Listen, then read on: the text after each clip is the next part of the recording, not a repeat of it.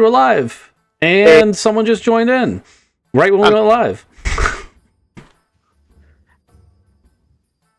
Hi, Thodubs. So yeah, sorry about that. Let me go ahead and get tabletop up here. Sorry for everyone. Okay, well, just chill for a second. I'm gonna do the opening. So welcome back. We've had a little bit of a hiatus. It's all new to us again. Took a little break. One of those times was my bad. The other time was everybody had things to do. But regardless, we are a month later from the last episode, so I'm going to do a quick recap of the things that I remember and the little tidbits I got by skipping through the last couple of sessions. I say last couple of sessions because you got to remember, if you've been following on the channel, that Thodub/Aiden and I did a one-on-one session where we taught him some sensor stuff, and we had a little short story there, stuff his character did. And that's part of the reason we're going to have a short time skip at the beginning of this episode. So, in the last full episode of Traveler, you guys went to a space station that was infested by these centipede, serapede style aliens that were destroying the structure and killing the people there. And you went on basically a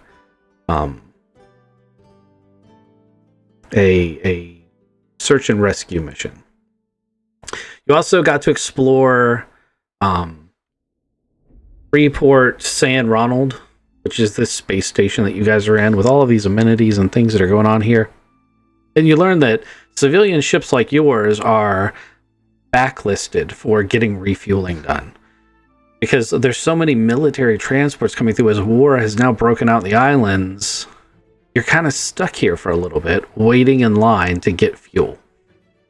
And the casinos and entertainment industry on this station are taking full advantage of all the parked patrons around, which has already led to you guys having a couple of little side quests and adventures. So, during one of those side quests and adventures that happened, because a week is going to have passed, or almost a week, we're going to say 5 days has passed, since you guys came back and got paid your 200 grand for the rescue of those miners in that station. Aiden signed up and went on a little mining expedition with a little crew. He just hopped into a ship with some strangers, and he went off and he did some things. During that time, he's going to have spotted, well, metagame, he's going to have spotted some serpentine people here in the system. These people are, as you know, part of the bad guys. And this was a scout ship that they stumbled upon by accident, and he drove them off on foot. It was a pretty amazing little episode. Had to do all sorts of little sensors and dodging and depth charges, and if you guys haven't seen the short little episode, it's only about an hour of play, maybe an hour and a half, but it's basically just, this is how sensors and space combat kind of works. So that adventure happened, and I'm going to give the rest of you an opportunity to anything that I missed that you think is important from the last episode that you want to bring up, go ahead and bring it up, and also tell me what each of your characters was doing during the 5 days that we've time skipped from the time that you guys got back from the rescue mission. And we're going to start with Ronan, because he's on the top of my list. Oh, I made it to the top of the short list. Yes! After the fun and excitement of keeping everybody alive as we charged through a space station and from all the little serapede things, which were kind of freaky, because we couldn't see them. I'm gonna just, for the next 5 days, sat back, relaxed, watched some games going on, like a lot of the micro heroes. Definitely was doing my research of just watching the local players and whatnot and how they're doing at micro heroes, and kind of taking notes to when the time comes. There will be micro heroes to be done, but basically just relaxing and calming down from near-death experiences and learning micro heroes. Okay. Tizik?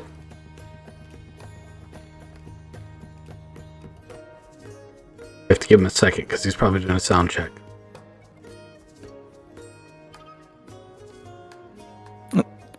Yeah.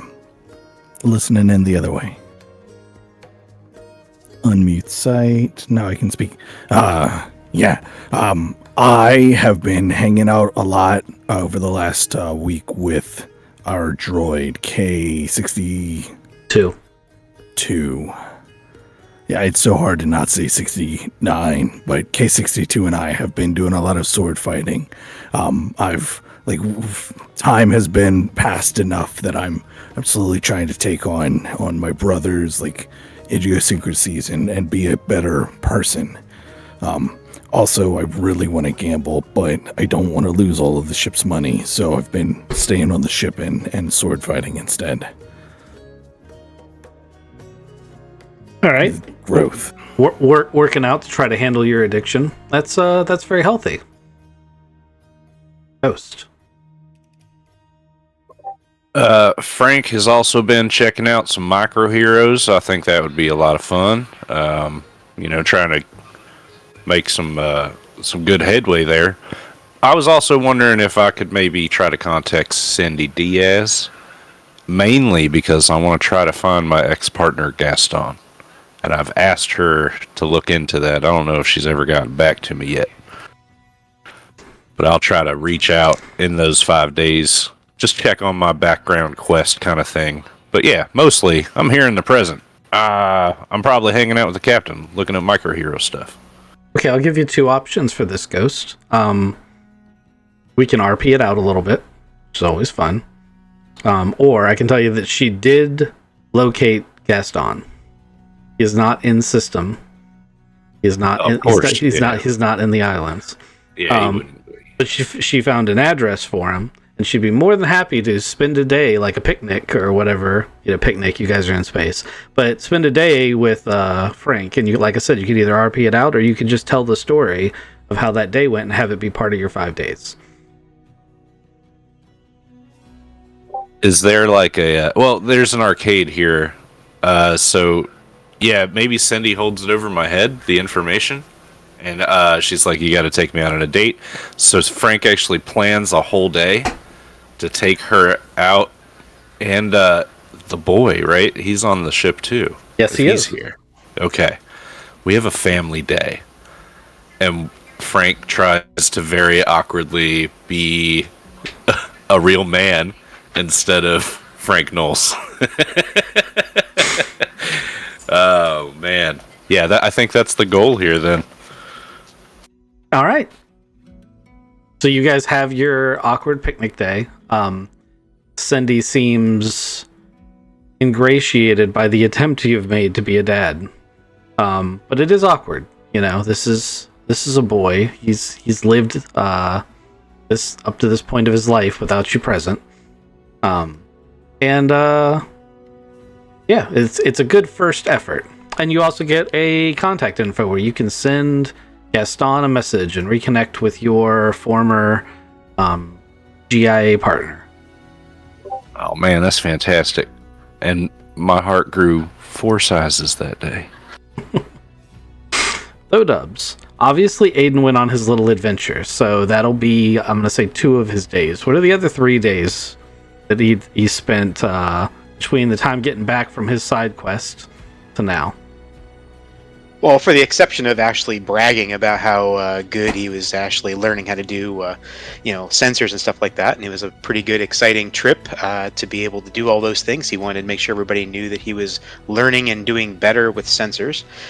He also wanted to do some micro hero stuff. So again, he wanted to make sure he was able to practice up his skills doing the micro heroes, but he also wanted to make sure he was keeping up on his navigation skills and his training as well.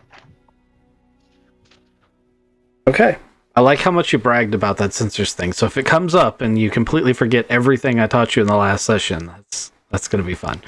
No, you know that's going to happen. I just want to let everybody know. That's just part of the whole experience. But yes. So the thing that we've been relying on you to save our lives and make sure that we don't drive directly into minefields for, you finally learned how to do that in some kind of competent fashion, and you're proud of yourself. I am proud of the fact that I have increased my knowledge in it. Yes. Says right here on your resume, you got 14 years of experience doing this? But you just now learned it, huh? No, I'm still waiting for the manual. You know, the manual's not fully out yet. I've been kind of working on writing that at the same time, but it takes a while. You know. Yeah, every ship system's a little bit different. That's what Exactly right. You know. Everybody embellishes the resume a little bit. Yes, that's right. Yes, thank you. 14 years, 14 minutes. It's all the same. Right. It's all the same, you know. It's all relative.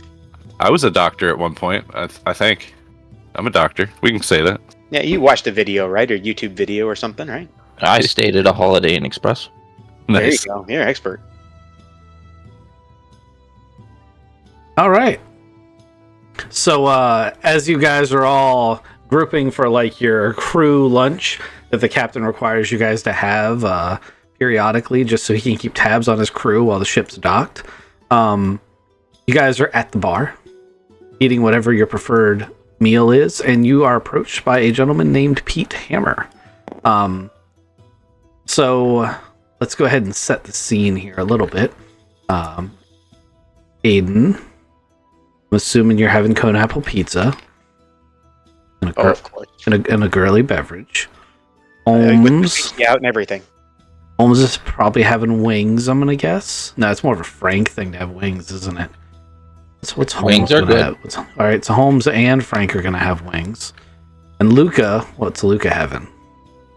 Well, Luca likes it greasy, Well, like a burger. swing a cat.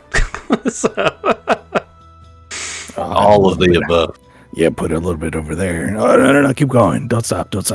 Yeah, you can put gravy on those fries. Yeah, that's what. oh shit, they kind of have that slop on top. So you have like one of the other meals with a slop on top. Yeah. He's got like cone apple pizza with like fries and gravy on top of it, and he's using it as a method to get it in his mouth. Oh man, you guys, I've been working out so much. Oh man, K62 has just been like literally beating my ass, and but this is delicious. Have you tried this? I'm actually less hungry now watching you shovel that shit into your face. But oh man, just the calories here are so much better than oh man, I'm just so happy. I mean, I heard you fighting in there. You seem to be getting faster, so that's good, man. You're doing a good job. Oh man, plus I've got my worms. I'm gonna need another round. Another pizza for me. A waitress takes your order and says, "Does anyone else want?" And she notices that everyone else is only like 10% of the way through their meal and is like, "Never mind, I'll bring drinks." Yeah, just a refill, sweet. Thank you. And then this gentleman walks up. Gentlemen, I'm looking for the crew of the Perfect Stranger, and I think I might have found them.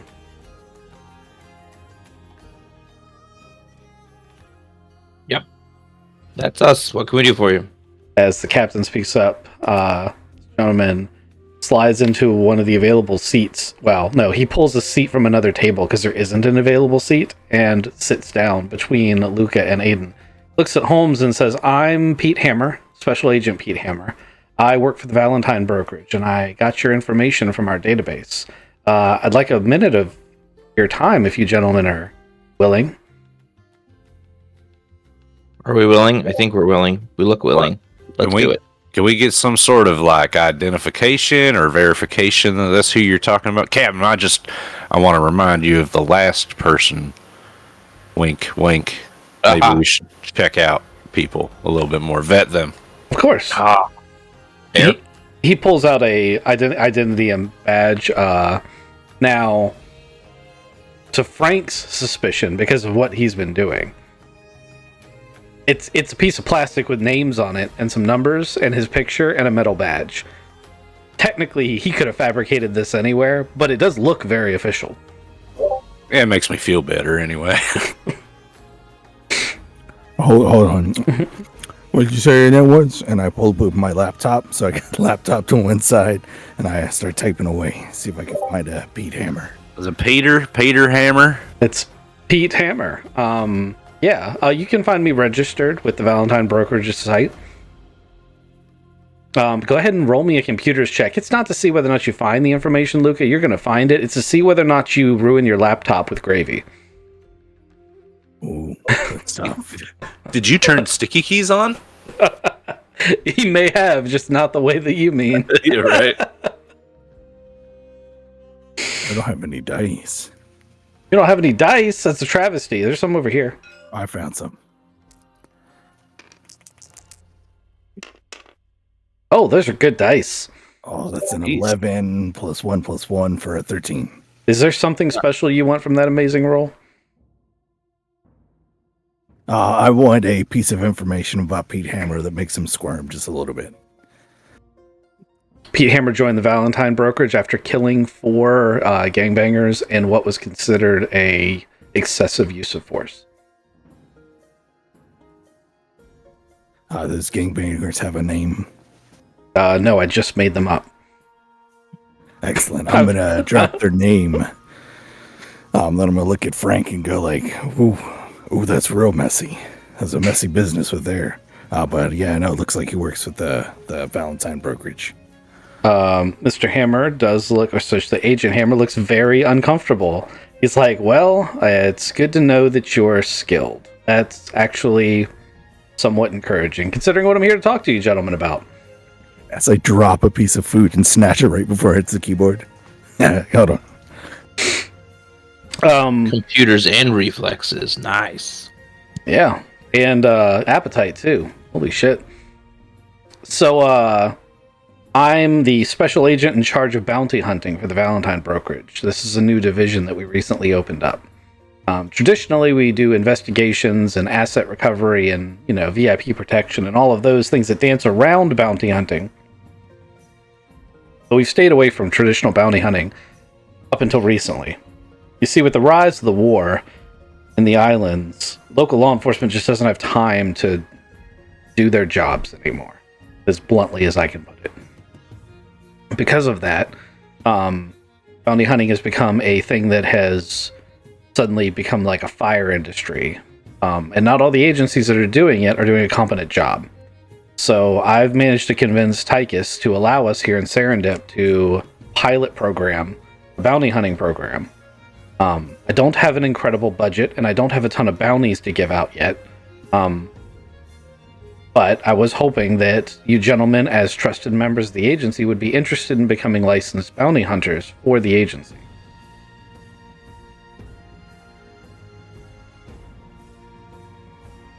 He looks around around the group nervously as you all chew quietly and look at him. I'm sipping out of my straw. I'm making like the sucky noise when you're out of drink. So he looks at Holmes and he says, all right, so there will probably be a more formal process for onboarding certain agents, but since Tychus himself said that you were a competent crew and that I could bring you on board, to take the liberty of already giving you or making IDs for you and giving you access on the local job board to the 2 introductory bounties that we have. Okay. If we can successfully resolve these first 2 bounties, I'll be able to get more lucrative and tricky situations. It's also worth noting that these bounty hunter certifications are only good on worlds that the Valentine Brokerage has an understanding with. Oh yeah, I was going to ask that question. So it also is not a license to kill. Our relationship with the Serendip Belt authorities is good, but still, we're not the authorities technically. You will be allowed to use force as necessary. But, use good judgment. With that said, would you like to see the 2 bounties? They're currently available. So we've got a gentleman who fled a robbery and injured 2 police officers. They're not badly injured, and they will recover. The police are looking for him. Really interesting twist. The bounty was actually issued to us through the criminal organization that the young man works for. During this time of war, this organization doesn't want a lot of attention from the authorities. And they would prefer this young man who was associated with them, who did something he shouldn't have, turns himself in, and as quiet a method as possible. Turns himself into The authority. the authorities or to them? No, they are not interested in. They're not interested in him coming to them at all. They're interested in him getting turned into the authorities, and with his crimes being relatively minor at this point, they think the authorities will be somewhat easy on him. How much did he steal? It's some form of electronics to do with modifying grav vehicles. I don't know the exact dollar amount. The other one is actually quite an easy one. The other one is a file. So the Serendip Scouting Service keeps a database of different planetary bodies that can be used as waypoints out here in the islands, which, as you can imagine, is quite valuable. One of the files regarding one of these waypoints has become corrupted. And they would like someone to simply go try to find a physical copy in the archive. They don't have the personnel to go get the physical copy. If it can be recovered in a reasonable amount of time, then they're willing to pay for it. Neither of these are exceptionally lucrative bounties. The one for the young man is 16,000 credits, and the one to go recover the file from the archive is only 6,000 credits. But these are sort of proving your worth more than making your money. You can do them at your own pace. I will also be recruiting other agents to go do certain parts of it, and Rave is being pursued by the local authorities. If they catch him, there won't be any payout for the bounty. Any questions? Where's the archive at? The archive's on one of the stations nearby. You'll have to take a shuttle to it, but I do have authorization for you gentlemen to do that if you would like to do that. Is the archive public? No. But I have authorization for you to do this task.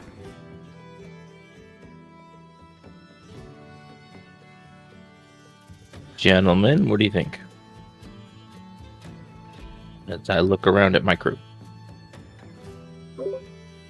I like the Valentine Agency, and I want to help them out any way we can.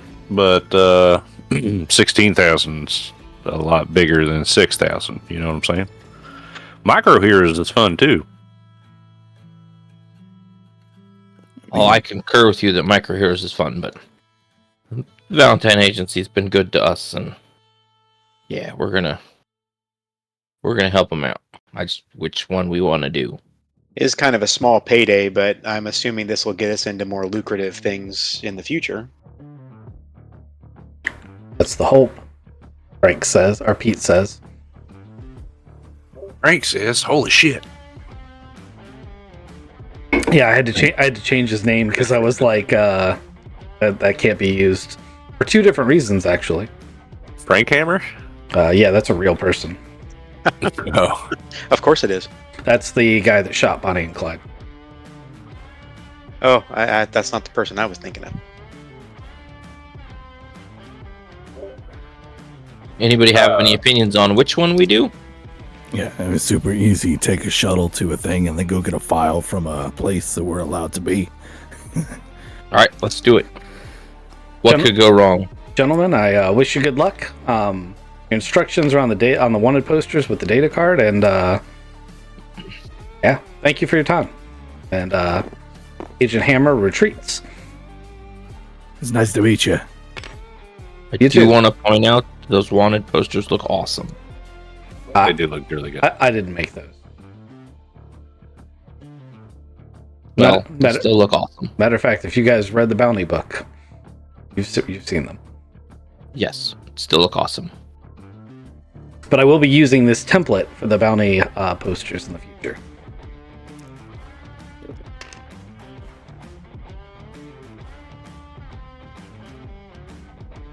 Alrighty. Step 1. Finish eating. I'm way ahead on you on that.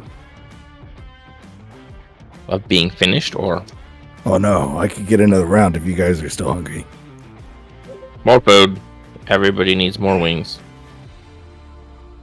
I mean, we can sit here all day and eat and drink and stuff, but we're gonna get on some shuttle and go get a file for Valentine Agency?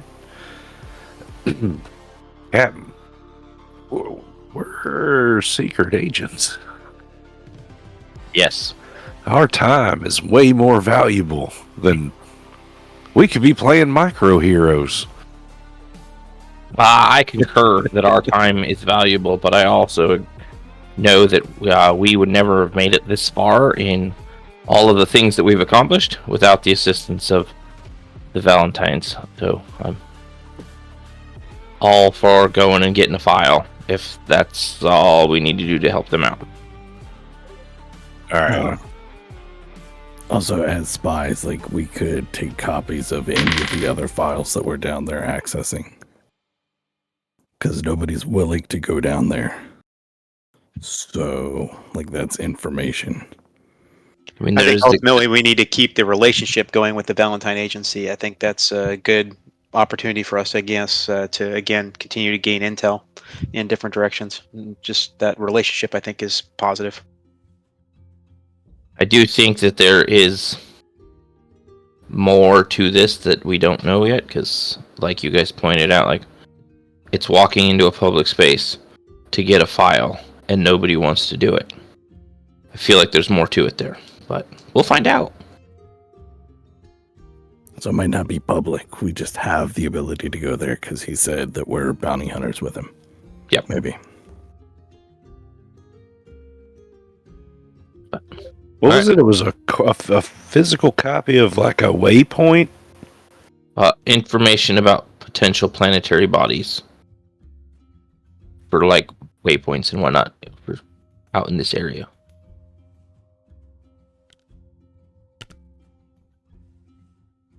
And 4, you say go, I'll jump. All right. Well, yeah, let's do this. Okay. Before we go, I want to call the rest of the crew and let them know that we're going to be off going to do a side. You call the ship and Bob answers. Perfect stranger. Bob! All the crew members are on leave right now. Good for them. Would you like me to recall any of them to assist you? I think we're good. Just make sure that everybody's aware that we are not going to be present for a little bit. Acknowledged. I have been combing the local intranet. It is all sorts of fragmented information, and it's quite interesting on these how all these disparate groups in these different all these different factions coincide on this asteroid belt. But I would like to point out that I did notice that you were recently registered as a bounty hunter under the Organization for the Valentine Brokerage.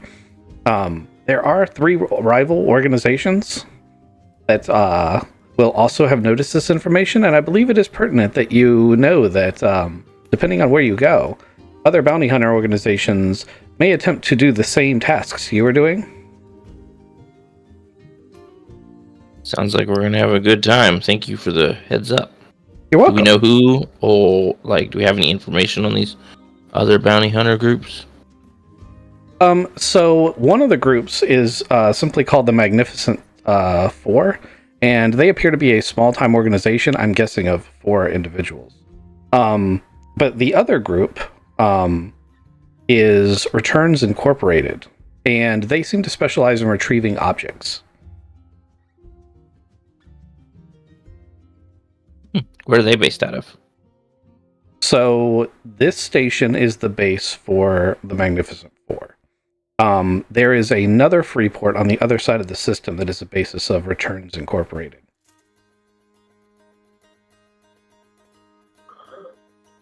Well, I'm not part of this conversation, but what's the third one? You guys are the third one. Oh, okay. Sorry, did I say there were 3 others? I did, didn't I? Yeah. Yeah, sorry. But that's okay. There are 3 total. So one's a big corporate entity, and the others, I'm pretty sure you got the gist. There's a group of 4, gunslinging hicks, and then there's a group of corporate. Think of them like FedEx drivers that were like, we could just go get stuff and make it paid way better. And then we're the perfect strangers.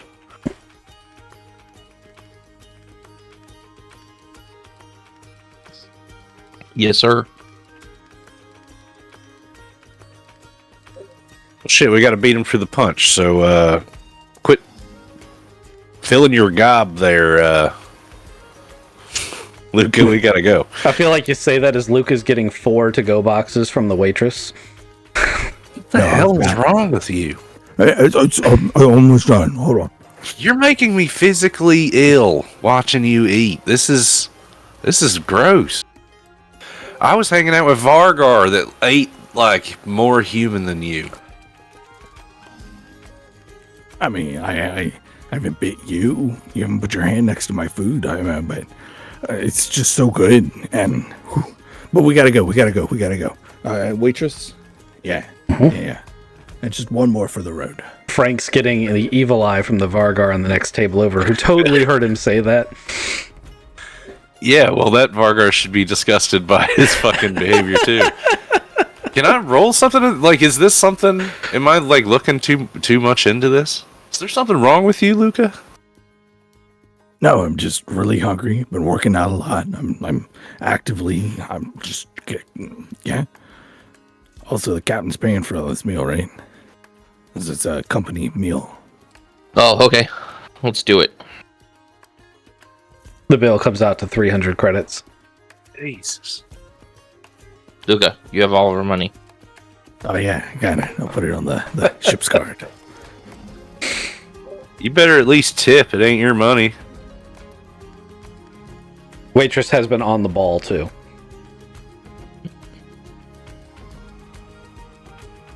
See, that's when you could have said Traveler is actually a non-tipping society where everything is built in and everyone has a living wage.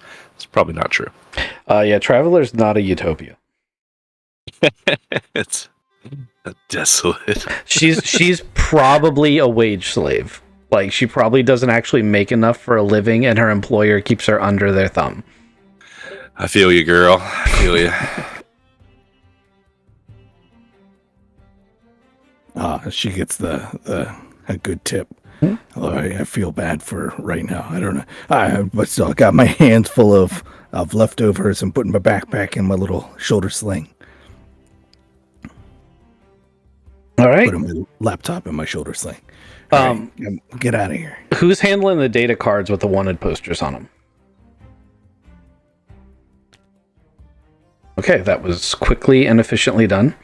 All right, Ghost. You slide the data card for the encrypted file in there, and the pertinent information comes up.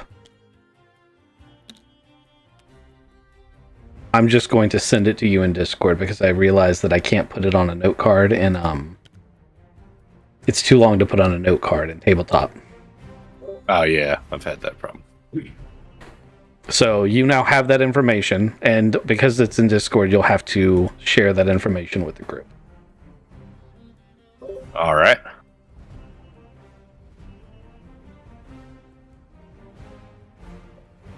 So when we get to the shuttle, I can give you guys more information. Yeah, where's the shuttle? The data card also contains a shuttle port number and an authorization code. It's a government shuttle. So you guys could walk down the main corridor and basically just look for the right door. You come to a a small, and when I say small, it's a converted G vehicle that has a reaction drive. And the G drive will work when it's really close to a station or asteroid, but as you move away from any type of object with mass, G drives become less and less effective, at least at the smaller land vehicle scale. And so basically it has a reaction drive. It has an old school like thrust drive to get it between long ranges. And it's like the size of an SUV. So it's really small by spaceship standards. And there's a pilot there waiting. So I get up to him and I'm like, "Hi, we're going to the IISS." Okay, so metagame, obviously it's not IISS because it's not, that's the big government. And this is a module thing I pulled. But that will be the Serendip Scout Service main archive. And he's like, oh, okay. And you have an authorization number, which you have. And assuming you provide it to him, he's like, all right, you guys hop in. The trip will take about an hour. Everybody use the bathroom before we go. Yay! Can't really pull this one over. Are we allowed to have guns? No, we're on a station. No, you're not supposed to even have had guns where you just came from. Are swords okay? It depends on the type of sword. If you can cut through the hull, the answer is going to be no, you can't have it. But if you have a stunner and like an old school sword, what kind of sword do you have? You have a regular long blade? Yeah, you can probably have that long blade. You may be asked to leave it when you come to the entrance of the government building, though. Of course, you also have bounty hunting cards now, so you can try to smooth talk your way in.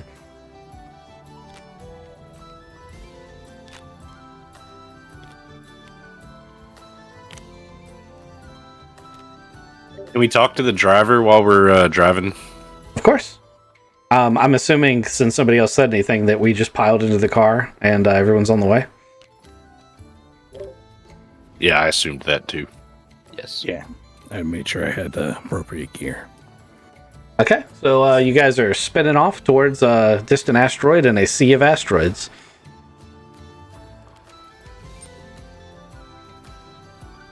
If you guys want to talk to the driver, you can. If not, he will provide you with controls for the radio.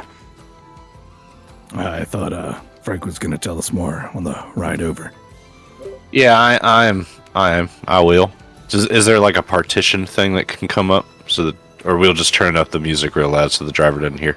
We've got comms. Just thinking. Oh yeah, in my head. Yes, you have neural comms. Keep forgetting that. But also, no, it's exactly like being on the inside of an SUV. Okay, gotcha. Oh man, 3 of us are sitting thigh to thigh. Gonna be a good time. All right, gentlemen. So the Serendip Scout Service clerks are just too overstretched to do this themselves, so they've outsourced it to us. So we're going to go into the deep archives, and we're going to get file 295-836-454-B, which is probably like title rights for... yeah, here it is. Some settlement rights on a world in the core. So, I guess they want to colonize this place, and they need the rights to it. So, this could be a little bit more than $6,000. You know what I'm talking about? I'm just saying, we're probably never going to get more than 6,000. We already agreed. I'm just getting greedy. I think this may be a little bit more dangerous than nothing about title rights is ever easy, but so that's it. Like we're just going into the deep archives to go dig through some files because nobody else has time to. That's what I got here. Okay.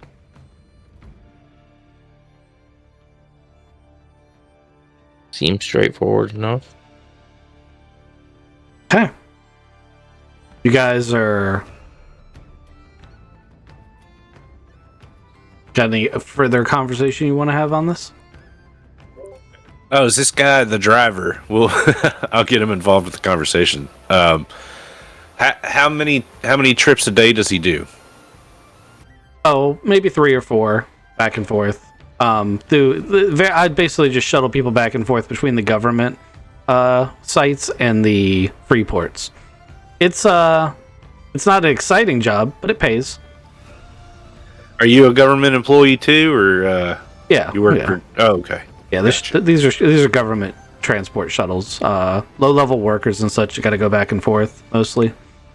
Right. Have you ever been in the archives? No, I've been to the building that the archives are in.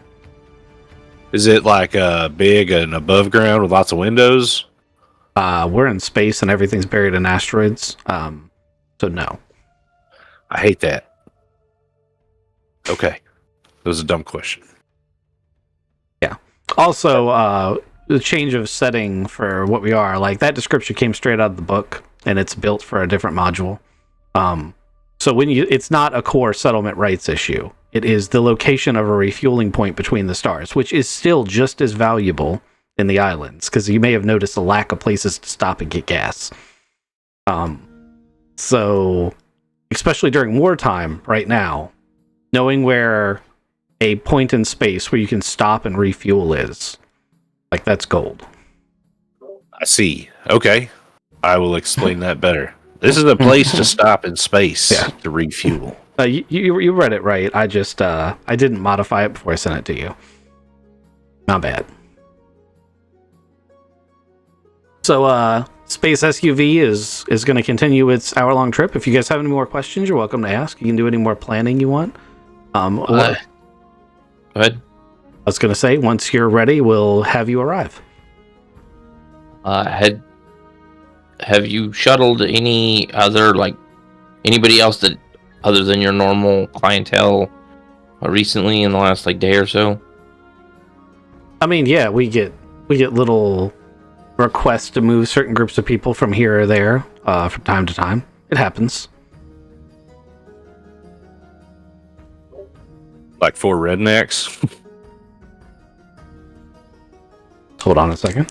Or maybe a group of like a delivery truck driver looking guys? It's going to be like, now that you mention it, I did transport a group of 4 interestingly personality-wise gentlemen with attire that matches your description, but not to this building. Oh, really? Where'd they go? They went from one free port to another, but they had a high-level corporate account that allowed them to request a government shuttle. What? I didn't know we could do that.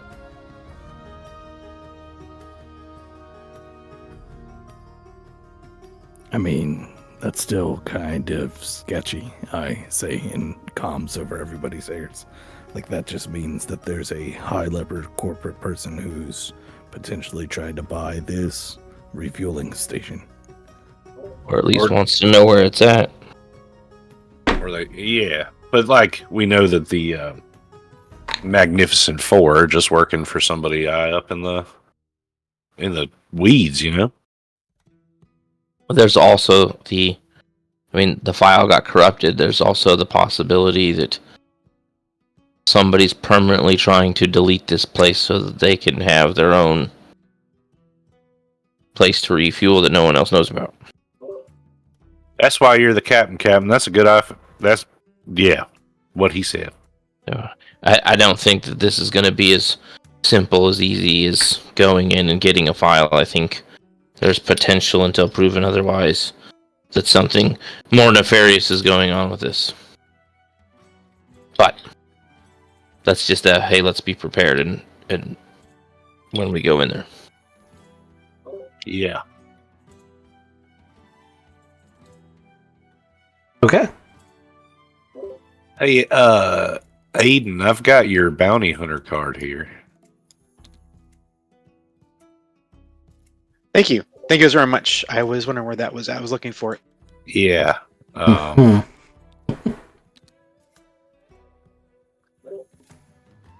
grabbed it in the restaurant.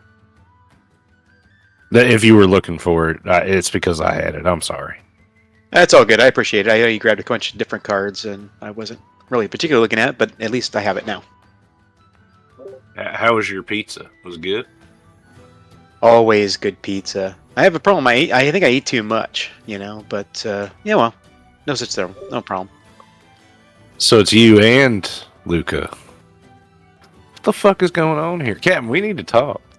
I didn't eat too much. I'm all right. Feel pretty good. See, they don't even know they're doing it. They like food? Weird, awkward food? I think it's more than that. I don't think there's any problem going on here at all. I don't know what you're talking about. They're even denying it, Captain. Just watch them, Captain. I think that they are overindulging on. They're like gorging themselves on food. It's not healthy. Do they have some sort of parasite? I don't know. It's weird. I do have a parasite. My pants still fit. That's all I gotta say. And I'll race you right now. Oh no, we're in a real smart thing. How can I show you that I'm still fit? I know you're fit. You've been like sword battling the robot for the last few days. Yeah. I get it. Okay. It's not my fault that when I move, I sweat and I smell like space ham. If we're having this over the Neuralink or whatever, does the driver look up in the rear view and we're all just like concentrating and having different facial expressions but not actually saying anything? It's just like the four of us back and forth. I I imagine by now, and really that's flavored this up to you, but I imagine by now you're good enough that you don't have to make weird expressions to control your neural. You've had them for a while. But you might be nodding your head and like looking at each other in ways that you might during conversation when you're talking, or one of you might be the person that talks with their hands like I am. Right. Which would probably look weird even though the radio's going. Bunch of really weird eyebrow movements and eye rolls. Yeah, exactly.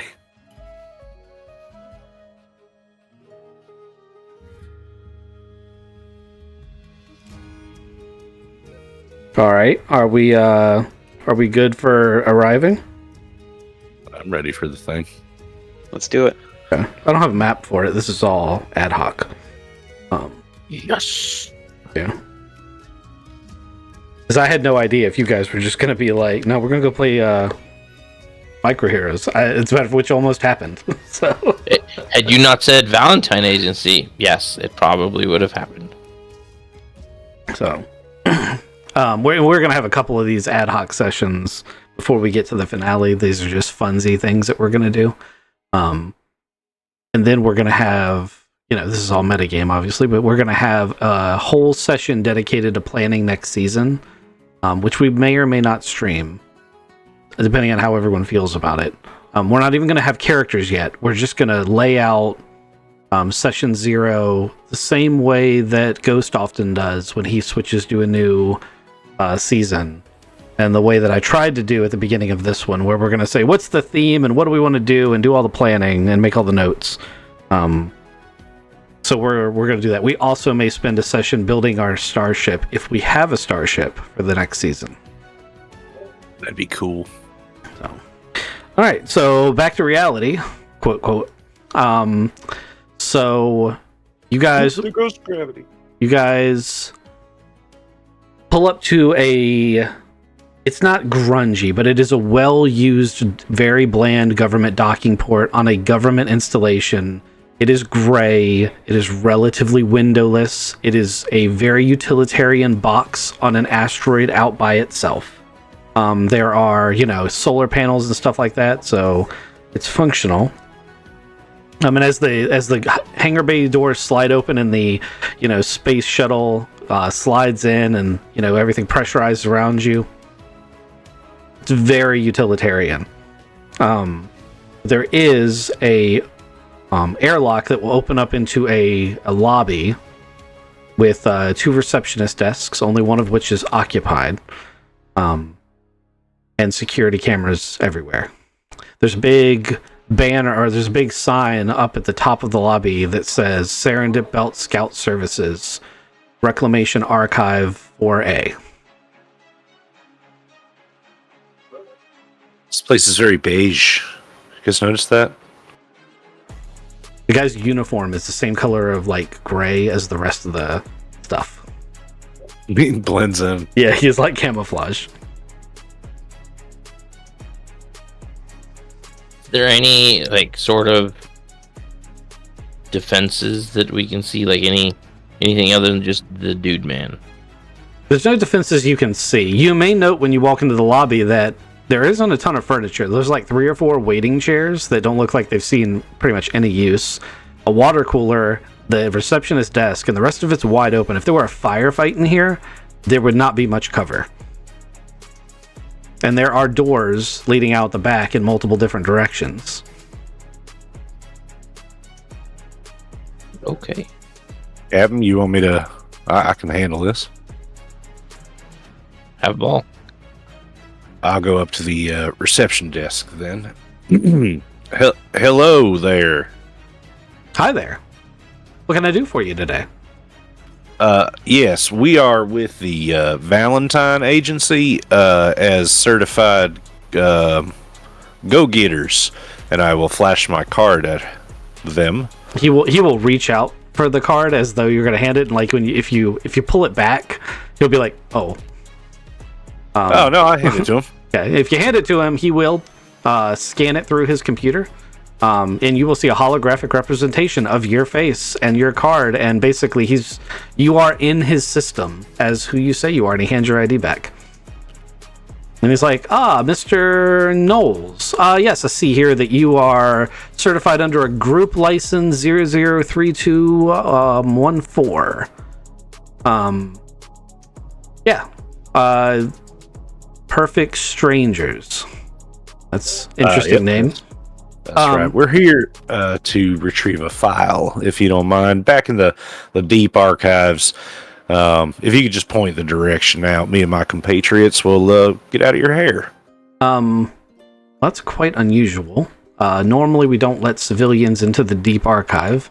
I'm going to have to clear this with my supervisor if you gentlemen wouldn't mind having a seat. Sure. Okay. So, you guys all sit down. I'm not going to draw a map out yet, but I am going to blank the board in case I do need to draw a map. So everybody hold on to their butts.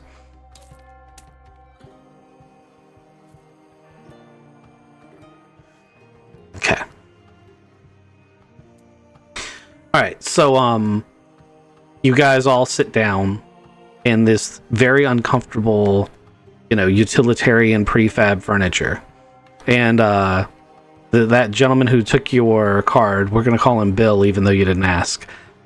He goes to the back, and a younger woman comes out and sits in his place. It seems like that post must be manned at all times. And she just looks at you guys like she's basically just guarding the lobby, almost.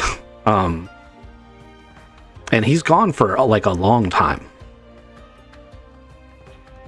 Long enough that you guys could have a conversation if you wanted, or have a look around. This place reminds me of the place I got my driver's license in. I mean, I got a driver's license. It was a little bit busier than this. This is like the place where you gotta watch curtains dry. Sure is missing some mood music, I'll tell you that over here. This chair's only got 3 legs. What's up with that? And it's more stable than a 4-legged chair.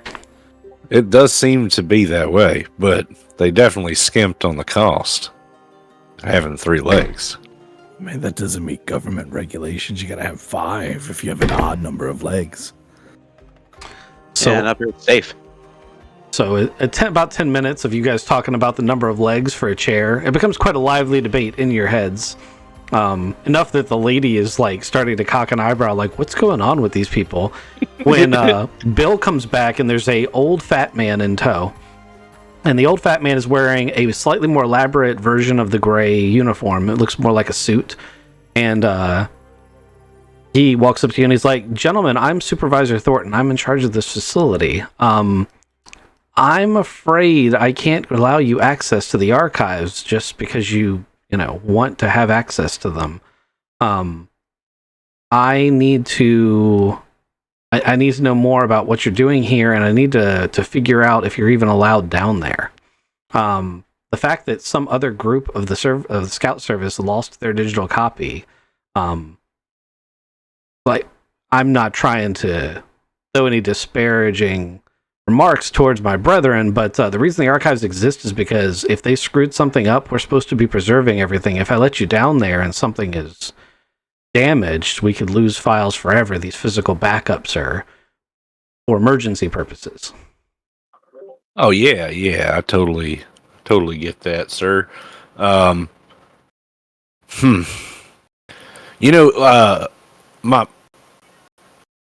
We've got this permission here. This is my code, 295-836-454. It's obvious that this little mission was put together by somebody needing this file, and I don't want to step on anybody's toes, so I guess you got to do what you got to do. I mean, do you want to? That's your pitch to let him get you down there? No, I mean, I'm kind of looking at the captain too. So, sir, is there a process that we can totally got it? Some random dudes show up and we want to go into the deep dark recesses of the archives to get a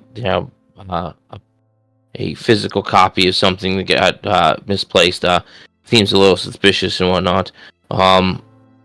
Is there a process that we go through to potentially gain access to this? And of course, yeah. I mean, we can fill out the forms and I can send them to headquarters and get them sent back. Metagame, if you take this route, it'll be an admin check. But you can try to fill out the visitor forms in triplicate, send them off to headquarters, and wait for them to come back. Look, I mean, as my father used to say, good things come to those who wait, but better things come to those who hustle. Why don't we pay this guy a little bit of money, see if he's going to bite that, and let us in? I mean, let's make this worthwhile to him as an administrator.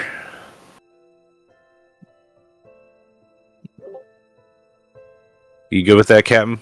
I say in my head before I tell Luca to pay the man. Wondering right now. I guess that depends on how much it's worth. How much it's going to cost to pay the man off. Give him lunch money, $200. I will take a recon social or a deception social, depending on who has what, to read this guy's body language and personality.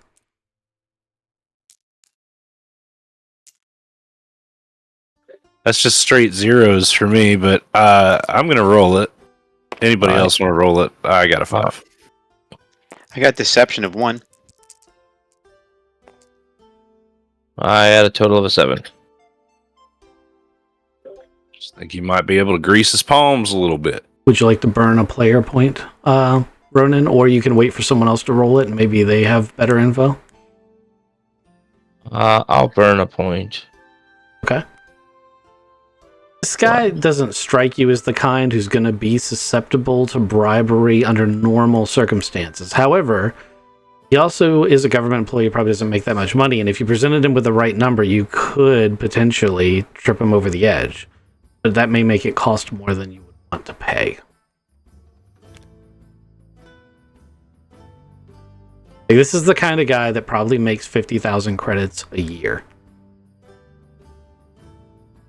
Hey guys, this guy seems like a straight shooter, so I don't think lunch money's gonna be able to cut it. I think if we go that route, we got to be committed to it. And we're currently like, there's 3 of them standing there, not just one. Right.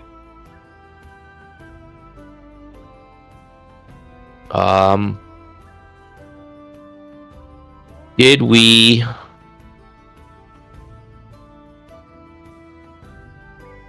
entered via hangar doors in through an airlock into this room. There was no other, if I remember the description correctly, there's no other anything in between the shuttle and the room we're in, correct? No. So to very, very crudely draw, this is the hangar. That's an airlock. This is the lobby.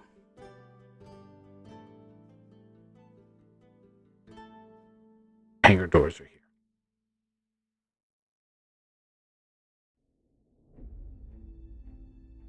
We don't have our vac suits or anything like that. Like, there's no... Everything would be airtight anyway. Sorry, thinking out loud in my head.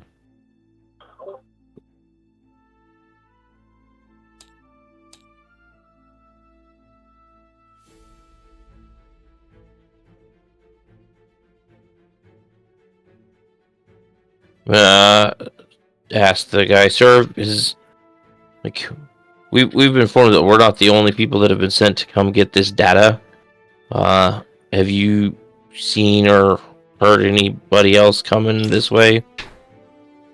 Well, no one's come here looking for this data. And he taps a few... Did you give him the file number you're looking for? You didn't. I haven't yet. No. It's like no one's actually come here from, other than government agents. No one has been in this building for days. These kind of requests are quite unusual, but I'll help you if I can. And he's like got the data pad with the forms out.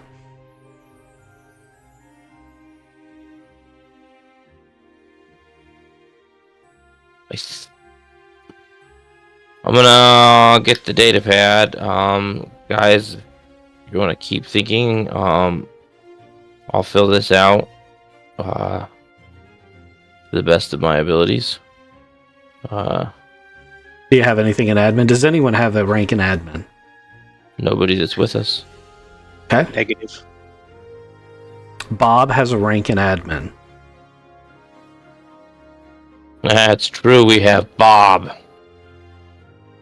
And you have a quantum communication entanglement connection to Bob. So it doesn't matter. It doesn't matter how far away from the ship you are. You, Ronan, have a real-time connection to Bob at all times. Bob, I'm gonna need some help filling out some paperwork. Sure. Can you just look at the paperwork for me? Absolutely. Can I get you while I'm filling out this paperwork? Can you look into the ability, if there's any way that in the Serendip Belt government that we can find a way to expedite the routing of paperwork? Of course. You look down at the data pad and the form starts filling itself out. Like on the data pad, it's a little weird. But if you look away, he's like, "Can you look back at the data pad, please?" So you actually have to watch it happen. Good thing it's in triplicate. He rolled a fantastic roll, so that's a natural 9 plus 1 plus 2. So that brings it to 12. That's a critical success. Nice. So it turns out that there is a part of the form that basically says expedite due to urgent need. And you see him check that box and then fill out a bunch of pertinent information about it being wartime and this is a refueling station. And he says, okay, you can hand that back to him now. Thanks, Bob. Welcome. I'm with you. So you hand the form back, and the clerk, Supervisor Thornton, takes it, and he's gone for like 10 more minutes. And then he comes back, and he says, gentlemen, I don't know what you put on that form, but you've got permission to go down to the archives. I will escort you down to the archive to make sure that nothing, untoward happens. And yeah, we'll get you whatever file you need. This way to the elevator, please. Appreciate it. So he leads you to an elevator at the back of the lobby. It's one of the 4 doors in the back.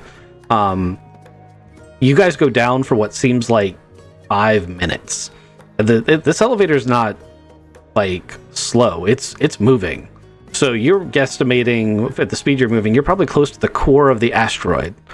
When the elevator opens up into a gigantic warehouse with scaffolding, and it's filled with just physical file boxes. And it's easily 10 rows high, just this massive warehouse. It's all blue and gray lit. It's very cool down here. It's not cold, but it's like 60 degrees. And it's very, very dry down here. It's obviously a storage, like for actual physical documents. And as you walk by, some of the documents are on data pads and some of them are actually on paper. That's how old some of these archives are. Nice.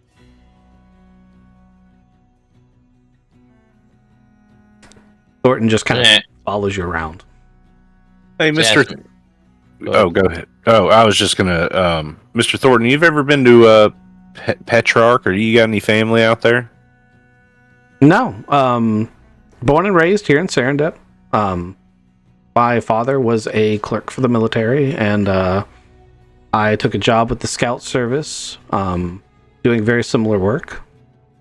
My father was part of the wars where we annexed the other colonies after the advent of the jump drive, and after we had to release the colonies, he retired, but he didn't want me to have anything to do with the military. So yeah, I came to work for the Scout Service. Seemed like the best idea at the time, although could have been a bit more exciting. He looks wistfully like he almost has a little bit of regret about that. They say that the steady paycheck is also a good paycheck. I get what you're saying though. Is there like some sort of like a filing system in a way that I could look up where is there like an area 295 somewhere like that? So that would have been a relatively recent file, and he looks at the code that you provided for the corrupt file. And he's like, so your first 4 numbers are your physical location, and the rest of them are the reference to the document. And he points to the ceiling, and you can see that the first 4 digits are basically a coordinate system. One of them is a row, and one of them is a column in the archive. And there's like signs above the thing. So you're looking for row 29, column 58. Excellent. Come on, boys, let's go. So we start walking that way, and if Thornton's coming with us the whole time, I'm gonna try to like distract him, I guess. I'm trying to like just put him at ease right now, in case there's something later that I'm gonna have to get him with. Okay. You can use the social or carouse check.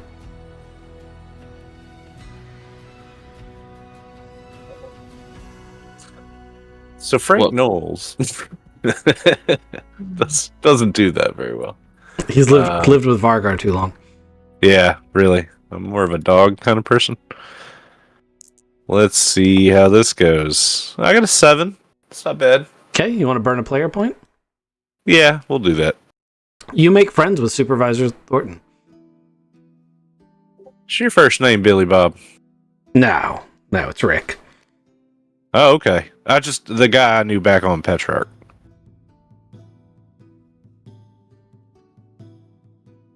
While he's distracting him and getting up some conversation there, I'm gonna try to slip away so that I can go like just kind of see what else is here in this archive, not like data wise, but like look around to see if there's anything else suspicious in there, if potentially anybody got here before us, if there's anything else going on, kind of stuff. Okay, give me a stealth roll to disappear into the darkness. Stealth and dexterity, correct? Yes. 12. Excellent. That's a critical success. Oh no, it isn't. A 14 is a critical success. Oh well, close enough. That's a good success. So you slip away, and because Frank is, actively making friends with this supervisor. He's totally engrossed in conversations, and they talk a lot about the differences between the GIA Scout Service, of which Frank is familiar with, but I don't think he was a member of. I think he was a Marine. But he's familiar with them, and the Serendip Scout Service, they compare notes, and they talk about their adventures, of which Thornton has not had any. And you slip away. What are you looking for? I mean, specifically, you give me a general thing. Looking for any other potential entries, exits, electronic surveillance, kind of any way that if somebody was trying to come down here or gain access not of the legal variety, they'd be able to get in here, any computer stations, like I said, entries, exits, and that's everything from doors, ventilation shafts. Okay.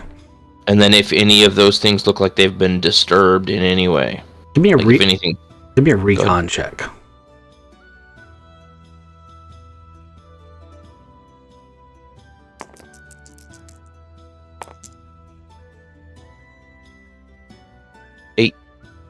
Okay.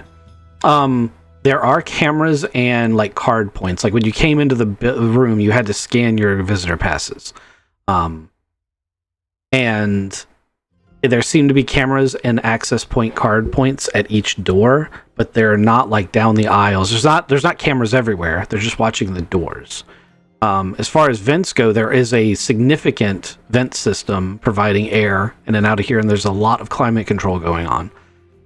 Also, the lights only seem to be on when you move through different aisles. So while you are stealthy, if you walk down an aisle a certain way, in the middle of it, like you would normally walk, the lights will cut on.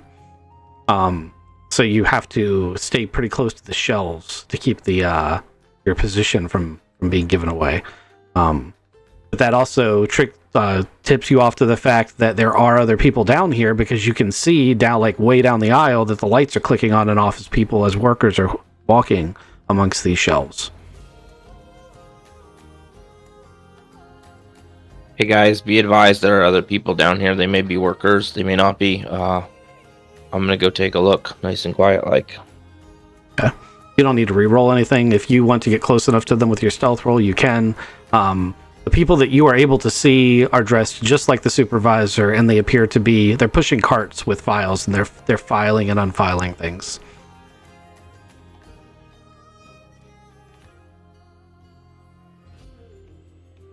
Alright, guys, they look like they're normal workers. There's a couple of doors with card readers and cameras pointed at them. Watch the lights. They're motion activated, and there is significant ventilation for atmosphere control in here. How goes the search for the file? I think we're at row 29, column 58, right? Yep. So you guys arrive there. Actually, we're going to say Aiden is the first one to spot it. Aiden, you find the section where the data is supposed to be, and in front of you is a large set of shelves with many different boxes.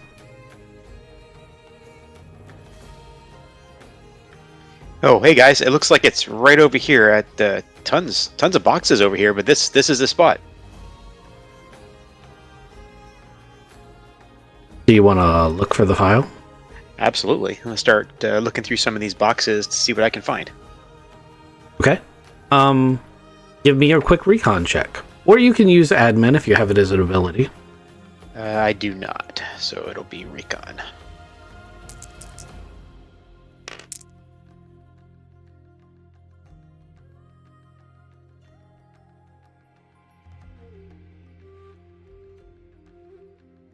So got a 10. Okay. So you're going through the different boxes, and The boxes here contain data pads, so they're actually think of them like record sleeves, a little bit thicker, so that there's an outside like label, but kind of about the same thing with a data pad in each of them. And you go through them, and you're counting the boxes. You find the box with the right label on it. You pull it out, and you immediately realize before you even opened it that it's empty. Guys, we got a problem here. This I found what we're looking at, but it is empty. There's nothing here.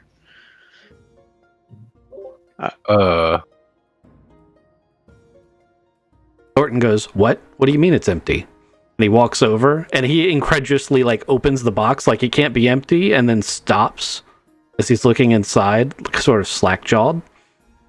He's obviously shocked that this box doesn't have its data pad in it. How's something like this happen, Thornton?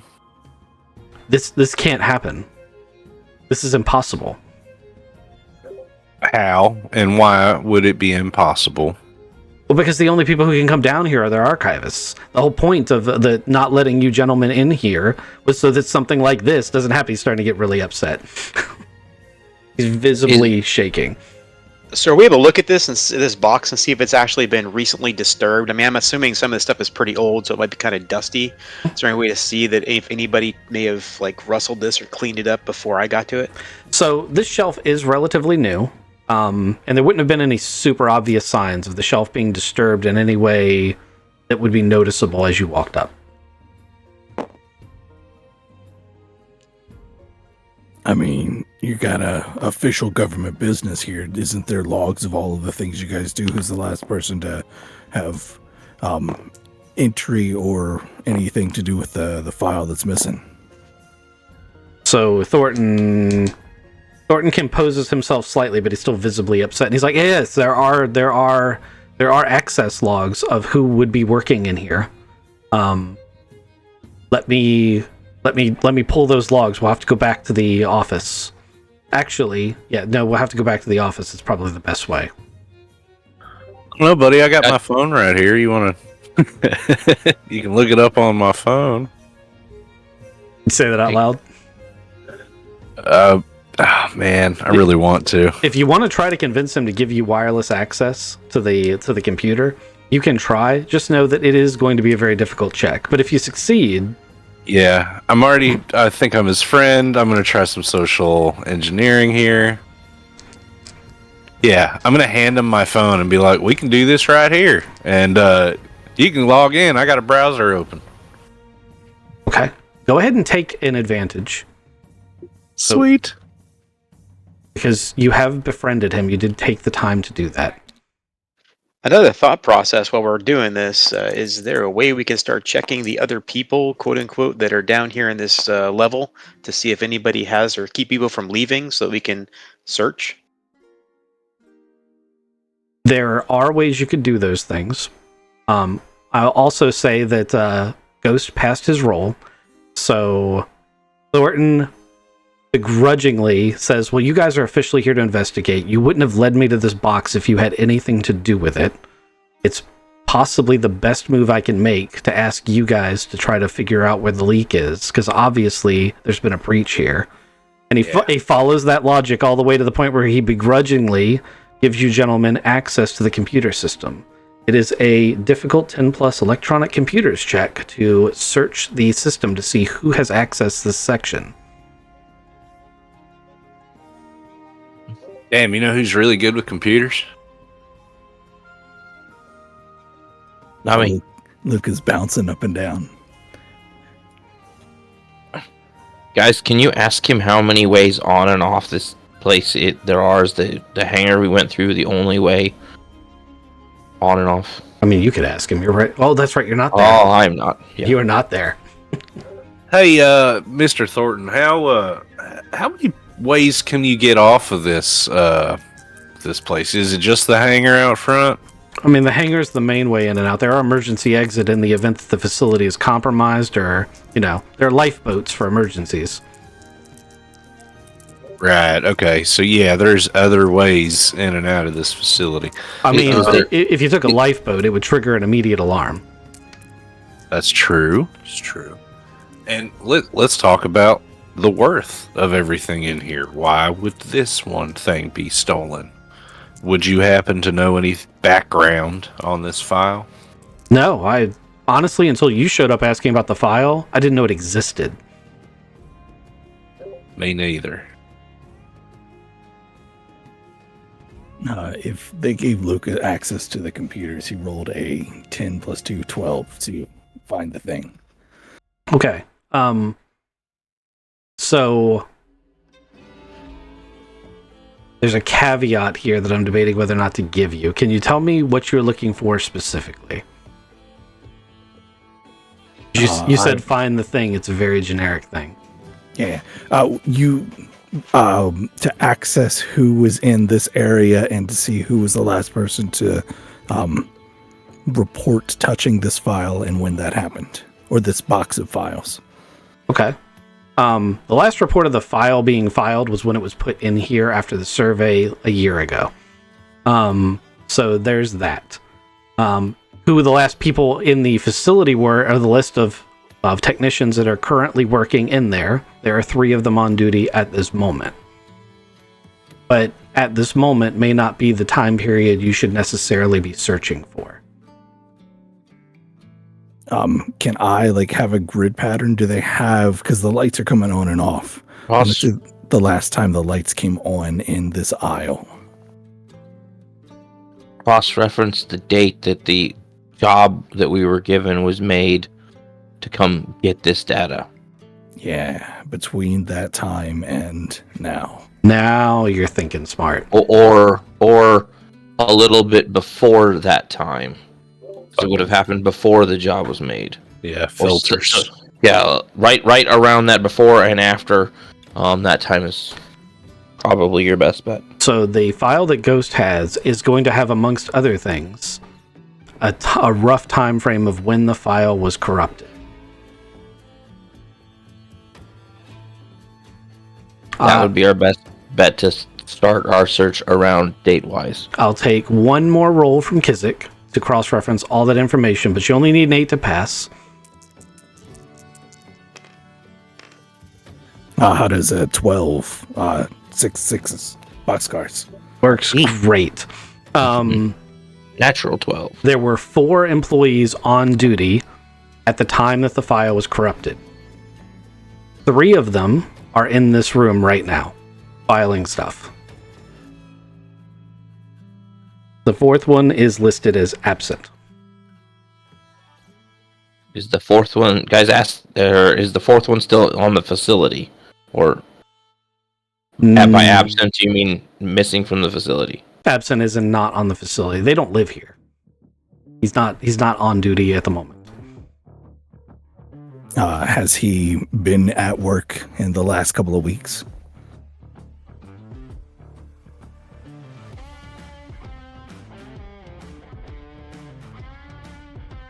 I guess I share all of this with everybody first, and then I say, we should talk to those 3 people and figure out who that 4th one is. Well, Do we have names? So the file has only been missing for 3 days. Not weeks. And I may have messed that up myself. And this person has not been scheduled to be at work during those 3 days. Do we have a name? Zach McKinnon is the 4th guy. You want the names of the other ones? Yes. Okay. So there is a Becky Willis. There is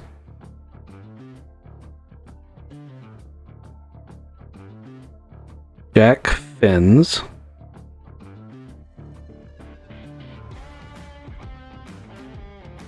Oh, and the other one is, my bad. The other one's Rick Thornton, who is the supervisor you're talking to. He has also been down here and was down here at the time. Where were you 3 days ago? I pinned him up against the... no, I'm just kidding. A little bit aggressive. I mean, he's your friend and all. Right? Yeah, he's my buddy. I'm I'm gonna ask Bob if he can get me some information on and potential locations for Zach McKinnon and yeah, because the other ones are here in the room with us. Bob's going to come back and be like, Captain, I can attempt to hack local Serendip systems, but as I mentioned earlier, they're all unique systems. So I'd have to start hacking through every station system, which is not necessarily legal, in order to get that information. And I don't know which one he's in, so I'd have to start going through them randomly in order to find them. Is there... Should be looking in the HR computer system. Yeah, like an HR, like a recall list. I don't have direct access to that computer, but I believe that is within Mr. Boaz's capabilities. Unless you want to plug me into the archive system. Luca, you got this? I mean, yeah, I just wanted to look up. You also can ask Rick, your buddy over there, like, what do you know about these three guys? Instead of me hacking through their database to figure out his location. All right, well, you think Rick is in on it? No, you start slapping the brackets together and typing away on that keyboard. I'll talk to Thornton. That's it's teamwork makes the dream work. As an 8 for finding out where Zach McKinnon's home address is. You locate a habitat that is a government housing facility, and he has a modest one-room apartment in that. Did you critical success? No, you rolled an 8. Okay. So he has a one-room apartment in there, and you find his vital statistics. And Frank, you were going to ask Thornton a question? Yeah, hey Thornton. There are 3 employees here that were on this list that may have had access in the time frame. My friends and I were just talking about this. Zach McKinnon, what do you think about him? Like, as his supervisor, is he someone that could pull off a theft? You think Zach stole this file? Why would No. I got a whole list of fucking people. I'm going through them one at a time. We don't need to be accusatory. I'm just asking, what's Zach like? Well, I mean, Zach's just like the rest of us, comes to work, files the stuff, goes home. This isn't exactly a riveting job, and the people who work here tend to work in order to live and not live to work, if you kind of know what I mean. We punch our time in and we go home. Right, but if he had the opportunity, say, to make a lot of money, is he the kind of person that would fuck over his friends in government? I can't say yes or no. Honestly, I didn't know him that well. As a supervisor, I try to keep my distance from many of the low-level clerks. But I can't say that he wouldn't either. Okay. What about Becky Willis? It's the same for Becky, although Becky is currently in the building, and he pulls out a data pad. He's like, I could call her here if you wanted to talk to her. Call her and Jack Fens over, if you don't mind. Before you have him call him, can I get into a position where I can see them, so when they get called, I can see their response to being called over? I'm not opposed to the idea, but I do want to know logically how you would know which one of the clerk. Like, are you just going to go to the nearest clerk and hope that's the clerk that you find? Pretty much. I don't want to hold up the question here, the calling over, but I want to get over there and. Okay, give me a D6 roll.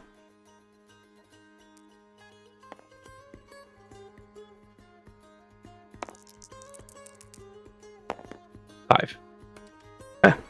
You go to the closest clerk from your position, It is a young woman with brown hair. She's middle-aged and, very, what's the word I'm looking for? Normal? It's just a bland individual that could blend in any number of situations. And as you're watching her phone beeps, and you hear Thornton's voice come over her little phone, and Thornton says, Becky, can you join me at 2958, please? There's a little situation over here, and I need your help. And she doesn't show any specific response to this other than to, turn her cart around and start heading towards the location. A few minutes later, Becky and Jack arrive at 5829. Does Thornton start talking to them, or is he letting me do it? Thornton is going to talk to them when they first come up, but only to be like, these gentlemen are here investigating a missing file, and I want you to answer all of their questions honestly, and I'll be here the whole time. And that does make the two of them a bit nervous. Jack is a very young man. He can't be more than 18, 19 years old. And he's obviously one of those... I mean, we all have friends like this, right? Like, he probably could do a much better job, but this is just the low effort job that he's got so he can keep his gaming habit going. Oh, Jack, I love you. Yeah, right? It's like every friend we've ever had. So. Hey, Becky, Jack. I got some questions. Hopefully it doesn't take too long and take you away from your important filing here. A couple days ago, maybe like 3 days, this file in this box here went to missing. And you guys were in the area at the time. We just had some questions for you, like if you had seen anything unusual, or if you had seen maybe another colleague of yours, Mr. Zach McKinnon, if he was in this area. Did you see anything like that? So, okay, so you're gonna hit a little bit of pay dirt here. Becky's gonna be like, there's a file missing, and you think Zach took it? And Jack's gonna be like, yeah, man, Zach wouldn't take anything. And then Becky's gonna be like, except that he did ask me if I wanted to go on a trip with him yesterday, day before. And I was not interested, but I also was a little curious as how he could afford to take a trip anywhere on the salary that we make. Yeah, taking trips isn't a usual thing, huh? No, you're lucky if you can take a vacation to a free port once a year on the salary we make here. And she sounds a little disgruntled, but not exceptionally so. But she's like, and he hasn't been back to work. He's called in sick every day since. Is that usual for him? Is he usually somebody that calls out sick, or is he here like every day? Rick is going to respond. He's going to be like, actually, he calls in sick a fair deal, which is why it wasn't ringing any alarm bells. But he did call in sick immediately after the file was reported to be corrupted, now that I'm looking at the data. Interesting. All right. So where Miss Becky, you have been fantastic. And Jack, do you know anything about this trip, or did you talk to Zach at all about anything like this? Jack's like, no, he didn't invite me on the trip. And he kind of looks side-eyed, looks at Becky. Becky's like, what? Like, what do you want? All right, Jack, I think you can get back to work. And Becky, did you catch like where he wanted to take you? Was it Bermuda, Bahama? Come on, baby mama. You tell me. Maybe was it Kokomo? So he didn't say this time, but he has often talked of going to Zumfeld. And there are liners that run there from here. But I don't know if that's where he went. That's just something he often talked of. He really appreciates their lack of government oversight. And she kind of waves at this building, and she's like, would you work in this environment? That can be an appealing vacation from our reality.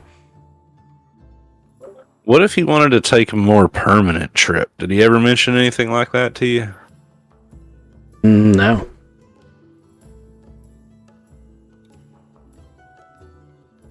Sorry. I think he might have been interested, but I wasn't. So I kept my distance. Why weren't you interested? Because I'm in a relationship with someone else. I take that kind of thing seriously. That's also a very personal question. No, maybe, alarm bells went off when you were talking to Zach. That's what I was trying to find out.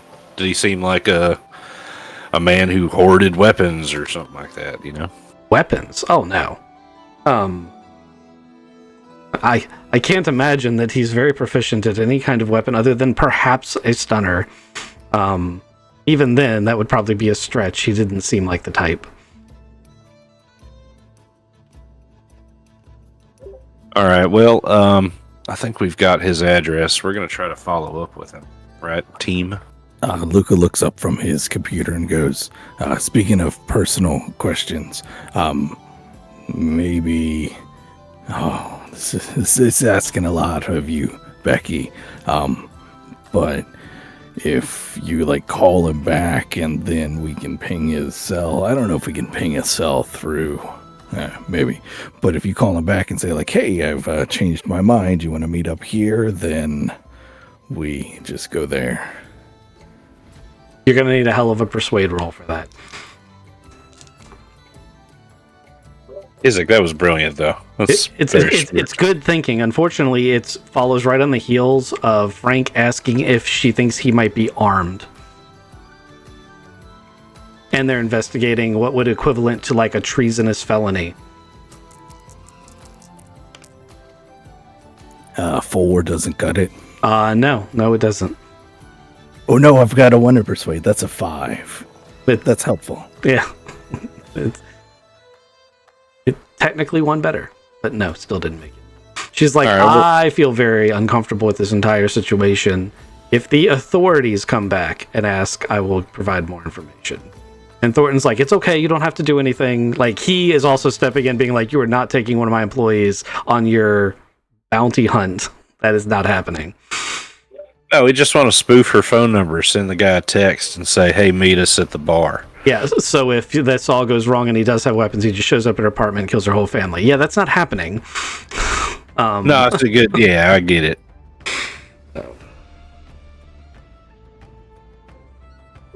All right, well, that was, a brilliant move, but we couldn't pull it off. I understand. Then I look back down on my computer and keep typing. And what are you typing while you're doing that? What am I typing? Yeah. I am looking for the direct deposit of Zach's accounts. Give me a electronics roll since you're already in their system. Oh, that's a 13. Okay. You find the account, and while you can't access the account to transfer funds because you're already in the system and it's a government system, and the bank in this system is owned by the government, you can see his account balance and that he recently received an outside deposit of 1 million credits. $6,000.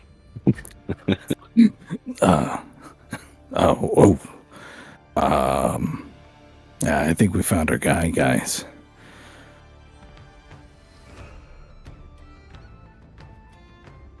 Well, this kid's we need to check his house, but I'm sure he's long gone. He's talking about a liner. Do you see any? You're in his bank, right? Did he buy a ticket for the liner yet? I can see total balance.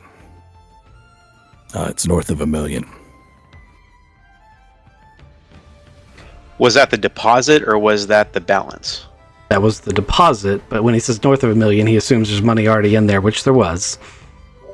I wondered if it was actually withdrawn at all yet. 1,000,002. All right, so shit. I guess we need to make a move and head to his apartment next. Call his mama. I don't know. What are you guys thinking? Can we raise a card? We have more resources, right? We haven't done anything illegal or anything. Like, we could just, I don't know, call the cops and that are on the station with him and provide them the information that we have, and because he stole from the government. And just lay it all out there. We still Yeah. gonna get paid? $6,000. Yeah, I'm not. If we're still getting paid, then that's cool. And like, we're getting this data for the scout service. So I mean, they're part of the government. I don't know, just random thought process. Or we can go to his house. I mean, let's start at his house. See if your buddy Rick will sit on this theft that occurred. Oh no, that's asking him to break the law. He's not going to do that. No, Rick should report this. I think Captain's right. We've done our duty here. We found out where the file went. Yeah, but we aren't retrieving the files. We're not doing very good bounty hunting. We The need to get file, the he's already sold it, and he's probably sold it to the enemy. You know. So like, I mean, there's no reason why we can't do both. Like, we can get Rick to report it and give all the information that we have, and we can head there to go investigate. Like bounty hunters in general don't work above the law. Like, we're still bound by the law. So I mean, Yeah, we're not. there's no reason. Yeah, we're not trying to go like do anything weird and crazy. So like, they can, by the time we get back there, if we're trying to stop him from jumping ship faster, by the time we get back there, they can already have the place checked out. And like, it could be a giant team effort. Could be doing nothing more than just a nice little welfare check on Zach. Yep. Well, let's get in the shuttle and start headed over. Rick, Sweet. you call it in. Becky, I'm sorry for asking too much of you. She's gonna be like, it's okay. This is just a bit scary for me. So, Give her an unceremonious pat on the head. It will be okay. so you guys are gonna hop into the government shuttle that's been provided, and ask the shuttle to take you to a government housing complex that is currently the home of Zach McKinnon. I might ask the government shuttle pilot to drive so we can get there fast. Step on it. Well, you're not driving. I'm not even going to give you a roll.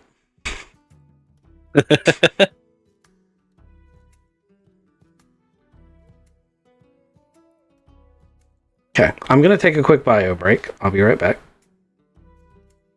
Also, as Rick is about to go back up the elevator, he counts us like, weren't there 4 of you? And Holmes is like, yeah, I'm right here. Been here the whole time.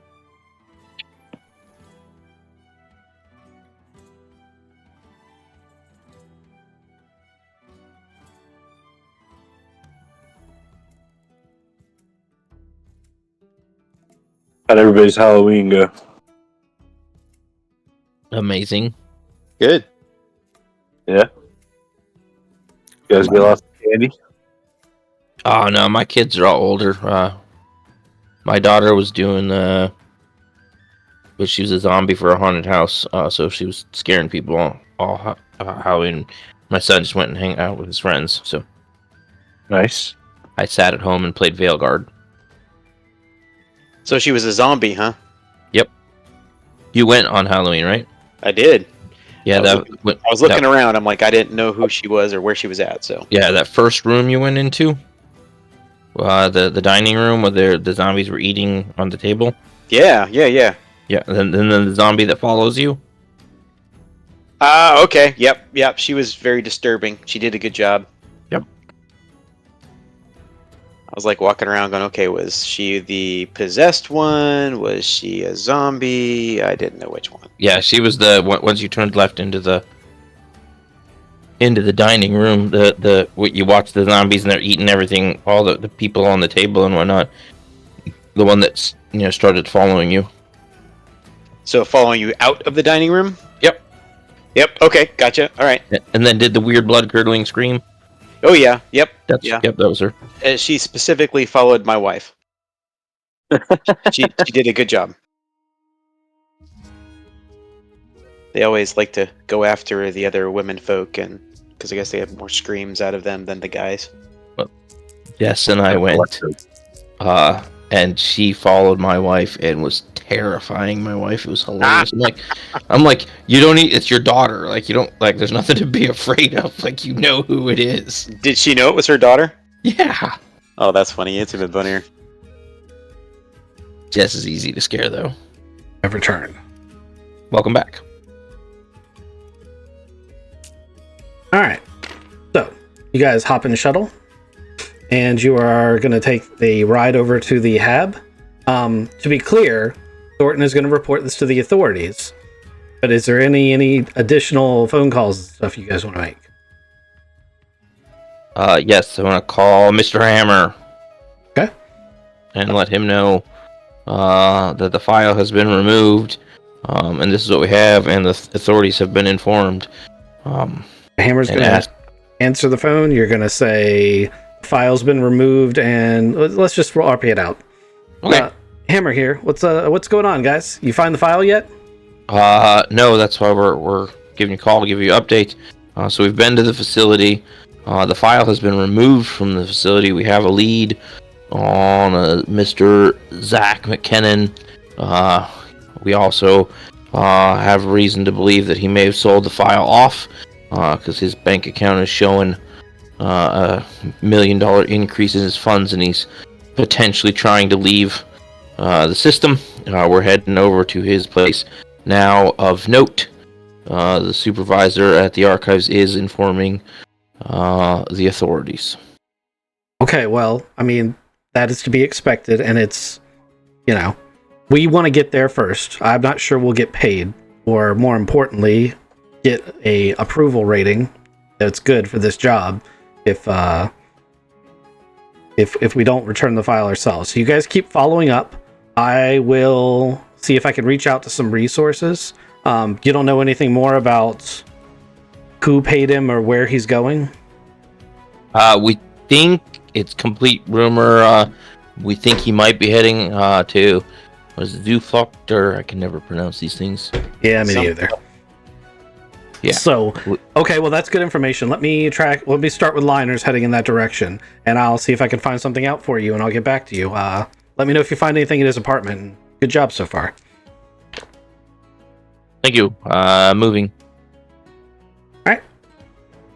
The shuttle whisks you to the local habitat. It takes much less time to get there. It's only about a 15-minute flight away. And you pull into a much more lively hangar as you get to the habitat. The habitat is a residential area. There's a number of small shuttles, like the SUV shuttle you're in. Some are personally owned. So think of the parking lot for an apartment, but it's a shuttle bay. And as you come into the main lobby courier area, you find yourself walking into what can only be described as a canyon. Ooh, do I have that old picture? I don't have it.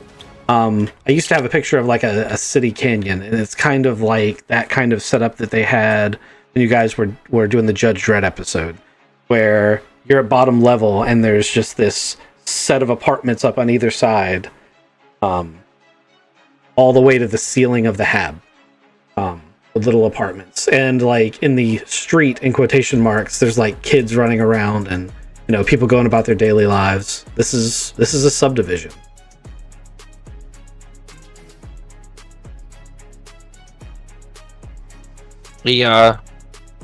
Luca, did the The files you were looking at, did they have a picture of Mr. McKinnon?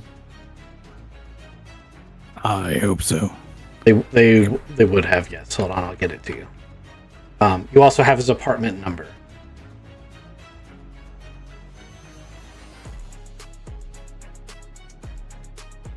Let's get to his apartment. You guys keep a lookout for him.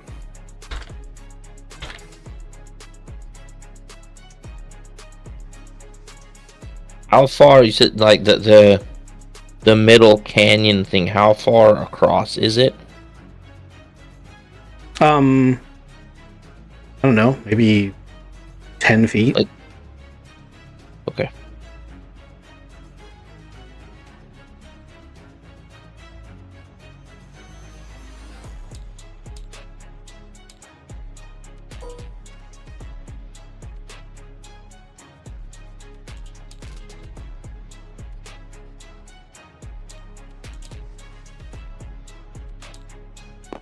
All right, here's your picture.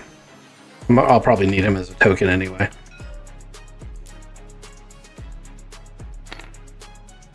Wasn't he in white collar?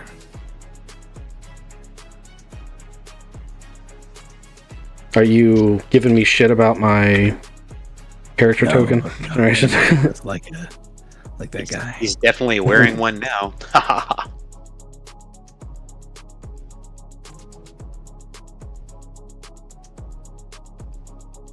All right.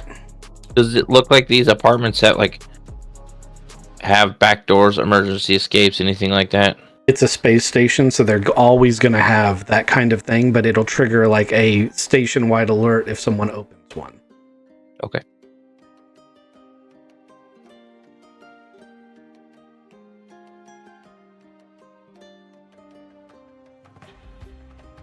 I can dig up that photo.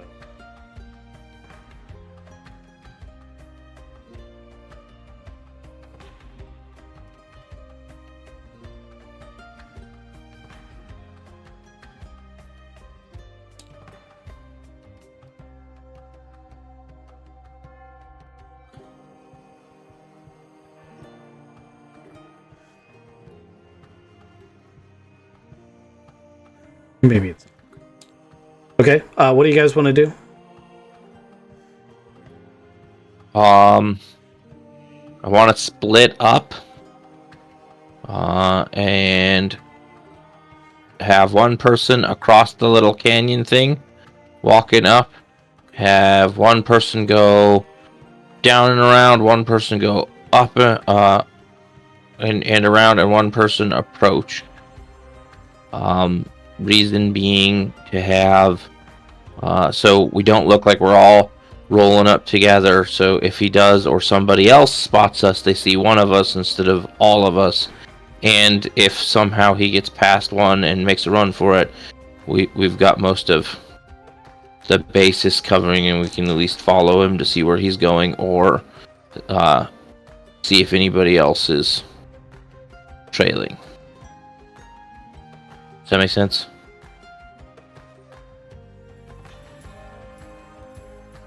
I'd like to go straight for his door. Then I will go across the little canyon thing on the other side and watch from directly on. And then once we verify that he's either in there or not in there, we can get back together and whatnot. There's a bit of housekeeping I should have taken care of earlier. In the government facility and in here, you would have been required to relinquish all weapons when you came into the hangar area. You could have left them in lockers, you could have left them in the government shuttle, but you would not have been allowed to bring weapons into these locations. Have a pocket Understand. knife. You probably could have gotten away with a small pocket knife, utility like 3-inch blade.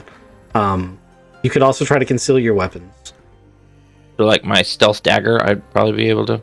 Yeah, you can do that. That is the one that requires a 12 plus to find, right? Yeah, it's the DM -4 to detect.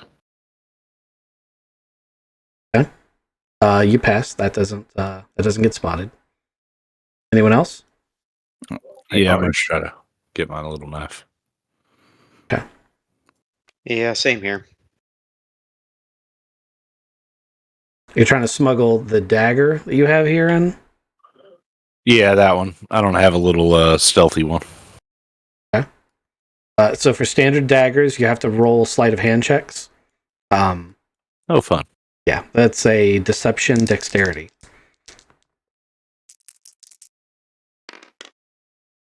All right, I got a +1 to do that. I rolled a 9 right out the gate, so Ooh. Okay. Do you think this garrote would fit inside my smuggler's compartment? Yes. I got a 4. And that also makes the -4 to discover, I'm assuming. Oh, then that's a 0. I was talking to Kizik. Oh, okay. You got a what? I got a 4. Yeah, so the officer doing the thing is going to notice the bulge of the knife and just be like, hey, you have to leave that here. I'll put it in the locker. All right. So you guys are in here, you're approaching the door. So do you still want to do the across the balcony thing was going to be my next question, because you're not going to have a gun. That wasn't for engaging targets. That was for, like I said, I don't want like 4 strong rolling up there, because if somebody else is watching him, if we all walk up together, they're going to see us all together. The only way they would know all of us are together now is if they're watching us come out of the hangar. I mean, there's a ton of traffic, so they wouldn't even necessarily know then. Like, it's a busy subdivision. You're in a crowd coming through the main gates. People are checking in and out all the time. As you go down this street, there are security bots going everywhere. And while it is this multi-level hab that's very, sanitized, like it is clean and orderly. So this is not a ghetto. Yes, smuggling container gives you a 10 to see it, -2 because it's special skin, natural looking. Yeah, they didn't roll anywhere near that. Okay, so Luca's gonna walk right up to the door. What are you gonna do at the door, Luca? I was just gonna knock on it, but You can knock on it. I'm gonna listen first. Okay, give me a listen check, which I don't think is its own specific skill, so I'm going to call that recon. Unless you want to use something else, Investigate. I will take an investigate roll. That's completely sufficient. That's a 10 plus 2. Investigate is intellect. Yes. In this case, I will take that. Okay, that's a 14. Okay. You don't hear anything in the apartment. There's plenty of noise around. I tentatively try the handle. The door is unlocked. I think unlocked, guys, and I open the door and go inside. Okay. Right behind you. It's a one-room apartment. Or a one-bedroom apartment, I should say. You walk into a very compact kitchenette, dining room, living room area. Single screen on one wall. Table, couch, TV, and galley-style kitchen, all crammed into the same room. And then there's a back door. The door is open, and you can see a bed in there. There is no... Ooh, give me a perception roll. Let's see if you spot this. 7, 8, 9. There are no personal effects, like there's no pictures on the wall. There's no like knickknacks on the shelves. This is a clean apartment like you would expect to see if you were walking into a brand new apartment to show for sale. Does it look like anybody has ever lived here, or does it look like it has been cleaned up? It has been cleaned. And not clean. Like there's spots on the walls where there were, like you can see dust, like where there was stuff. He's not here, guys. This has been cleaned and sanitized. No computer left? No. Other than the ones built into the walls. He's already packed his shit and moved out. We should check with his neighbors, see when he left. I go and knock on a neighbor's door. Okay. A 70-something-year-old woman opens the door. Hello, Sonny. What can I do for you? Oh, hello there. Your neighbor, Mr. McKinnon. Do you know him? Yeah, he helps me move stuff from time to time. Oh, that's very nice of him. Is he a nice guy? He's all right. He's gonna- he's nice and quiet. Good neighbor. It's gonna be tough with him not being around if he's been helping you out, huh? Oh, is he not going to be around? Well, his stuff has been moved out next door. Did you notice? Oh, no, I hadn't seen him in a few days, but I didn't know he moved. Well, that's a shame. Tell me, did you see any friends of his that have maybe stopped by in the past couple days? Oh, he's not very social. Very rarely does anyone ever come by. Very rarely, but not ever. Did you see anybody? I can't say it's been never, but I don't know anybody that stopped by, and it hasn't been for quite some time. Has he ever mentioned leaving and going somewhere? No, not to me.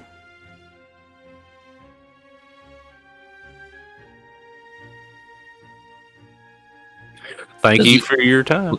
Does You're he welcome. go out that often? Or is he just kind of a homebody and comes home, stays home? He goes out as much as anybody else, as much as he can afford to. You know, this neighborhood's not exactly rich and famous. Fair.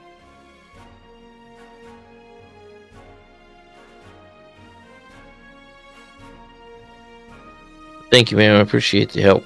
You're welcome.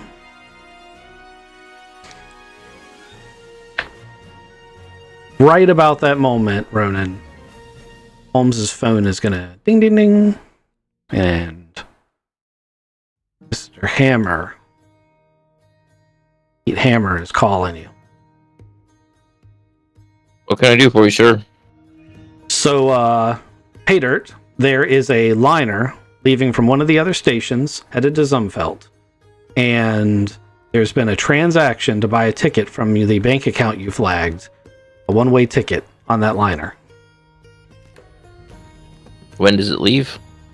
Well, it would be leaving right now. However, I pulled a few strings and got flight control to hold him up for another 6 hours. So you should have enough time to get over there and take care of this. I don't know where he's at exactly, but he must be on that station if he's booked that ticket.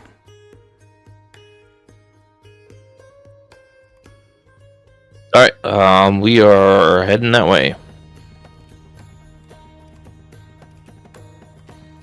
Gentleman, sounds like he has gotten a ticket, one-way ticket to off this place, and he leaves in 6 hours. So let's head that way. Oh, we can stop by the bar. I'm just kidding. Yeah, let's go. So you guys go through, security again. And the station they're sending you to, you realize it's the Freeport that you came from. The liner's leaving from Freeport San Ronald. Oh, that's where our ship is. Yes. Well, it should only take us about an hour to get back then, right? Should. Correct. Yeah, something like that. Can we find our shuttle guy? Yeah, he's waiting in the bay for you. He gets paid by the hour. He doesn't care. All right, buddy. Let's head back if you don't mind driving us. No problem. You guys find what you're looking for? Nope. Oh, that's a shame.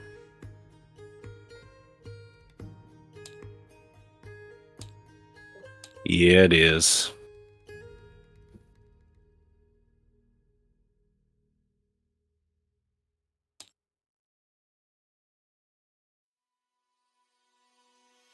So you guys have an hour drive out to the Freeport, and you arrive just as in the exact same bay that you left from, and then find yourself back on the main corridor of the Freeport. 5 hours till departure of this liner.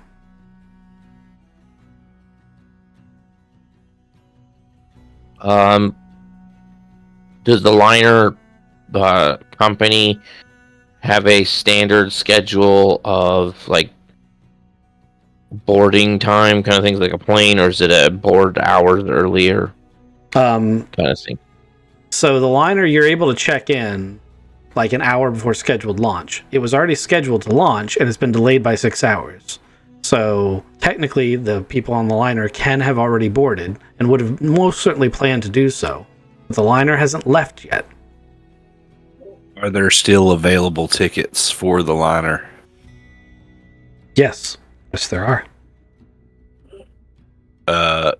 I'm wondering, fellas, if I should get Cindy to buy some tickets for us so that we can get on that liner and check out, Zach. I think that makes sense, because if we can't find him on the station, and he may already be on the liner. So let's start heading towards where the liner is docked, and I will call Cindy and see if she can't pull some strings.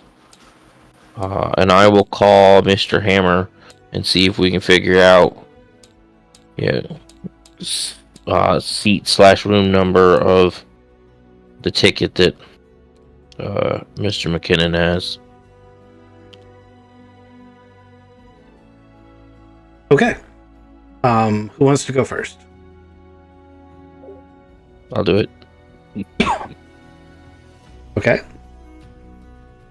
You call Hammer, and he's like, I've kind of given you all the information that I can dig up on this, so I'm not making you roll for it. He's like, I know the transaction was made to buy that ticket. That's as best as I can give you. Well, Liner's database is not something I can legally hack, and I'm trying not to get us, Yep. Nope. Understand. disbanded before our first contract is in. Roger. I figured I'd ask. I appreciate the help. Try to take him alive. He just stole a thing. But honestly, all we need is the file too. So I don't even care if he gets away. I just want the file. Concur. Understand all. Thank you.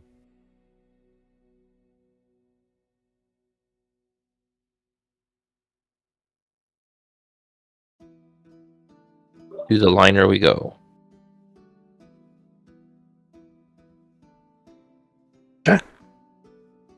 So you guys show up at the liner ticket sales counter, and this has high standard packaging and low berth packaging and all sorts of other stuff for the liner. But there is a big sign above the ticket counter that says delayed launch, and it has a timer counting down now from 4.5 hours. I'll go up to the ticket counter. Hey, good morning. How are you?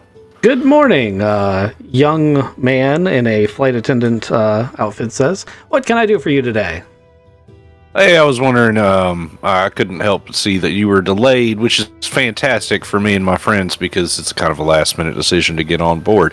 Do you have any available tickets, maybe like 2 suites to Zooflunked? We absolutely do. That is our destination, and because we are delayed and we have many available seats on board, I can give you quite a discount. Oh, that's great. How much are we talking? It'll be 200 credits a ticket for a one-way trip in standard accommodations. Okay. Give me 1 second. I'm going to make a phone call. Of course. So I step aside, and then I call Cindy Diaz. Mm-hmm. And I say, Cindy, I was thinking, you and me and Frankie Jr., we spent the day together, and I did like it. And I'm thinking about making that maybe a full-time thing. I'll tell you what, me and the boys here, we're going to go to Zooflunked, and when we were talking during the day, you were saying that maybe you'd like to take a trip. There's this liner going, and if you get on that with Frankie Jr., I can meet you in Zelflankt. Either I take the liner with you, or I go on the Perfect Stranger with the boys. But that's next destination. So, would you mind buying some tickets? It's $200 a pop. I got Frank, I have a yacht. That's where I live. That's where you yeah. came to see the boy. I know. So okay, well, there's a little bit more to this. There's a bounty that we're hunting that's on the liner, and I need to get on the liner to get him. Can I borrow some money, please? So all that stuff you just talked was just your way of trying to manipulate me into giving you a ticket. You could have just asked for the money. I'm learning maybe a little slower than I should, but I am human. I apologize, Cindy. I really, yeah. Roll your perception, or sorry, persuasion, charm, or anything you got like that. It's not great. Minus or plus your social. Yeah, my social's not great either. That's gonna be a 2. A 2. Okay, she's gonna be like, I'll talk to you later. It sounds like you're real busy. And then the line goes dead. Damn it. Luca has already paid the lady with the ship's credit card. It was 800 credits. It's a young man, but who's counting? Yeah, he's like, okay, thank you very much. These are, non-refundable. And then he hands them off to you. He's rolled a 12 for eavesdropping on that conversation that Ghost's character had with Cindy. Oh, that's nice. So he's like, yeah, non-refundable. Make sure you tip your valet. But he sells you the tickets, so now you can get on board. Here's a map for the liner.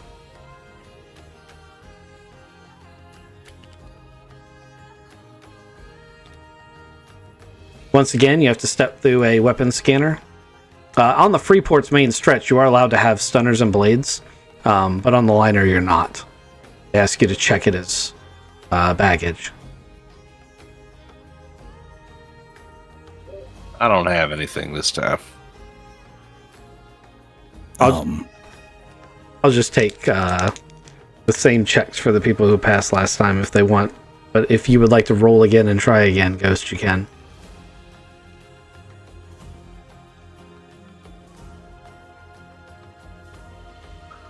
I want to buy handcuffs.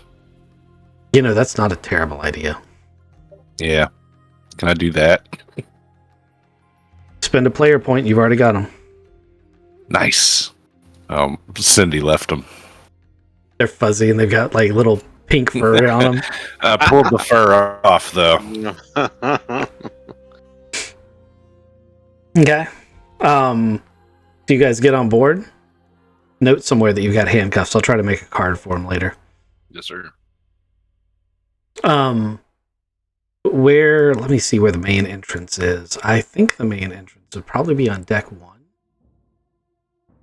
Yep. That's what I'm going to go with. So you board on deck 1. It's a cargo area. There's a lift that immediately takes you up to the passenger deck, which is deck 2. And you guys would come out in, I think, the back here.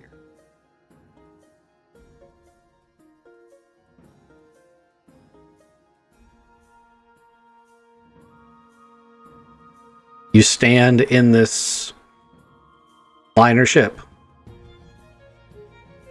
So Dubs, you've been awful quiet. What's Aiden's thoughts on how to find this guy?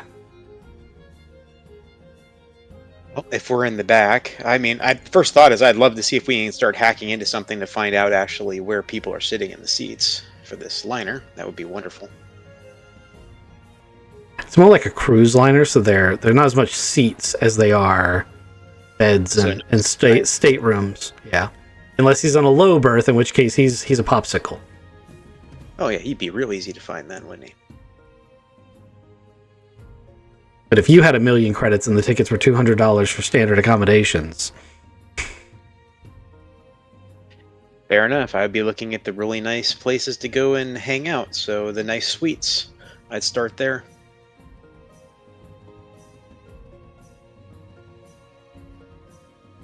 okay. We start following him. Hey, he looks like he knows where he's going. Aiden starts walking down the hall, going, "Which one are the good suites?"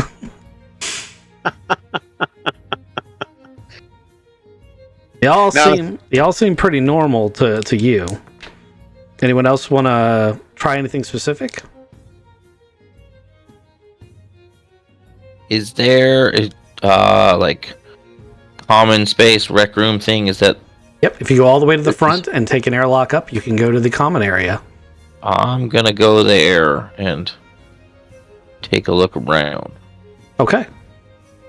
So as the captain goes up into the common area, there are a number of people milling about.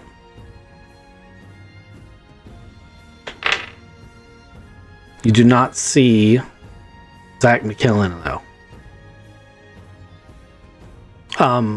Aiden has looked for what he thinks are the nice rooms. All the rooms appear to be the same.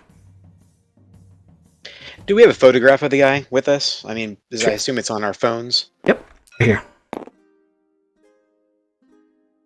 I would have to start taking the photo and actually walking up and down the aisles, actually asking some of the crew if they've seen my buddy.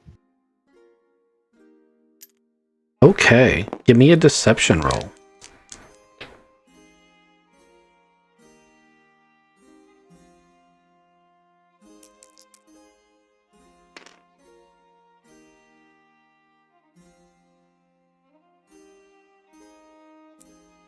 And we've got an 11. Okay.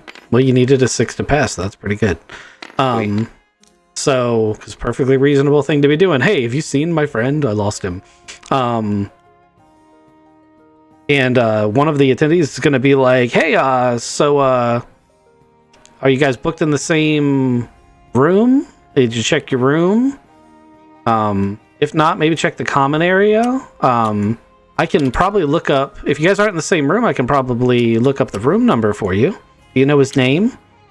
I've already checked the common area, and he's just not there. His name is Zach Mulcom.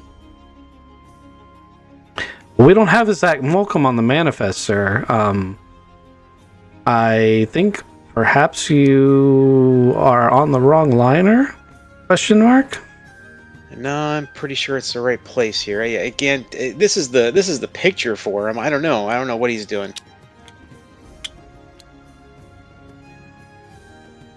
Does anyone want to jump in and save Aiden? Zach McKinnon, man. Oh, McKinnon. Sorry. Okay. McKinnon. Yeah, no, he's on the list. He's in room 14B.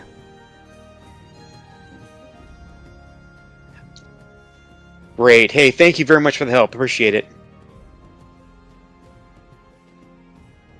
Hey guys, we got a number. Following you, man. I'm going to respell McKinnon here so it doesn't look like a L. It's actually written on the token. No, I know, and I have it on my paperwork as well, my notes.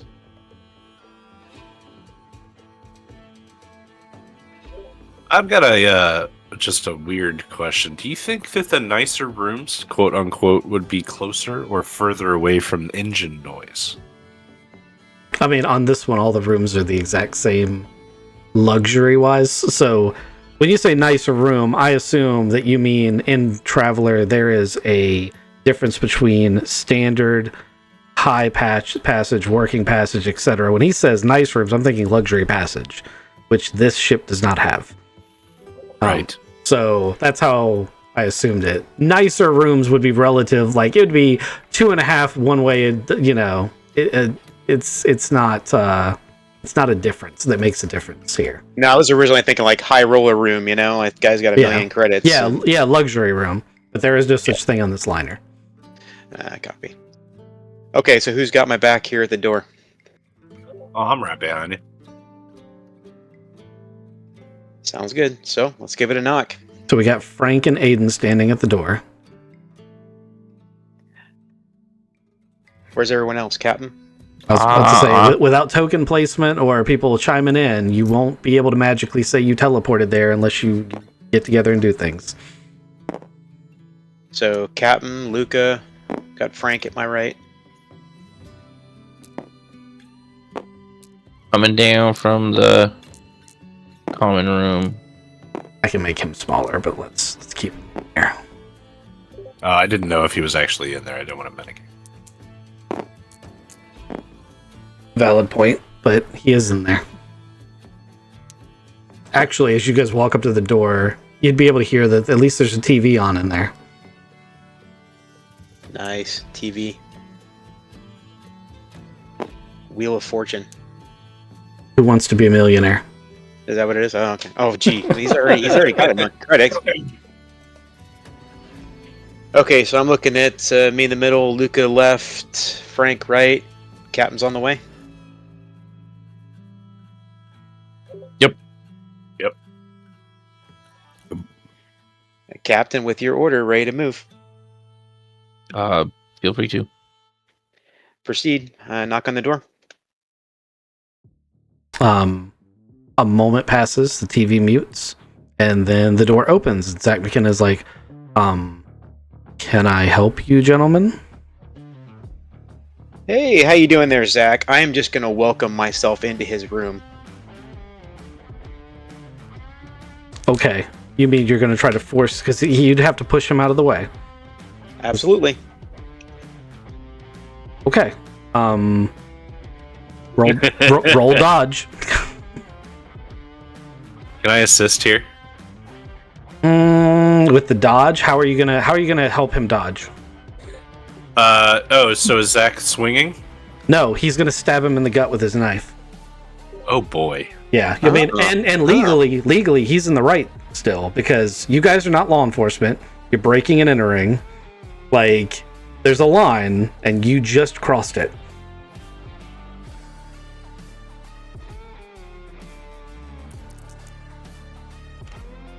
Ain't no stopping us now. Rolled a 9. Okay. So, being not very in shape, he is not able to actually stab you, but he does attempt to. With your opposed check, you have enough advantage that you could force your way into this room. But he is now screaming at the top of his lungs, "Security! I'm being robbed! Security!"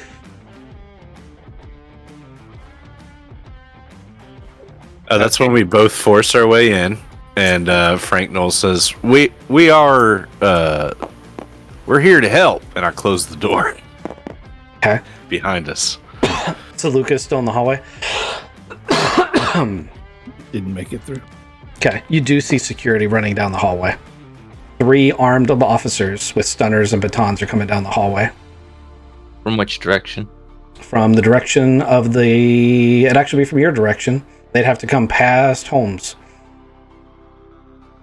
So Holmes will see them too. Get some tokens out there. Man, they got some good hearing. It's a starship. It's going to echo a little bit. And also, like... It doesn't look like it's that big. Yeah, it's not that big. I know, I hear you. It's a ship the size of the Perfect Stranger that is rigged to hold hundreds of people. I'll make them blue. All right, quit your screaming, Zach, and listen up.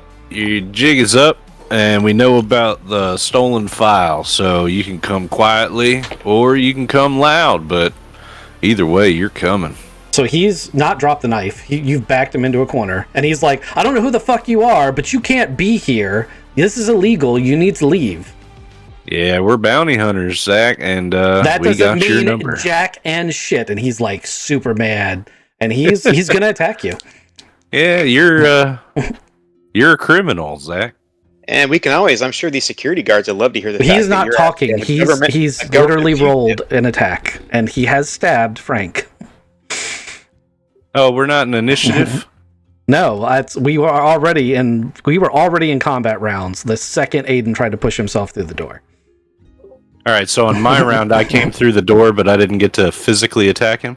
You didn't say you wanted to physically attack him. No, I started with, I was trying to talk him down, but if he's not going to talk down... No, he's definitely going to, he's going to stab you, but you can dodge, if you would like to dodge, or you can try to grapple with him.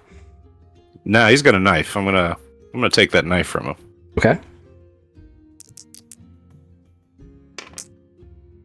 Not if I keep rolling 4s.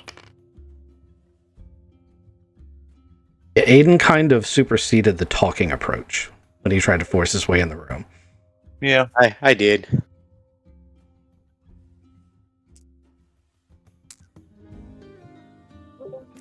All right, so with a 4-5 dodge, I don't think I got out of the way. So if you rolled, you would want to add your unarmed and your strength or dexterity to it. Because it's actually a grapple check to remove the weapon. All right, so it's 6 total. Yeah, he rolled an 8. So he's going to do a little stabby. And he rolls a 6. And a dagger is 1d6, right? It's not anything special. Right? One of you has got to have a dagger. I put mine away. It's right here. It's 1d plus 2. Plus 2. So that's 8 damage. He is screaming. He is writhing. He is not exceptionally competent, but it's a very tight space. Like, it's built to have 2 people uncomfortably in it, and you have 3 big people in here scrapping together. And, like, you can't avoid, but, like, if you throw an elbow, you're going to hit each other. You're in just a very, very tight spot. And, I'll let you guys go ahead and take a combat round. The security officers are going to have made it about halfway down the hallway. Luca and the captain can do anything they want to do as well. Luca, whilst they were running, Luca was going to run towards them and then take a left here and try to just like lead them on a running goose chase. I'm not sure they're after you. Yeah, I mean, they're going to the room where the alert was.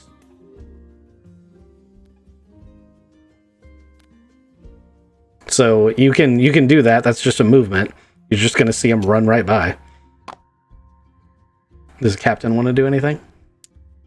I'm going to continue moving my way over here and on head comms. Hey guys, like, you can still like the cops are on the way. You're not gonna get out of a confrontation with them. Your best bet is to step out and talk him down. Like, once he sees security, like, he is a criminal. Yes, we are going to get, like, beat around by the cops, figuratively speaking, but that's better than getting beat around by the cops, literally speaking. Well, let's put it this way, guys. Over head comms, right? I mean, technically, Frank is the one that got stabbed here. He obviously has an illegal weapon on this barge and did the stabby. Yeah, we have lots of legal against Zach. And in that time, the cops are going to get to the door. Yep. Also going to have another scuffle. I'm assuming Frank is just engaged with this guy. Can I get another grapple check? As Aiden's in the corner having a conversation about it. We got a 7. Okay, well, you beat his score that time, so you are able to, like, pin the knife against the wall. I bet it's just a lot of, like, heavy breathing and, shoving around. Yeah, no, you're wearing his ass. He's kind of a fat guy, and he is not used to physically exerting himself like you are. And at that moment, the doors open, and the police all level their the security. They're not police. All level their stunners, and they're like, "Everybody, get down!" And they want you to lay down on the ground and lace your hands above your head and all that jazz.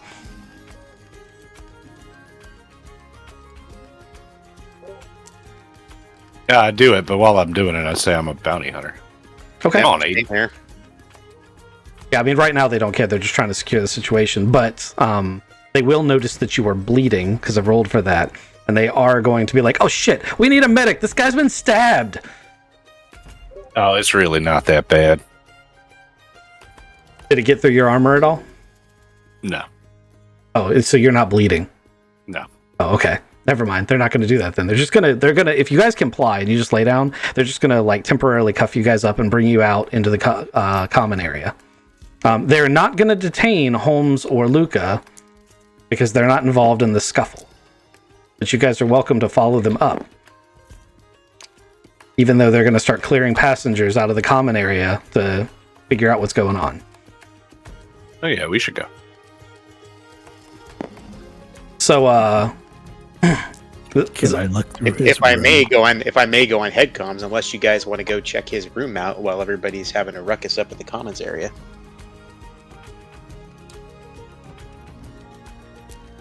What are you going to check Good for? idea. The money? Or the file? The file. okay. So, they bring you guys up to the common area. We're going to start with this group and then we'll get back down to that group. And they're going to be like, what is going on here? Why were you guys breaking into this guy's room? We're going to have to call station security, blah, blah, blah, blah. And now is your opportunity to do your thing.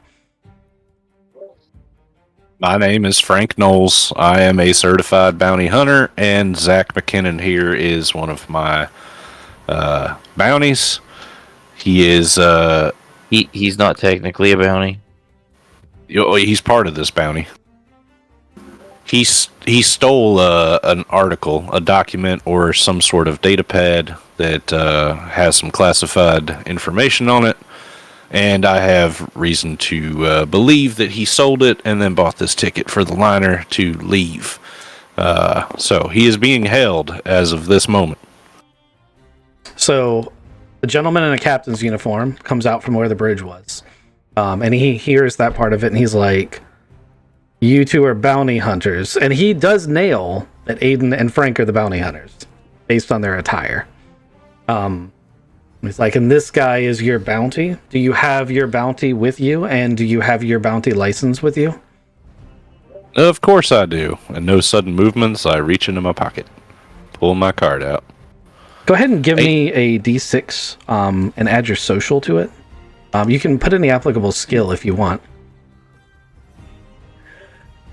Frank Knowles is not the social guy. Can I back him up on anything? You absolutely can. How are you doing so? So you're reaching in your basically getting the cards, right? And then we're Right. and what we're talking about. So I mean, that's basically his explanation of what's going on, right? You could take over this whole conversation, just step in as like the lead in the, I don't know. I have no idea. Yeah, when you said you wanted to bail him out, that's kind of what I thought you were going to do. But looking at your social gotcha. skills, I don't think you're any better off than he is. But you can try. Oh no, my social skills are terrible. No, I'm gonna probably speak in Ebonics and stuff like that. It's gonna be bad. Start growling.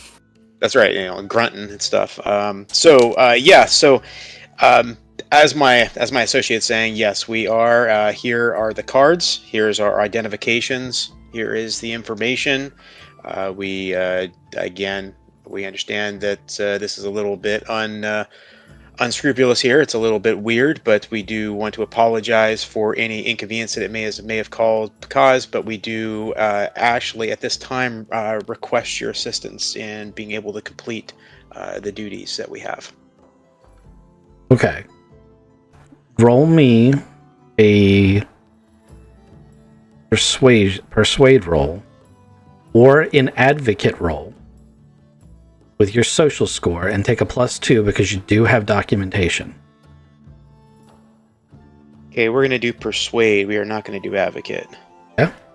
We'll do persuade, and you said we're taking a +2. Yep, because you do have a bounty, even though it's not for him. You can make the argument that you're not actually trying to take him. So I rolled a 7. We have a persuade of 1, so that goes to 8.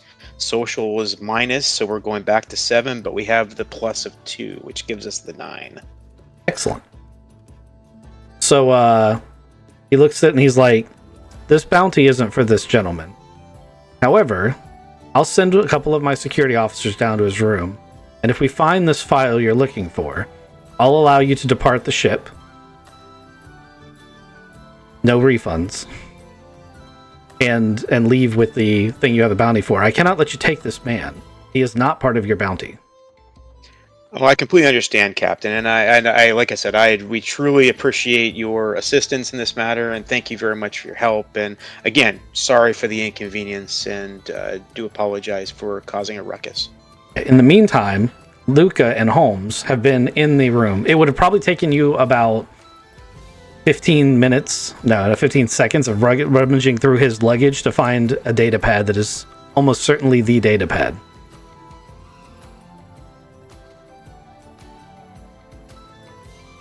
All right. You got the data pad, Luca? You got the data pad. We got the bounty. Let's get out of here. Yeah, it's pretty safe assumption that they're going to come looking at some point. Let's get moving. Okay. So they send an officer down there to look at the room. He's going to be walking this way. You guys are going to be walking that way.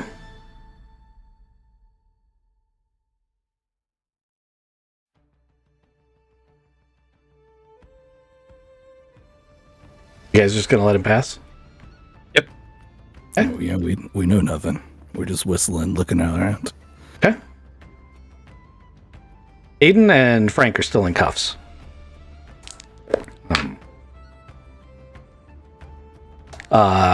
Zach has gotten to the point where he's like, I want my advocate. He's been assaulting me. You stabbed me here, buddy. We were just trying to ask some questions. You barged into my room. You had no right. And after a few minutes go by, one of the security guys is going to reach in and do the whole earbud to his radio thing and say, Captain, there's no data pad matching the description in that man's room.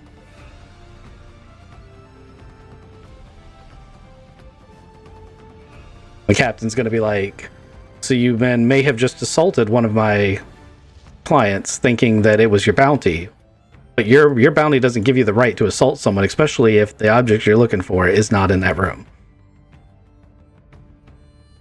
He assaulted me. What do you mean it's not in that room? Well, I know for a fact it's in that room.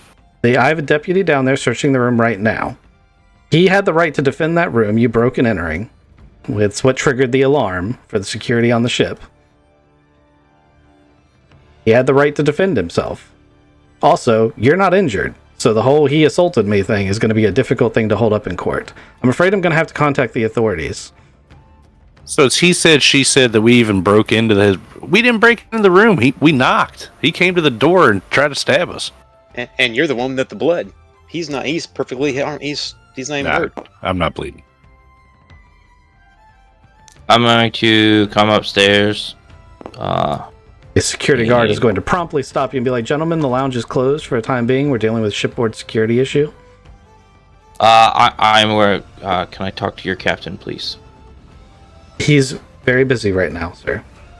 I may have evidence with your issue.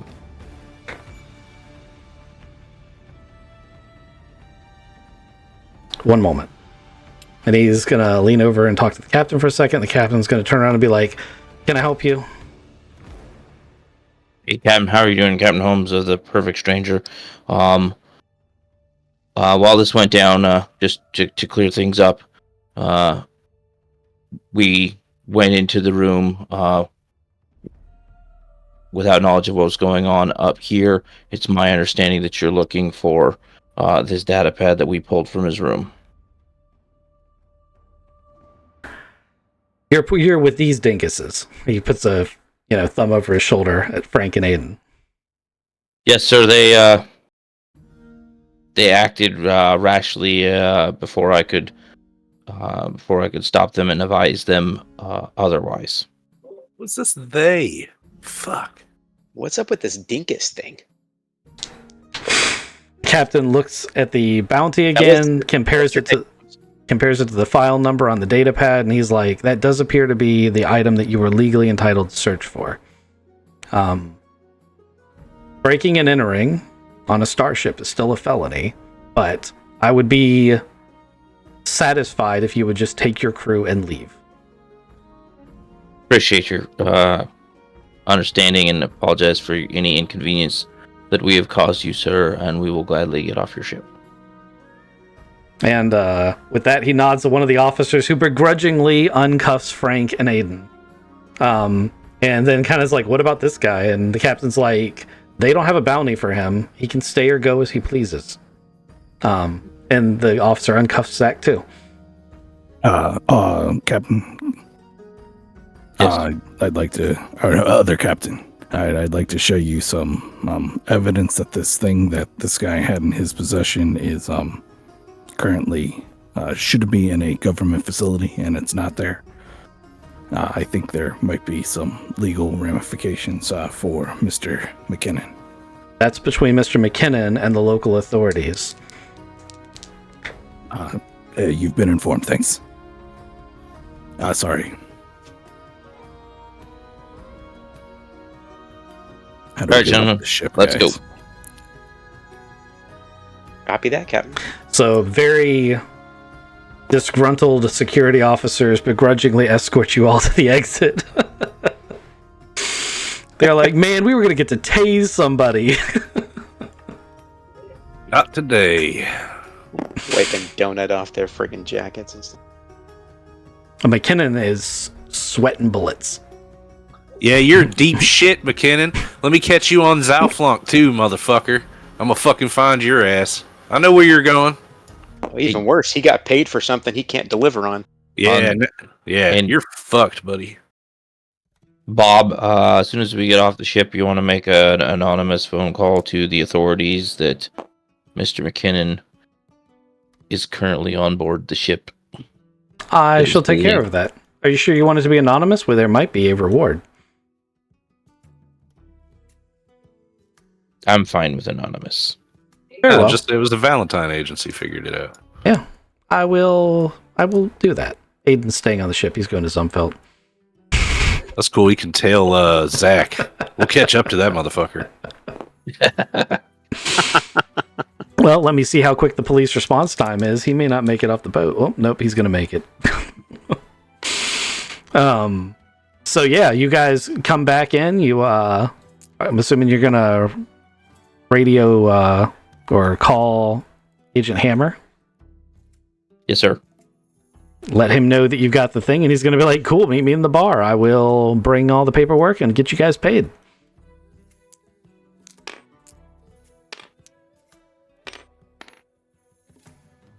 You don't have to tell Frank Knowles to go to the bar twice. So you guys go to the bar. The file is retrieved. You get paid your 6,000 credits along with the gratitude of the Valentine Agency, and Agent Hammer is going to be like, look, I know this is a paltry payment, but it was just to go get a file, and I do appreciate how good of a job you did, because it's really going to make us look good, and it's going to make us able to pull better bounties down the road. Here to support. And he's also going to buy you guys a nice meal. Or 3 meals in Kizik's case. Yeah. Ta-da! You did a bounty! Woohoo! Yay. And we didn't kill anybody. Almost. Hey, Almost. On a lighter note, I would like to state that I did not lose my cell phone. You did? No, you did not. It's built into your skull now. I know. I just want to make sure I didn't lose it. That's why people know that. Yeah. Yet. We still got an hour and 10 minutes. It's built. If you lose your cell phone, that's built into your skull. All right, hold on. I got to write something down as GM. Oh dear. Oh my gosh! Here it goes.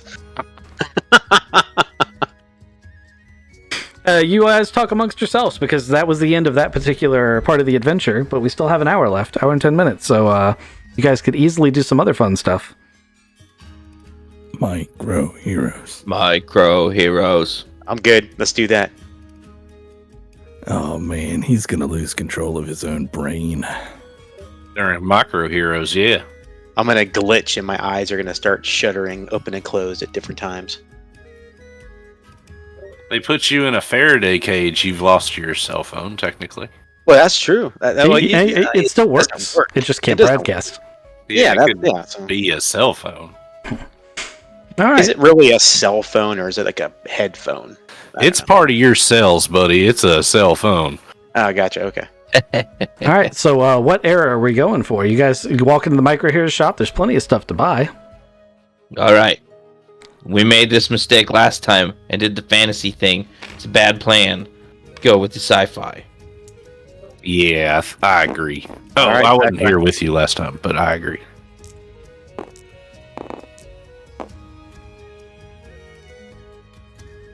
Yeah, but we've got experience with the other ones. We know that the meta is 3 warriors, 1 wizard. Except True too. last time, like, I was the warrior and I can't melee. It's a -3 on a best day. Oh, they have stats of their own now. Oh. Oh, we're fancy.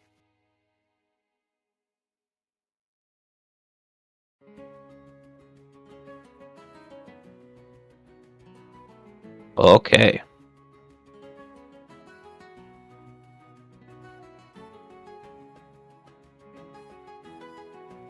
And they have these for sale as well.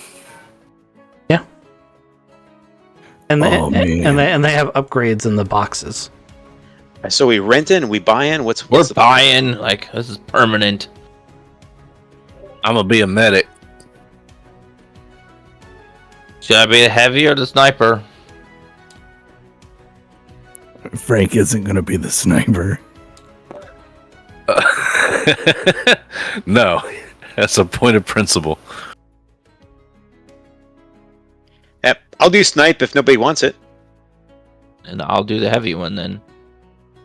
Okay, so we need 1 sniper, 1 heavy. And 1 medic. And assault's probably a good bet. EOD comes in handy. Don't forget to look through the upgrade cabinet.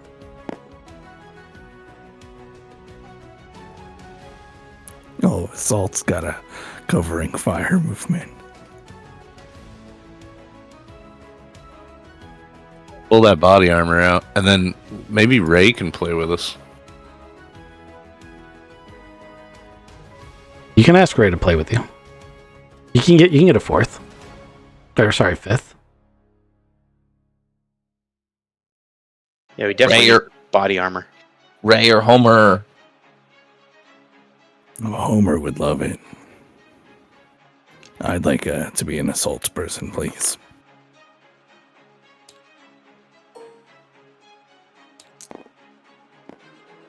Oop. Landed on your head.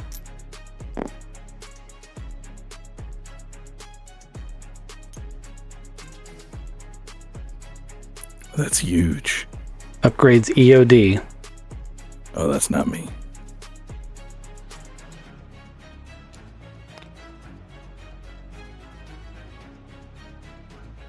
Just pull it all out so we can see it all. There you go. Oh shit, a 45.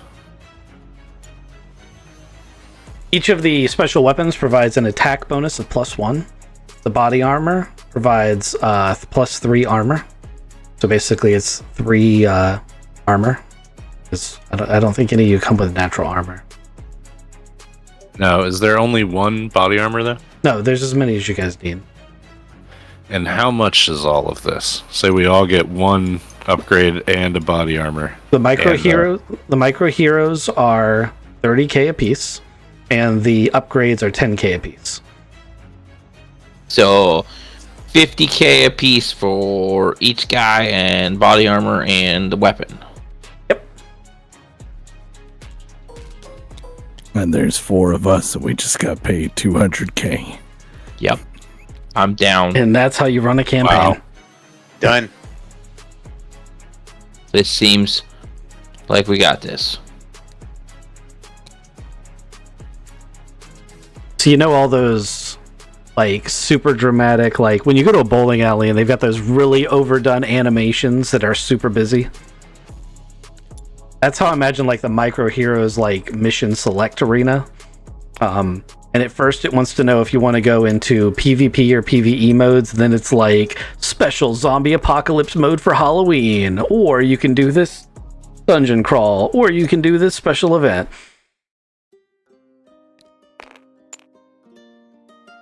I mean, it's like Halloween for real. So let's get the zombies, right? The zombies always. Are there rewards for any of these different styles of?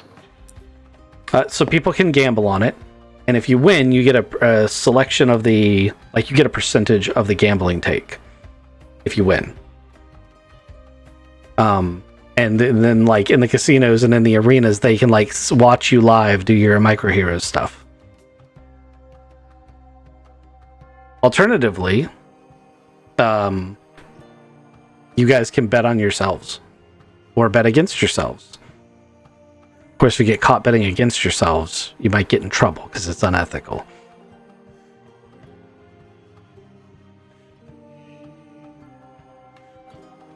Everybody take your marker here in your gear and put it on your card.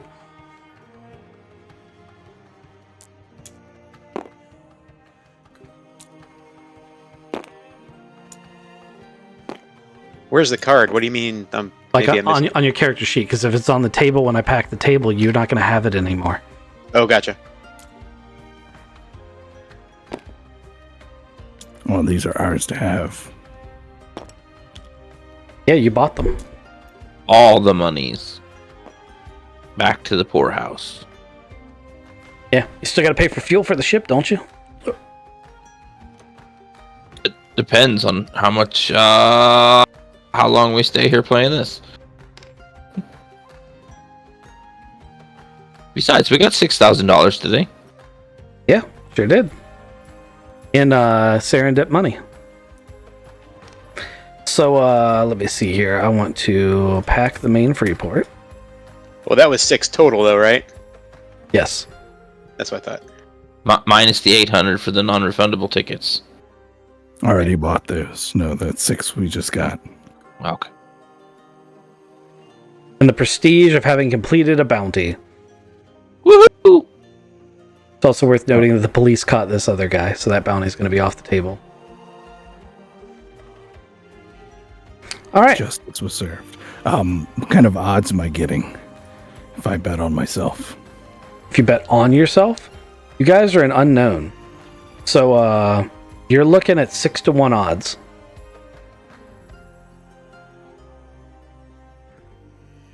And that's to complete like one zombie round? That's to complete the entire zombie waves. It's 10 rounds. Oh, okay. So if you do the zombie game, you'll get 10 rounds of increasing waves of enemies. And it's very straightforward. Those of us who have been playing GTA all week, it is that exact zombie mode. So before we try to clear 10 waves and stuff, maybe we should go something a little simpler and figure out what we're doing. Yeah. Yes, Well, please. Unlike the other one you did, as long as you don't bet on yourselves, it doesn't actually cost you anything just to play. Let's do a training mission. Yeah, let's do it. Okay. You would like, what type of enemies would you like for your trading mission? Let's do a montage where we just do a bunch of different enemies, each of us learning their character. Sounds like a good idea. Yes, that's exactly what I did. It's over here. It's like a Mortal Kombat. Round 1, fight!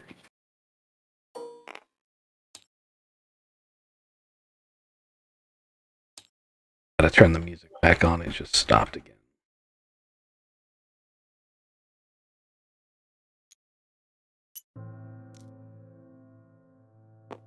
Time slows down as the big dragon pops out. You should aim for its head. How did you know?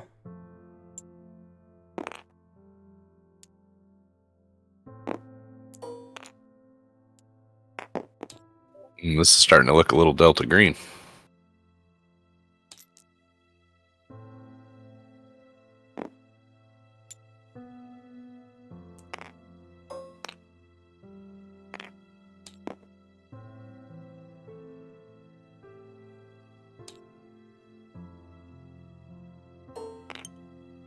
All right.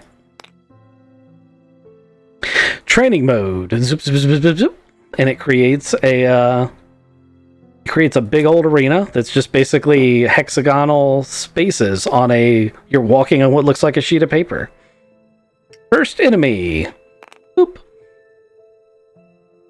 Ah, kill it!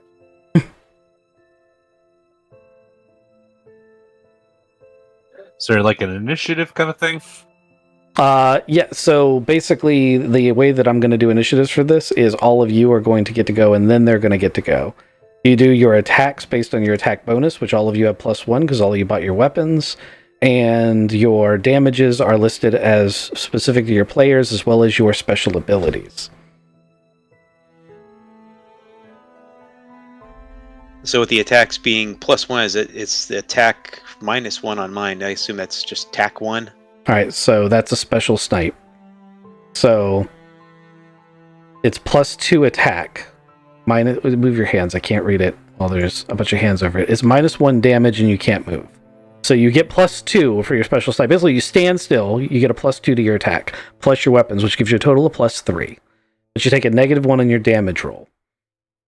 So otherwise it's just the same rules. So you increase your ability to attack by not moving.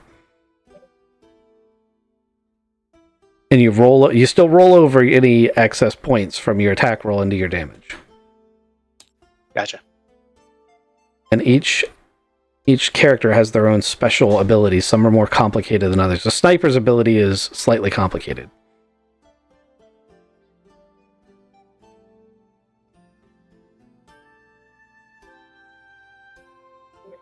I like how the heavy guy with the shield is in the back.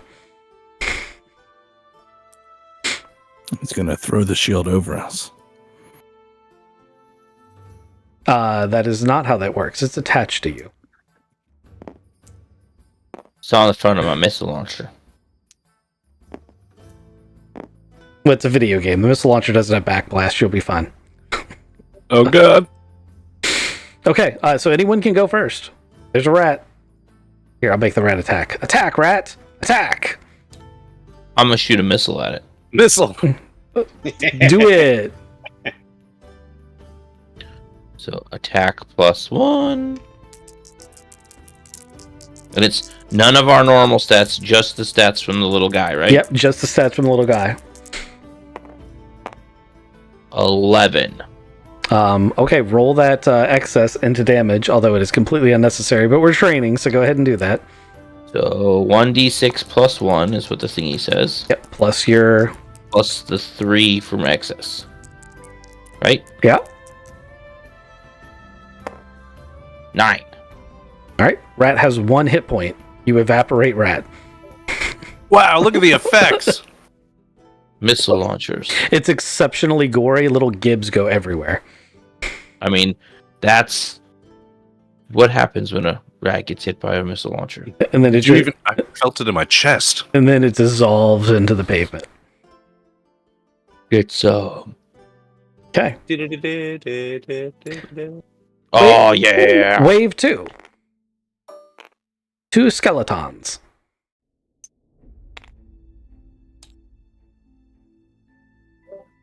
Lucas steps up this time. He finds the overcharge button and like freezes in place, and he goes full auto mode. All right.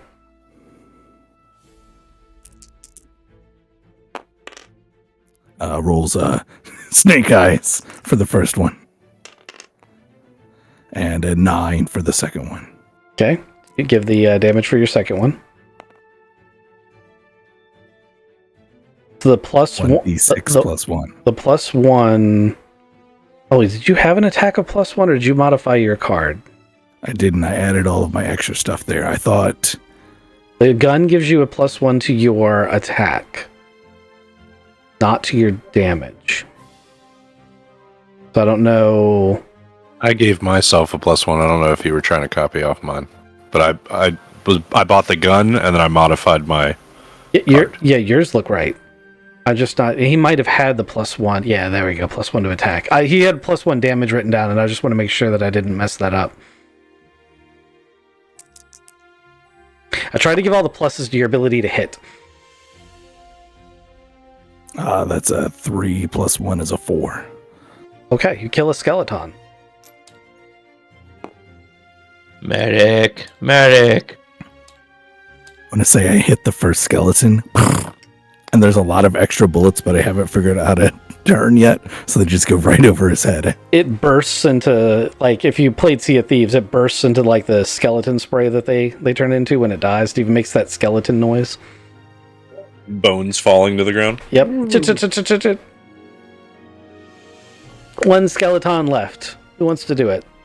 What are we screaming medic for? The sniper should get it. Yeah, I'm gonna do it. I have faith in the medic's ability to kill a skeleton, that's why. Because the sniper didn't do it. The medic's going to shoot you. Because it's my healing gun. Sniper's a big miss at a 4. Okay. Skeleton walks towards, I'm going to say, the heavy. Yeah. What's that, threat generation? Yes, kind of.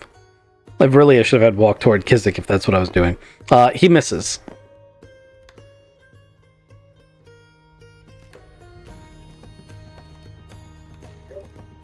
Oh, do I get a turn? Yeah, everybody gets a turn. Okay, then yeah, I will shoot at it with my 45. I'm gonna use Kizik's dice. Heyo. I think that's a 7. Yep. Okay. Well, if it's a 7 total, that doesn't quite do it. Pink, pink, pink. Comes off the thing. Top of the round, anybody can go. Rocket launcher. And it's right in front of you. It doesn't say that I have blast damage or anything. It doesn't, and you don't. Yeah, so... Good game. It's a video game. 10. So it doesn't have blast damage, but it does knock you back in an animation. You don't really move, but your character flies back as the skeleton is blown into a billion pieces. And the skeletons slowly seep into the ground and disappear. Sweet 2 for me. Yes. Round 3. Wow. Big old Kitty, dog, cat, scorpion. Yeah, Manticore starts running around. It's fast. I hear the skeletons become like some oil stuff that we harvest. It's a game lore. I don't know if you're interested in game lore like that. Mm-hmm. Well, you should be interested in it because as you guys play Micro Heroes and other arcade games in game, I am going to start counting some of our side adventures towards what your characters are playing in the arcades. And there may be, for doing certain special things, special rewards in RPG tabletop games for achieving certain things. Ooh, ominous. I wasn't going for ominous. Anyway, top of the round. Who wants to shoot at Manticore? I want to shoot. Yeah, come on. Do it. All right, we got an 8. Okay, do your damage.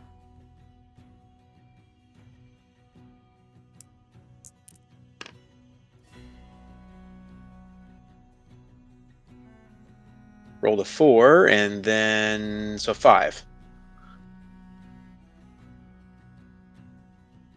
Okay. I assume that's how that works, right? You do face value of the 1d6 plus a 1. What's the effect of your... Did you get an 8 on the nose? I did. Okay. Alright, well, yeah. Okay, so you said it was 4 damage? That was it, yeah. Okay, you hit it, it hurts, but it's still alive. Who's next? How does my special deploy shield cover thing work? You state for your attack that you want to deploy your special. Okay. You can shield yourself plus one other individual standing directly behind you. Got it. Okay. It gives you a plus 10 to your armor. So you're at 13 armor when you're behind your shield. But you can't move. And that's just for 1 round, or is it until I move? It's until you move, but you can't fire and deploy the shield in the same round. Yeah. Okay, but it is so I can deploy it and then just hide behind it, and start pew-pew-pewing until things die. Okay. Thank you. Nobody else wants to. I will shoot it. Silence is compliance. Yeah, do it. I'll let other people go. 11. You can go ahead and roll your damage if you want, but once again, unnecessary.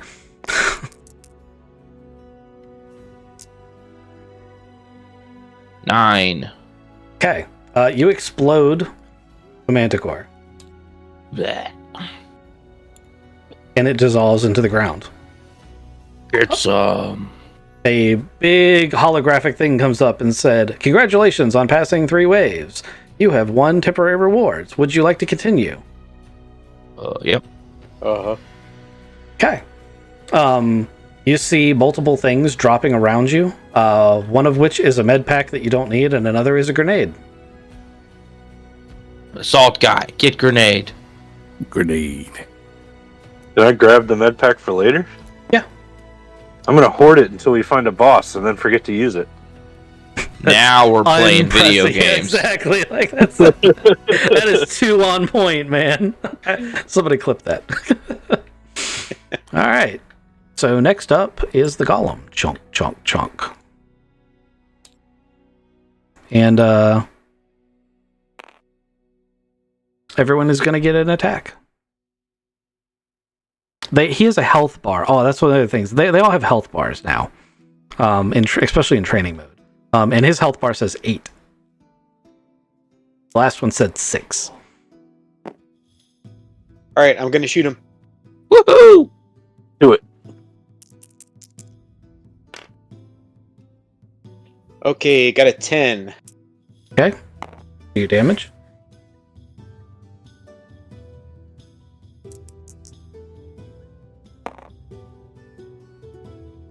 Six plus 1 is 7, plus 2 is 9. Okay. The sniper one-shots the golem. Down. Yay, sniper! I shot somebody. Chunk, chunk, chunk, chunk, chunk. That guy. Anybody feel that?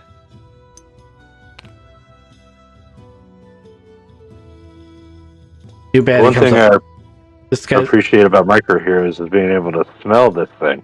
That's crazy detail. Yeah. You guys haven't even been hit yet, so you don't even know what it feels like to get hit yet. This guy's health bar says 10. Luca's turn. He's going full auto mode again. And only one of them. I think I can handle this one. Rolls a 8. And another 8 Awesome. for 6 damage. Wait, doesn't he get 2 attacks? Oh yeah, he hit twice. And then he rolled 2d6 for a total of 6. Oh, okay. Alrighty. Okay. So, who's next? The medic will follow up. With his pistol. And Max with got his this. little pistol. I didn't hit. I got a 6. I'm going to let the baddie go. On the off chance he's going to be able to hit one of you. I'm going to say that Luke Assault has this is aggroed. This is 9. And he does 2 damage, so a total of 3 damage, which doesn't get through Luke Assault's armor. But you do feel it, like, in your feedback controller. So, oh, by the way, these are on controllers. So you're not in, like, a virtual reality suit. But because of your implants, you're able to, like, tie into your controller. So you feel it, but you don't feel it. It's the weirdest feeling. Like it's like a phantom pain as your character is knocked back and gets back up, and you feel all of that, but you also are conscious of the fact that you're just sitting in a chair. Oh, trippy. Oh, somebody hit this thing. That hurt. I will shoot it. That rocket launcher is right at nut level. It's gonna be great. Can't miss. 9.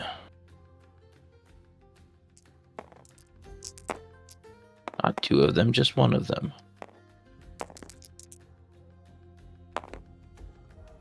3. Wait, +1. 4. That's enough. You kill it. Yay! If I get shot in the nuts, that's how I'd feel too. With a missile launcher. Right? There was much rejoicing. Nut combo.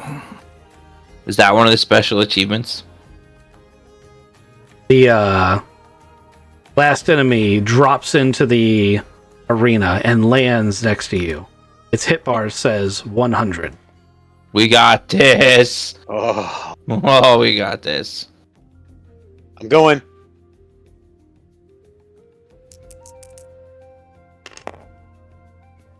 Come on. I rolled a 6. We What? don't got this. Oh, Look, asshole video game designers. it was a glitch. All right, next player. I'm going to point myself at the giant dragon, and I will deploy my shield. That's a good idea. Your shield is deployed. Someone may stand directly behind you and benefit from your cover. Medic. Luke assaults is going to take 2 steps to the right and go full auto.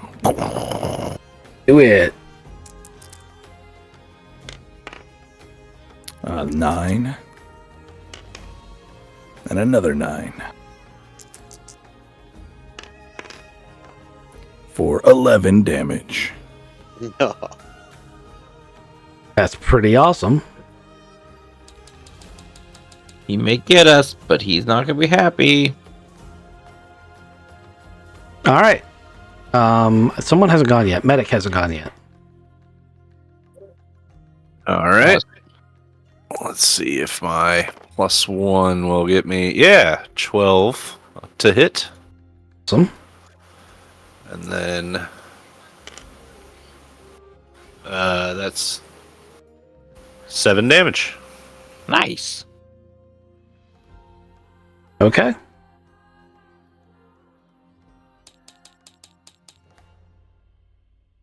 All right, it's gonna make an attack. Oh, boxcars. Oh, yay. As it sprays fire over the group. I don't like that. It does 8 damage to anyone who doesn't pass a dodge check. So the dodge check is just 2d6, 8 or plus, and you get out of the way.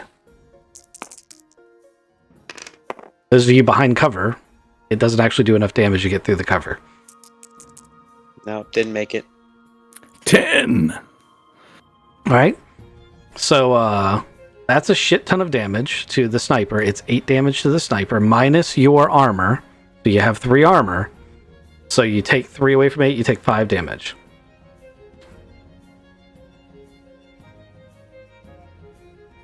It's the first time one of you's been damaged. Top of the round. I'm going to try to heal the sniper. It's a great idea.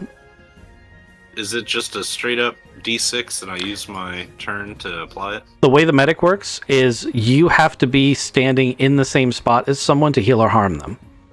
So you just roll D6 to heal, but you have to come out of cover and physically go stand on the sniper. Or the sniper can move to you. And then shoot. And then you heal him. I mean, the way I wanted it to work is he would have to leave cover to do it. Oh, okay. Um, I'll shut Dive up. out of cover. but I don't care who runs to who. I'll dive out of cover and slap the sniper on the ass, giving him 1 hit point. Good game. 1 hit point's 1 hit point. That is how this works, though, right? That was a nice stim pack right there, right to the left cheek. He really healed you for 6, but he stabbed you so hard with the needle he did 5 damage. Oh, Okay, that's got a good bruise. who's next? Lucas Salt unloaded, saw a fireball come at him, rolled to the side, looked back up, and unloaded again. Throw a grenade down his throat. It's temporary. We don't get to keep it. 8. 7. Only hit once. For 4 damage. Okay. Next. Rocket launcher to the face. Total miss. That sucks. Well, I concur. Sniper? All right, let's give this a whirl. Does he have any weak points? Perhaps. Got a 7. All right.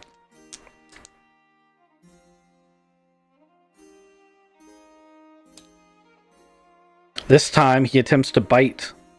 And he attempts to bite Lucas Salt. And he rolls an 8.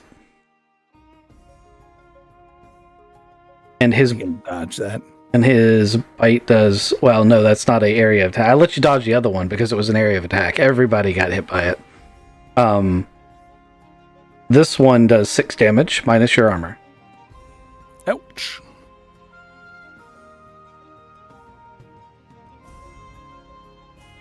And all the players get to go again. It moves around on its turn too. Oh, he tried to bite me on its turn. Or it did successfully bite me. Am I in his jaws, or he just bit me and ran? He bit you and threw you. Once again, really weird feeling because you can feel all the sensations like it's a secondary phantom pain that your character's feeling through your implant. Oh man, and I'm feeling like the things floating in my ears as I know I'm sitting still. Yep. While I'm in the air and really close to his mouth as he's throwing me, can I throw a grenade in there? I will count that as your first action of this round, if you'd like to do that. Yeah. Grenade out! I think they do 2d6 damage. I gotta hit with it first. You got this. I get a +2 attack, or is that just a straight? I can't remember what the rules for the grenade were. I'll let you have the +2 attack. Then that's exactly an 8. Okay, roll your damage. I think it's 2d6. That's 11 damage. Grenade explodes in mouth as I'm flying backwards. I hit the ground and I slide. Part of its jaw now has a hole in it, and it screams.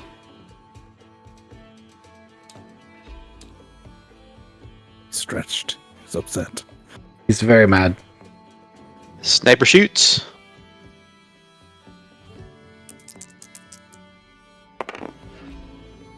Uh, 7. Okay, are you using your snipe ability? Yeah, it was rolling a 6 and then my attack +1, right? No. If you don't move, you get attack +3. So special snipe the second line if you hold your mouse over. If you don't move, because I noticed you're not moving. So if you don't move, you can get a +2 to your attack. Now it does take 1 down on your damage, but you'll get a better accuracy. And if you don't hit, you can't do any damage. So Nope. You're not utilizing your special ability. You should. Nope, You I should, missed it. You should do that. I should definitely do that, yes. Yeah. I have to name special ability before I do it then, right? Is that Yeah. how that works? Yes, just like Luke has been doing when Luke has been like, I use my special like he's used it every turn. With the shield, too. Gotcha. Yeah. I threw a nade. Medic. I want to try to heal the sniper some more. Okay. Hopefully. I'm gonna go ahead Other and say you can heal and move. Okay. Because you're already in his space. Right. I'm gonna slap him first. You're gonna get 3 back this time.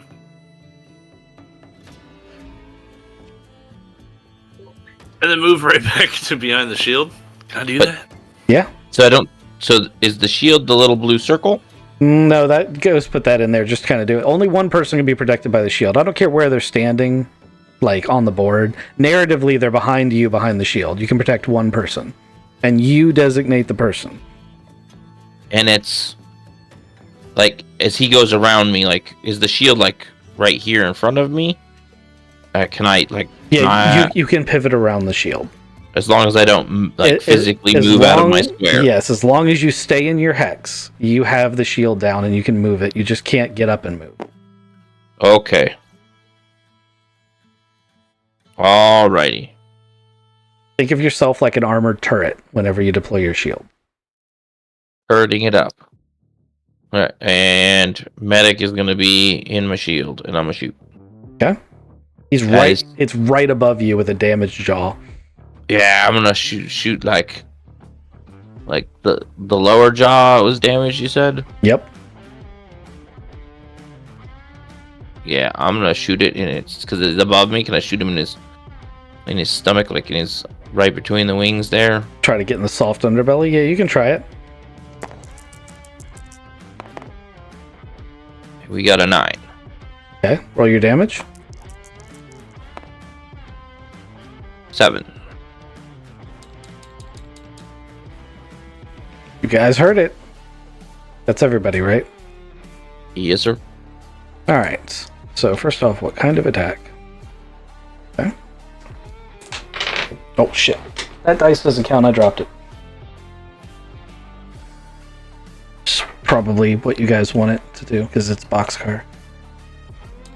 Yeah, it doesn't count. Absolutely. So, it does its area of attack. It doesn't actually succeed in doing its area of attack, though. So it sprays fire, but nobody takes any damage, and it's top of the round. All right, I'm going to use my special ability this time, man. All right, you take a +2 to your attack and a -1 to your damage. Oh, of course, right? So we got a 14. Mm-hmm. Is it? It's a +2 on top of the +1 already, or yeah, your sniper. Yeah, it's a total of +3 because you get your +1 for your weapon.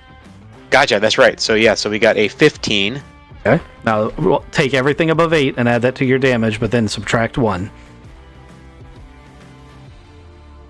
It's going to be a lot of damage. All right, and roll the 3. So it's 6 + 1 plus your effect -1. Basically, it's 1d6 plus your effect. Sorry. Breaking up. Did we lose Thodubs? Did we lose me? I'm That's so just no, you can hear you. He's lost to the internet. He already did his rolls though. His what was his d6 roll? 3 + 5 is a 8. He did 8 damage. But that doesn't add his effect, right? That added his effect. That 5 was rolled his with- effect. Yeah. Got it. Okay, I think I'm back, guys. Can you hear me? Yep, we figured out your damage for you. All right, sorry about that, guys. Okay, so that was the first of this round. Everyone else go.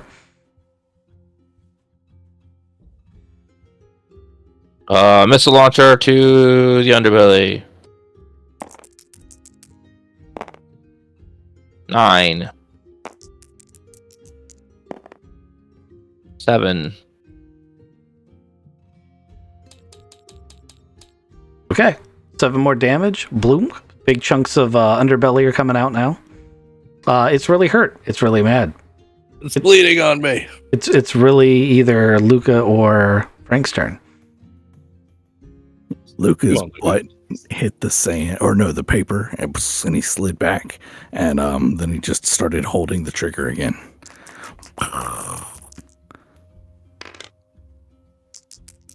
8 and 10 for 10 damage. It howls in pain, and it now has like these gushing blood effects coming out of random spots on its body. Even spots that you haven't shot yet are now showing damage, as it is a video game and it has damage states. Shrapnel. Yeah. 7 more damage to it. Ooh, that's good. Really looks hurt, and now it's its turn.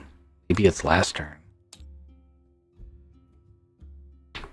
Who did the most damage? That would be the sniper, right?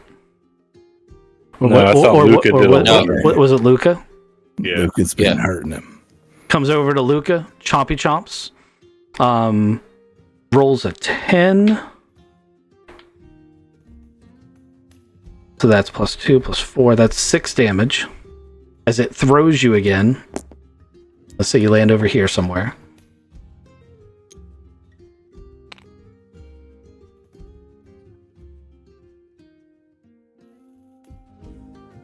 Top of the round. That motherfucker keeps throwing me. Also, I'm hurting really bad, but maybe not. And then the trigger, it's always like Luca just knows where the trigger button is and is holding it down. It's nice. It never runs out of ammo. I'm not even worried about ammo. The first one was a 12. Second one was a 9. So that's +5 for 12 damage.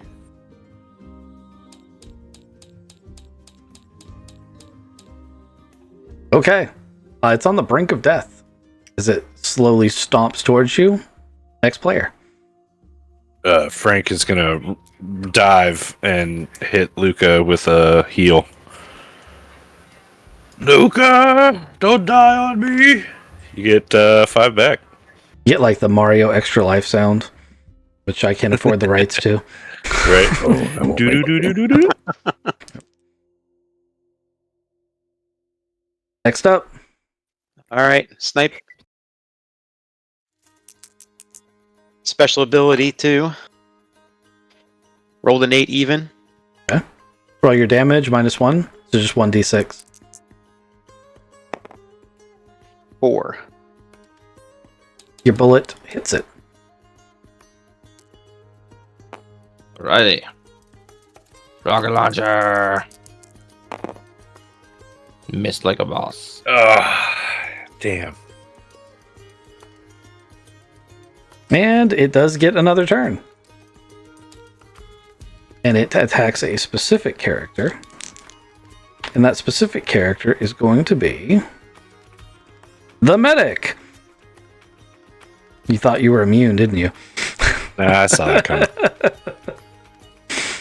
Okay. So that does 3 + 1. It does 4 damage. Oh no. -3. Don't forget your armor. Yeah. I take 1 damage. Top of the round. Get him, Luca. Get him. my friend just helped me. And I stand up. Oh, did he bite and throw him? No. Oh, actually, no, he would have. So we'll just move you here. Now it feels like my legs are asleep. It does As feel his super head was- weird. His head was really close. I'm going to try to cut his head off with a knife of bullets. First was a 9. Then an 8. For 8 damage. It hurts it. It's gushing blood in ways that it should not be able to and survive. Rocket launcher. Finish him. Man, I love my 4s. No finishing him from me. Oh, Whoosh, it goes through the hole that LucasAlt made. Come on, sniper. all right, here we go. It's going to get him with a 45, you watch. Snake eyes. I rolled snake eyes. Pistol. It's going to be the medic with the Pistol. 45. Kill him with the pistol. Go for you. Kill him with the pistol. Yeah, Yes. it did it. Even just the effect would kill him. You can roll damage if you want, but you don't have to. Oh yeah, there we go. 9 damage. That is amazing. Go medic. You get Dragon's going for a follow-up shot, a follow-up bite, and he just sticks his hand in its mouth and pulls the trigger. The John Wick flick out. you can Reload. you can Just been revoked. you guys, as the dragon dies, you can suddenly see the crowd arena seats. There aren't that many people watching, but the ones that are giving you like good claps, and you get an achievement popping up on your holographic screen for having defeated the dragon in the training level. Apparently, that's not usually supposed to happen. Also, you see like MVP relays. The medic gets MVP for heals and for finishing off the dragon. And all these like scores and stuff come up. But like you guys successfully completed the training mission, and you did very well.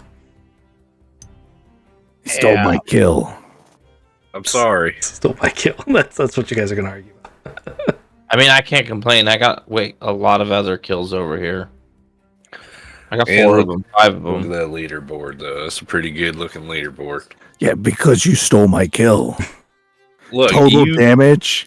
Yeah, look at your Yeah. total damage, and then Total damage, the one that counted. That's all that matters. look at the healing. Look at total healing. That's good points too, right there. Still counts as 1. No, you're absolutely right. This, I wasn't very good with this pistol, but Look hey, at all that was those. fun. Look at all those bullets I shot. I'm still holding down the trigger.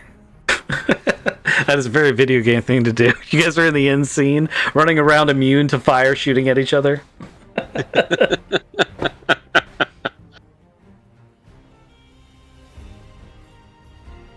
Well, shit. Let's bet. Let's like actually put some money on it and make some money off of this. All right, you guys want to try the zombie apocalypse mode? Yeah, you ready for some zombies? Ooh. Are there any other additions that we can do? No, for upgrades and armor, you mean? Yeah. No, I only put the 1 level in there. I'm trying to keep the math as simple as possible, mainly for my own sanity.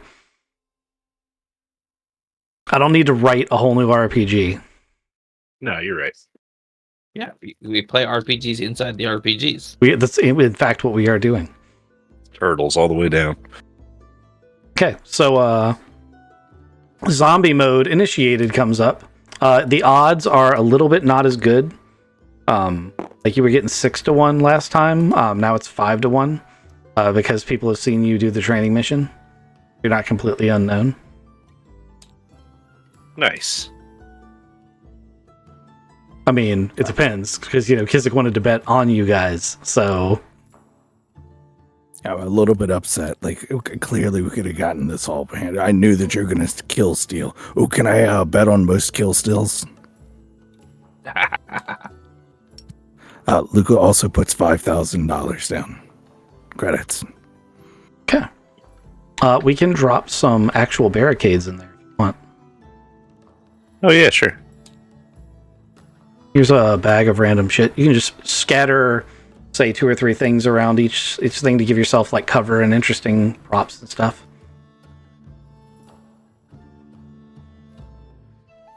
I'll give you like 2 minutes to put that down.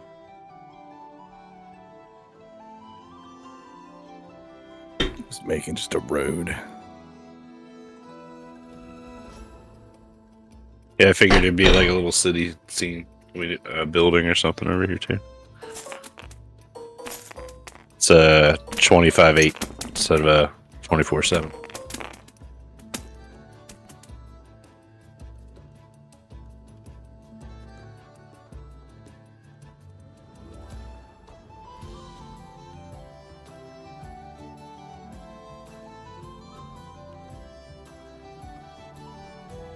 What do you got in there, Ronan? You gonna pull anything out?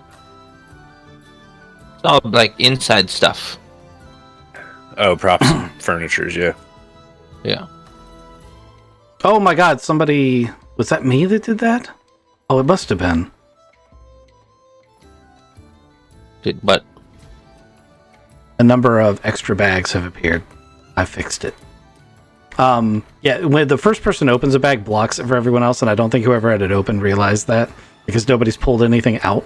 Yes, it's inside stuff. It's supposed to be. I just said pull out some stuff to have props.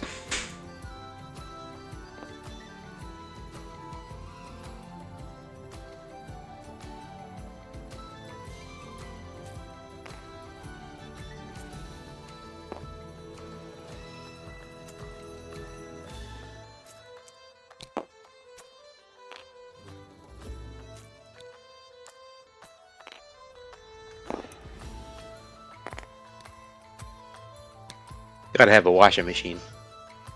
There you go. Now you got some stuff to like hide behind to do stuff, you know.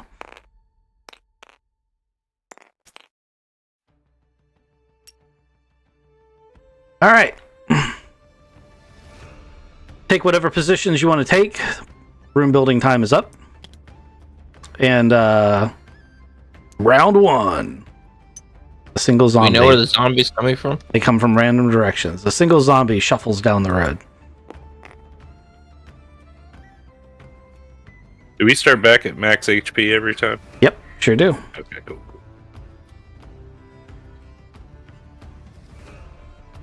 Zombie shuffles like- further down the road. Somebody shoot it!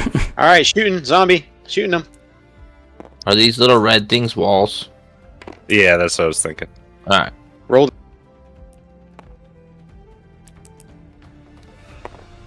Dubs, Oh, if you're speaking, nobody can hear you. Oh, you can't hear me? I can now, but I couldn't a minute ago. You're breaking Oh, up. sorry. Sorry about that. Rolled an 8. Got a damage of 2. Excellent. You kill a zombie. Dead zombie. Headshot. First kill. How much like cover armor thing do these walls give you?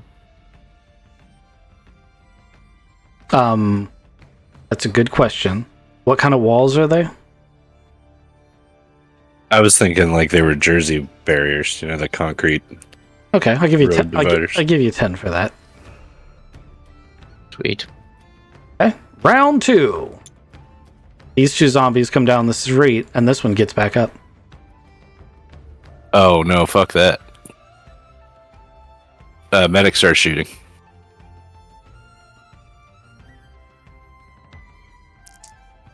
At the zombie that just stood back up. That's a 7. Okay. Let me give you a hint. You can call shots. It makes you have a -1. Okay. Well, I didn't hit anyway. Zombie, Rocket launcher, the close one. do it. Do it. 8. Okay. 4 damage. It goes down again. These two are coming in. They're going to move a little bit every time one of you fires. Luca's going to put his gun into single burst mode and shoot at the face of one. Okay. Called shots are -1. 9 + 2 - 1 is a 10. Okay. Which one is it? The one on this one. Okay. The one on the, yep, got him. That one's head explodes. And after it dies, it melts into the concrete. Actual headshot. All right. That's everybody, right? Sniper needs to go. Okay. Yeah, he hasn't gone in the second round yet. In the second round? Gotcha. All right, running.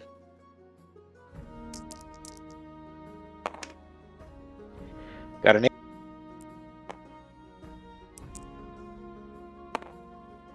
Damage of 3.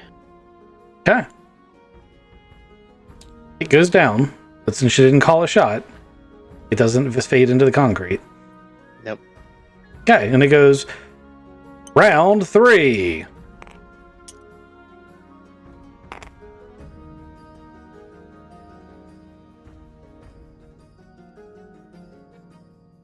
I'm gonna run over here, and I'm gonna like this one that just stood up. Can I shoot him in the head? Called shot -1. I'm gonna can I move these dice closer to the action? Yeah. That way I just don't have to scroll back and forth. 9 to hit. Oh, -1, 8 to hit in the head. That's still a hit. Do your damage. Boom, headshot. And it fades into the concrete. And they all Zombie killer. move a little bit. I don't like that. All right, sniping this guy right here. Okay. Where are you gonna hit him? We're gonna go for a headshot. We're gonna use my special snipe ability. Okay, you need to take an extra -1. So you're actually only going to get a +1 to your attack.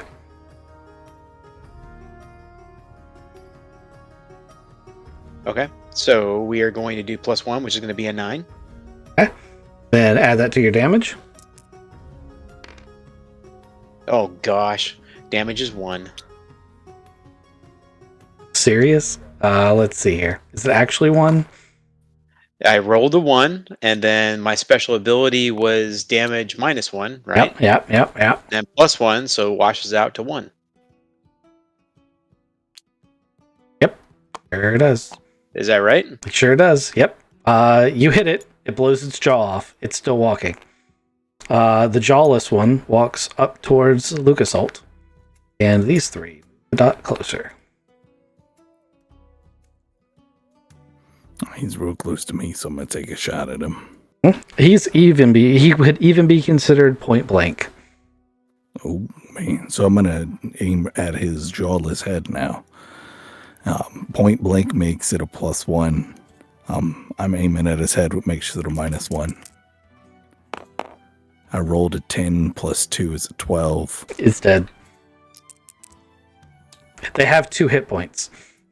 He only had 1 left. Yeah, I hit him for 6. Fades into the concrete. He just holds the trigger down, evaporates the skull. And these 3, a little bit closer. Rocket launcher to the face of this front guy. All right.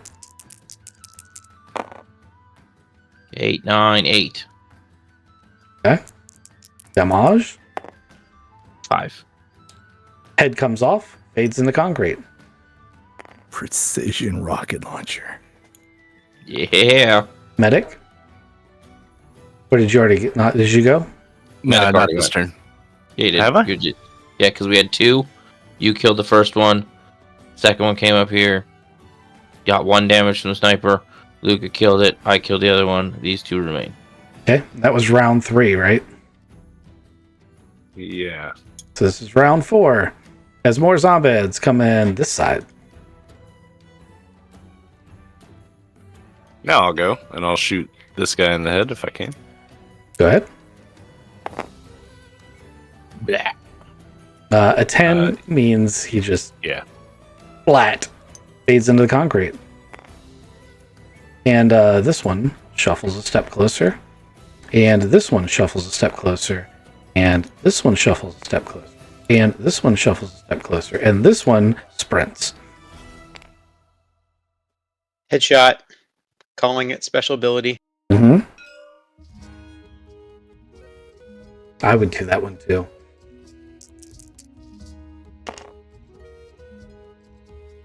So we got a 13.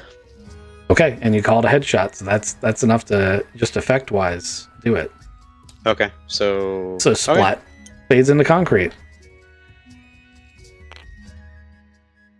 And these shufflers are going to shuffle forward.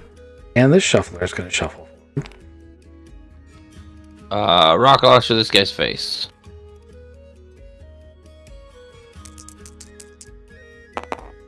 Nope. This one's going to shuffle up to here and crawls over that Jersey barrier. Does he make it over it? He makes it over top, but he is not yet attacked. Excellent. As he's getting real close, Luca's gonna step around the corner. Aim at his face. Is he point blank? Yeah, he can be point blank. Oh, good. then he gets hit. I need only 1 dice. For 5 damage. Splat. Headshot. Thanks for the save. Fades into concrete. Saved your life. Yeah, I was sweating that one. All right. Okay, so that was everybody, right? Yes. Okay, and now it's round 5.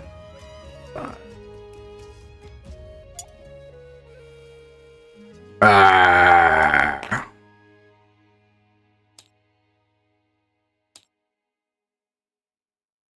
All right, first player.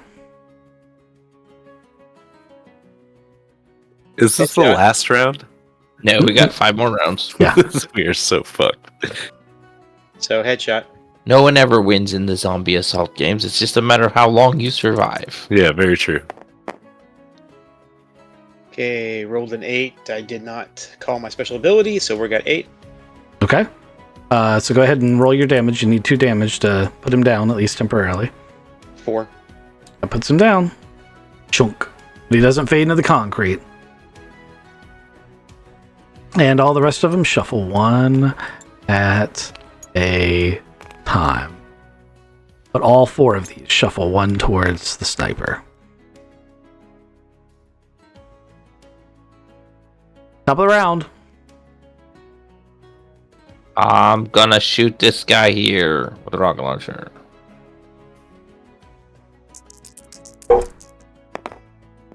I don't know what I'm shooting, but it's not that guy here. Woo! Boom. And they all shuffle. Who had the grenade? We used the grenade. Shit. Also, the dragon. it was a temporary item that was only for that round. Oh, right. I remember now. Everybody shuffled. Next player. Are we still taking turns, or is it every man for themselves, or what's going on? It's Luca or the medic this turn, Yeah, and then it's turn 6. you have to take turns. It isn't an option. Well, no, that's what I was wondering. I was like, but they were moving. That's why I figured. Anyway. So every time one of you shoots, they move. Gotcha. Okay, that's the part I missed. If I go full auto, can I aim headshots, or is it just full auto? You cannot aim down the sight when you're using full auto. That's a rule of the system. Excellent. That's what I thought, and that's why I've been high precision mode.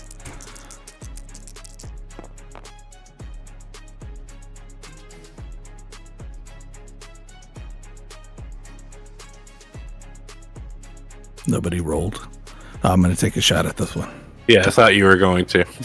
I was waiting for you. He is too far away. I missed his head. Swing and a miss. All right, I'm gonna try to shoot this guy. Hold on. I I gotta Yeah, you shuffle gotta him. shuffle. Gotta shuffle. Shuffle. Build up that tension. Yeah, no kidding. All right, then actually, it's gonna be this guy. Do it. Maybe. Nope. Nope. Shuffle. I think we all missed that time, Yeah. with the exception of Sniper's moving.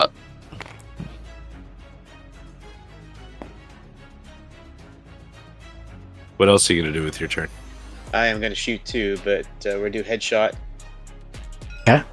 Remember, you can't use your special ability and move at the same time. No, I can't.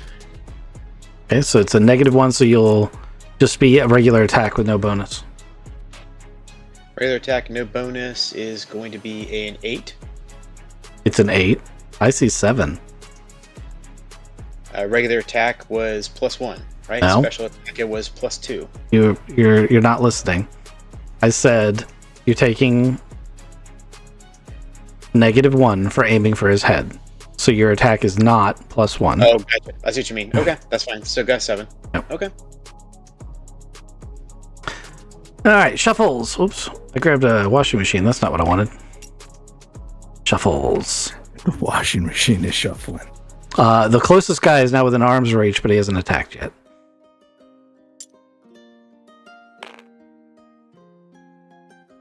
Man, that's too many. They're too close. Back the fuck up. Luke is out. How far can we go? I'm gonna say like 4 or 5 tiles. All right. I take a couple steps back as he's getting too close to me, and I take a shot at him, aiming for his head. Nice. That's a 9 for 4 damage. No, 3 damage. Okay, you're doing a headshot. Headshotted. That one fades into concrete.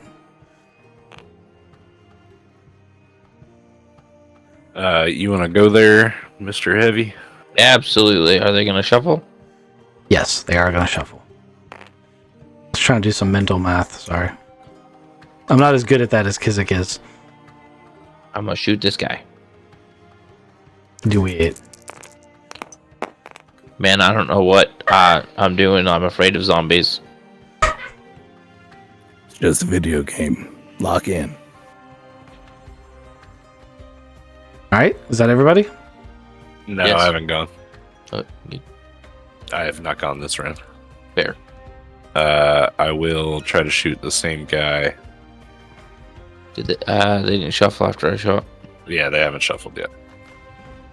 Thank you. Teacher, Would like more homework.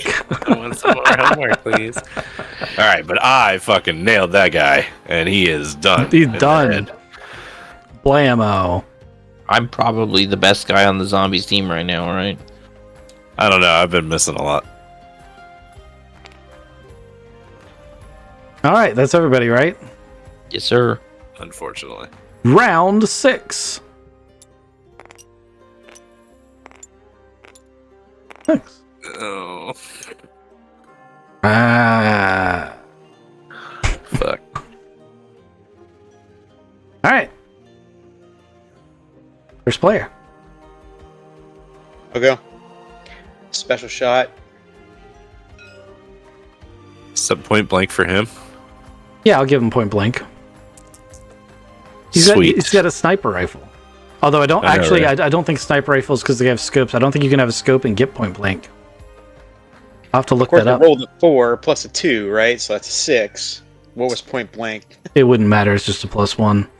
Yeah. Well, anyway. Butts. Okay. I Rawr. Rawr. These two are within arm's length now, but they haven't attacked yet. Rawr. Rawr. Once again, within arm's length, but hasn't attacked yet.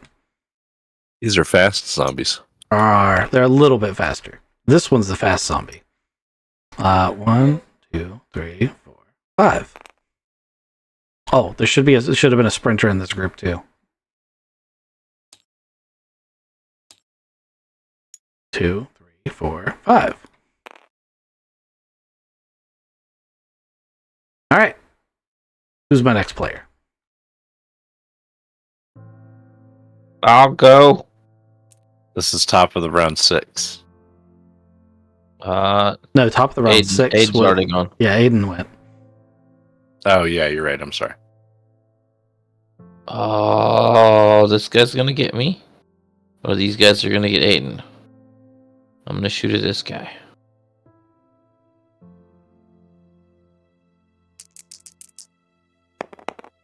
Well, yep, banana.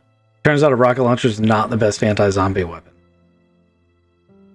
We need a flamethrower. A rocket launcher without blast. Use it as a bat. It's getting there. So, technically, because you moved, he still needs to move closer to someone, and I'm gonna make him walk closer to the medic. Within arm's reach, can't attack yet. With this black on here, it's gonna be really hard to see these tiles.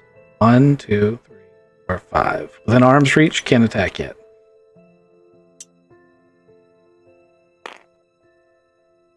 These two can attack. No. Rawr. Attack! 2 of them, too. Things are not looking great for Aiden. Aiden, there might be a grenade somewhere in that building. 5 damage from the first one. And the second one misses. Man. So Don't forget about your armor. Yep, armor of 3, HP is dropping by 2. Alright. These two shuffle. Half. 1, 2, 3, 4, 5. In range, can't attack yet.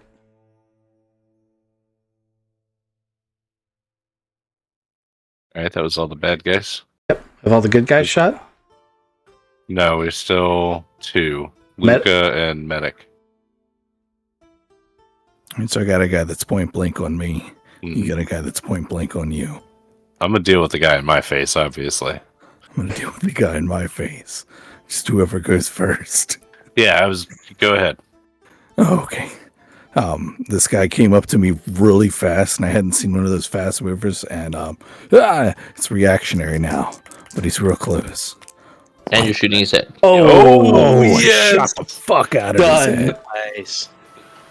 and fades into concrete.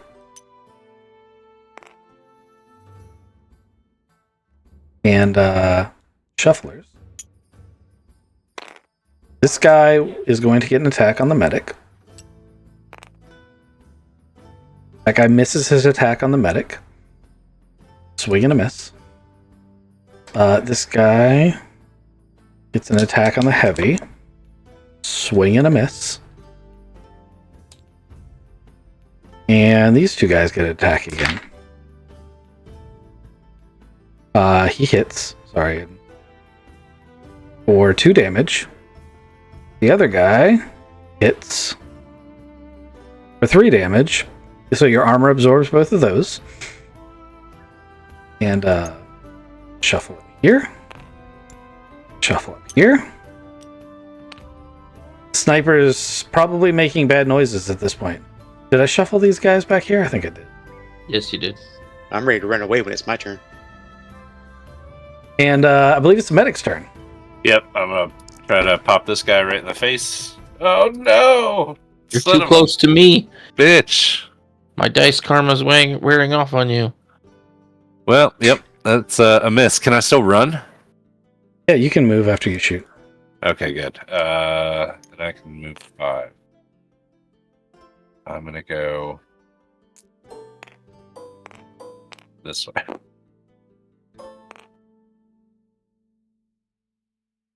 Okay. Round. Pretty bad when we're not killing them fast enough. That's- Are they yeah. gonna shuffle? Well, I mean, there was always they have to shuffle, so there's always the fact that you weren't going to be able to kill them more than them they spawn. That's part of the design. Round 7. Yes.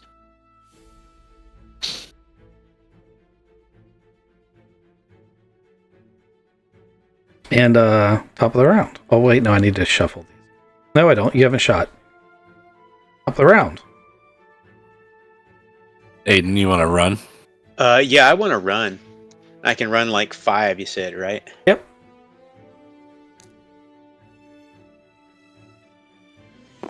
What's that, about 5?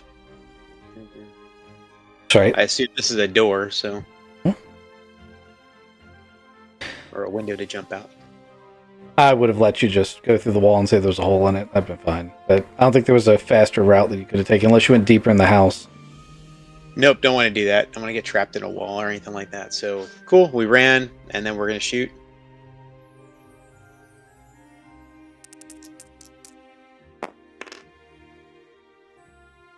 Okay, rolled a 4, but we ran, right? So, not enough. And shuffling zombies. Closest ones are within range of Aiden again. No. This one is close enough to attack. It misses. These are going to shuffle. 1, 2, 5. In range, can't attack yet. Just shuffle. I think that's it. Next. Nope, you got the one in the middle of the little square. Oh, yep. My brains, they ran away. Alright, there we go. Next person. I'm gonna run. You've already lived longer than I thought you guys were, so bravo. And I'm gonna shoot this guy right here. In the head. Yes. -1/+1 for an 8. Damage. 5. Splat. Ed fades into concrete. Only took me 3 rounds, but I got him. Okay. 1, 2, 3, 4, 5. Right He up. should be right next to me. Yep, right up next to you. 3 are going to shuffle this way. 3 are going to shuffle this way. This one is going to attack. That is a hit. Oh man, your luck today. What was it? 6 damage. Oh, 6. So 3 went there, 3 and 3. The other ones are close enough, but not attack worthy. And shuffles. Those guys already shuffled. That guy already moved. Yep, I think we're good to go.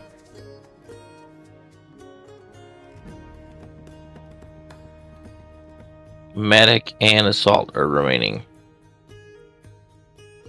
Go ahead, Kizik. I'm gonna run 1, 2, 3. Can I run through somebody for 5 to get close to this one? You can run through their space, but you can't stand in their space. Excellent. I ran through his space. Chomp, chomp, chomp, chomp, chomp. Right up next to this guy who's about to attack. Point blank. +1 -1 is a 9.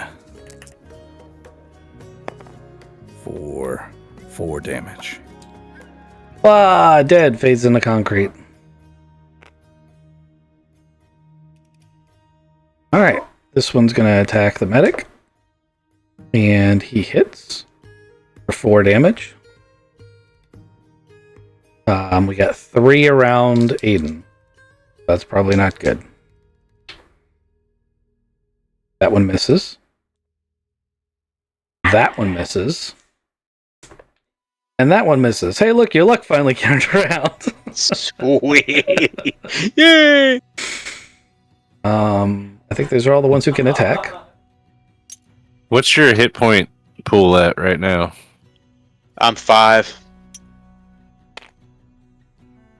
It's on his HUD. You can't see that. Yeah, I can. But you guys can talk.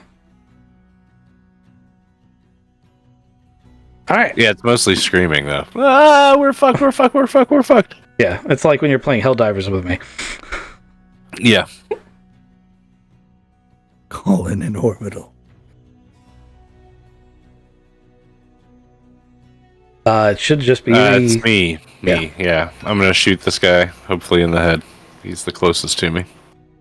do it. Nice. Yeah, I think I got him. Glat. You're doing better with that 45 than people are doing with automatic weapons. I'm just saying. I know, right? I'm gonna run too. 1, 2, 3, 4, 5. I'm gonna try to get to Aiden. That's a good tactic. You guys can leapfrog.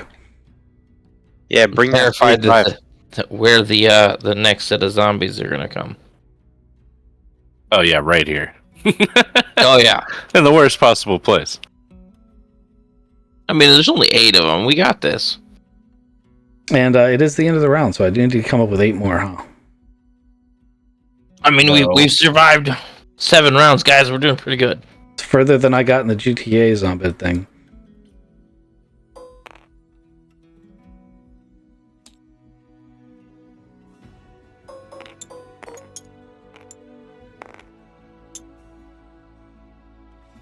Rawr.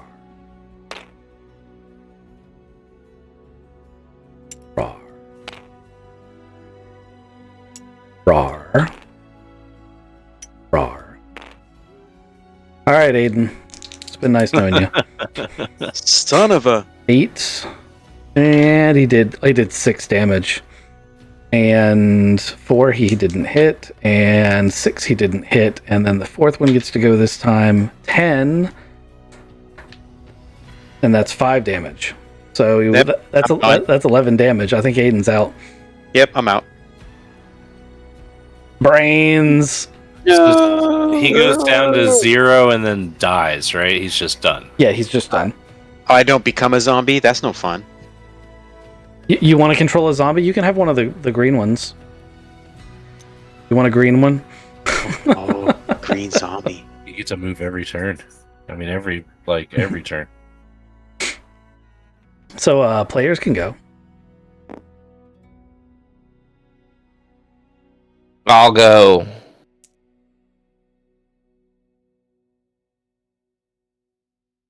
And I'm gonna shoot this guy.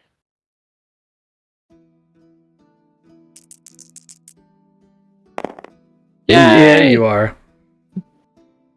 Splat. You didn't call headshot, but I'm going to give it to you. Oh, Because that roll is good enough to have passed. And also, I don't think it's going to matter in a few seconds. Got this. We can make it past this round. You guys probably can make it past this round. Rob.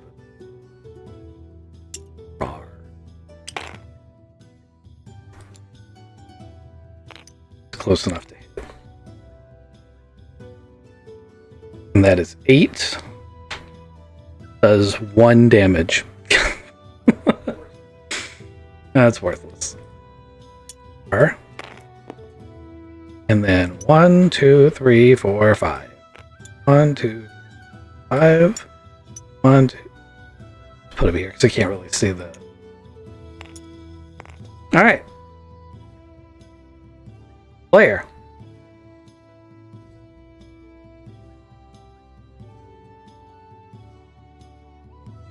Can I shoot and then scoot? Or I gotta... You can shoot and scoot. You also, if you don't take headshots, you can temporarily incapacitate them by just shooting them, and then you can use your full auto. But they will get back up next round. Yeah, there's a lot of them. I'm gonna shoot this one in the face. Okay. I'm not gonna shoot that one in the face. He hit me for 1 damage and it moved my gun off in the wrong spot, and I got, oh shit, there's the fast ones again, and I'm gonna run this way. 1, 2, 3, 4, 5. Okay. Rar. Rar. Rar. Rar. Ah. 2, 3, 5. 5.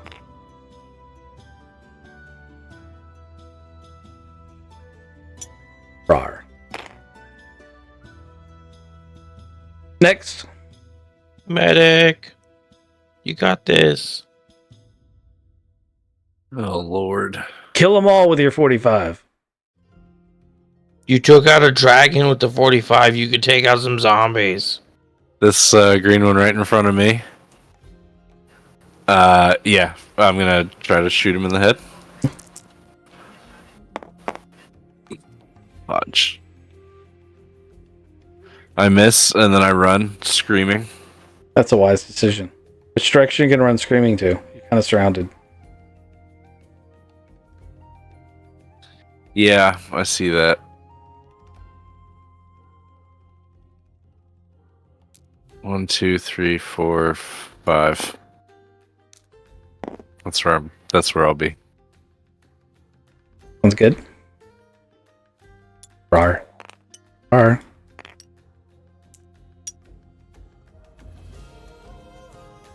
One, 2, 3, and he has 2 movements left, so I'm going to let him attack. That's 8.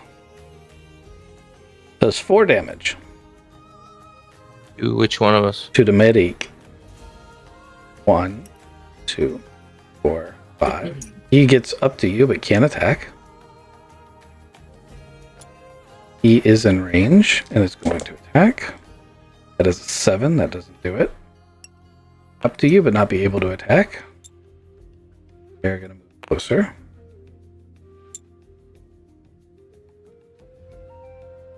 I needed to move him and didn't. 2.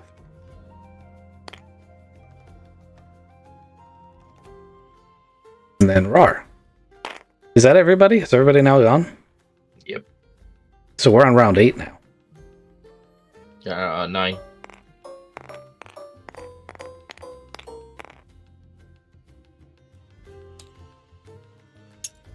We survived 8 rounds, guys. We got this.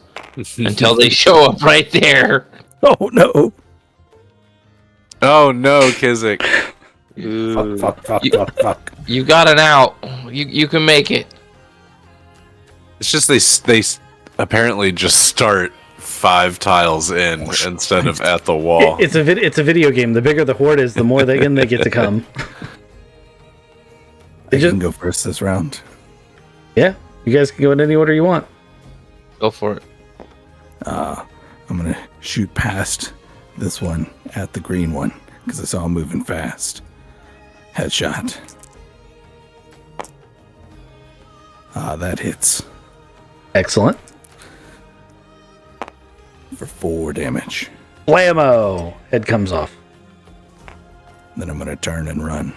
1, 2, 3, 4, 5. He's like, and if I get to the edge of the map, can I just leave? Where's the spawn helicopter? This is round 9, so I will give you guys an out. Do you want to call in an evac helicopter and abandon the mission? Basically, if you don't defeat round 10, you don't get like the win, but you can get like a horrific victory if you can evac any of your troops at round 9. Yeah, let's try for it. Okie dokie. Defeat round 10 or just survive whilst round 10 exists? It's still considered a loss, but it's a loss you can stomach a little bit better. It's a moral victory. A bus rolls up. It's not a helicopter. This is the best they could do. You gotta get to the bus. Bet you round 10 spawns right here. I mean, if you were designing a video game, Yes, that's exactly where it would spawn. it might not matter though, because I now have to do all of these zombies that are within our arm's reach. All right. You got this. 'Cause That one's a 7. That one's a 4. One more, and you guys are in the clear. Nope. Shouldn't have said it. That one's an 11. Yes! So that's 4 total damage on the medic. No! Armor is an amazing thing. Yeah, I'm glad we splurged for that.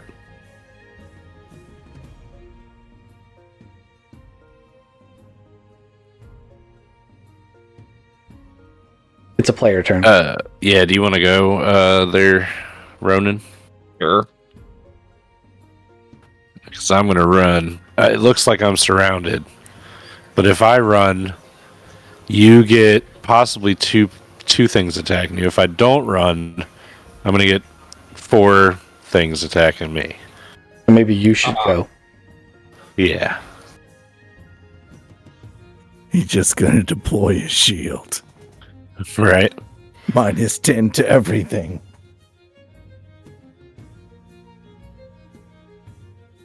How does harm work? Can I If you're just reach out, snap this thing? if you could reach out and touch something, you can poison it. Basically, you can harm it using your medical equipment. But it's not going to take it out. It won't take out a zombie, but in normal combat, its main advantage is because you're standing in its square. You don't have to roll an attack for harm. You just do damage, because you're standing in its square. Oh, Right. I got you. Okay, so it won't help me here. I'm going to shoot and scoot, I think.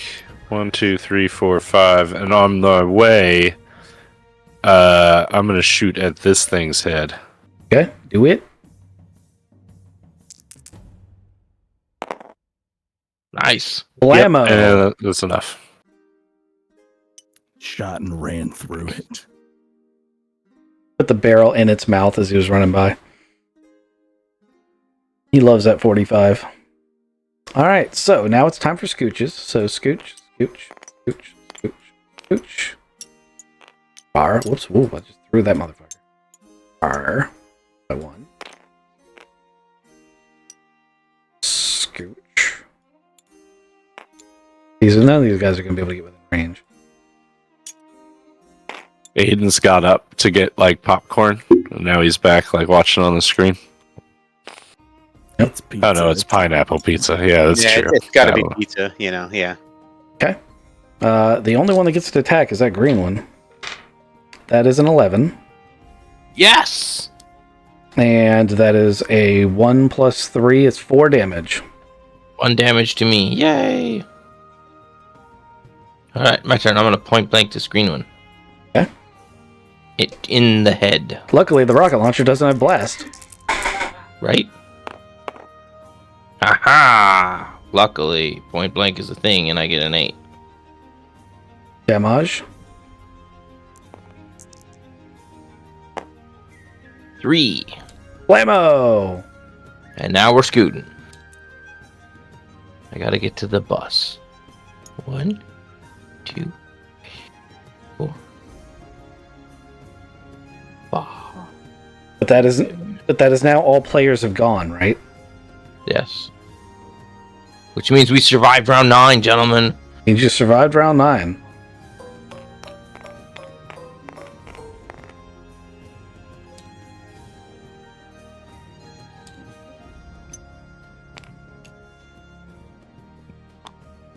Oh shit, what's that orange glowing one? Can't make him fit all where I wanted him. Rawr.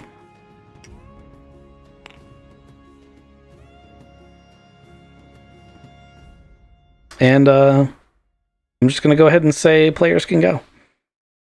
I'm not gonna shuffle them again. I'm gonna go first unless somebody else wants to. No, fuck you. I'm running. Can I heal myself as I run? You know, yeah, you can heal yourself. Oh, sweet. Okay, Counts as your shooting action. that's fine. I'm not gonna shoot this time, and I'll heal myself for. Love those dice. Yep. Okay. All right, so yeah, shuffle and shuffle and shuffle, shuffle. R. 1, 2, 4, 5. 1, 2, 3, 5. And RAR. Everybody go.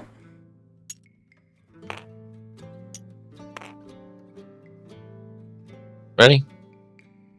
Yeah. Here we go. 1, 2, 3, 4, 5. Make it through, and I'm gonna shoot this green guy over here. In the head. 7, 8, minus 1 is a 7. Nope. Close though. Okay. Fair point. Now to the next. It's combat. Who's It's just next? a video game. It's not combat. Oh, fair. Yeah. I gotta go.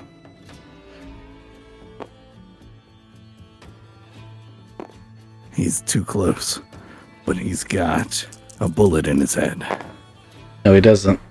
I got a 7. That's so close. Player point. That's everybody who went, right? Yes. It switches to a cutscene of the bus turning around and leaving, and the words "Game Over" come over the screen as a cutscene of your players getting eaten by zombies spreads over the screen. No.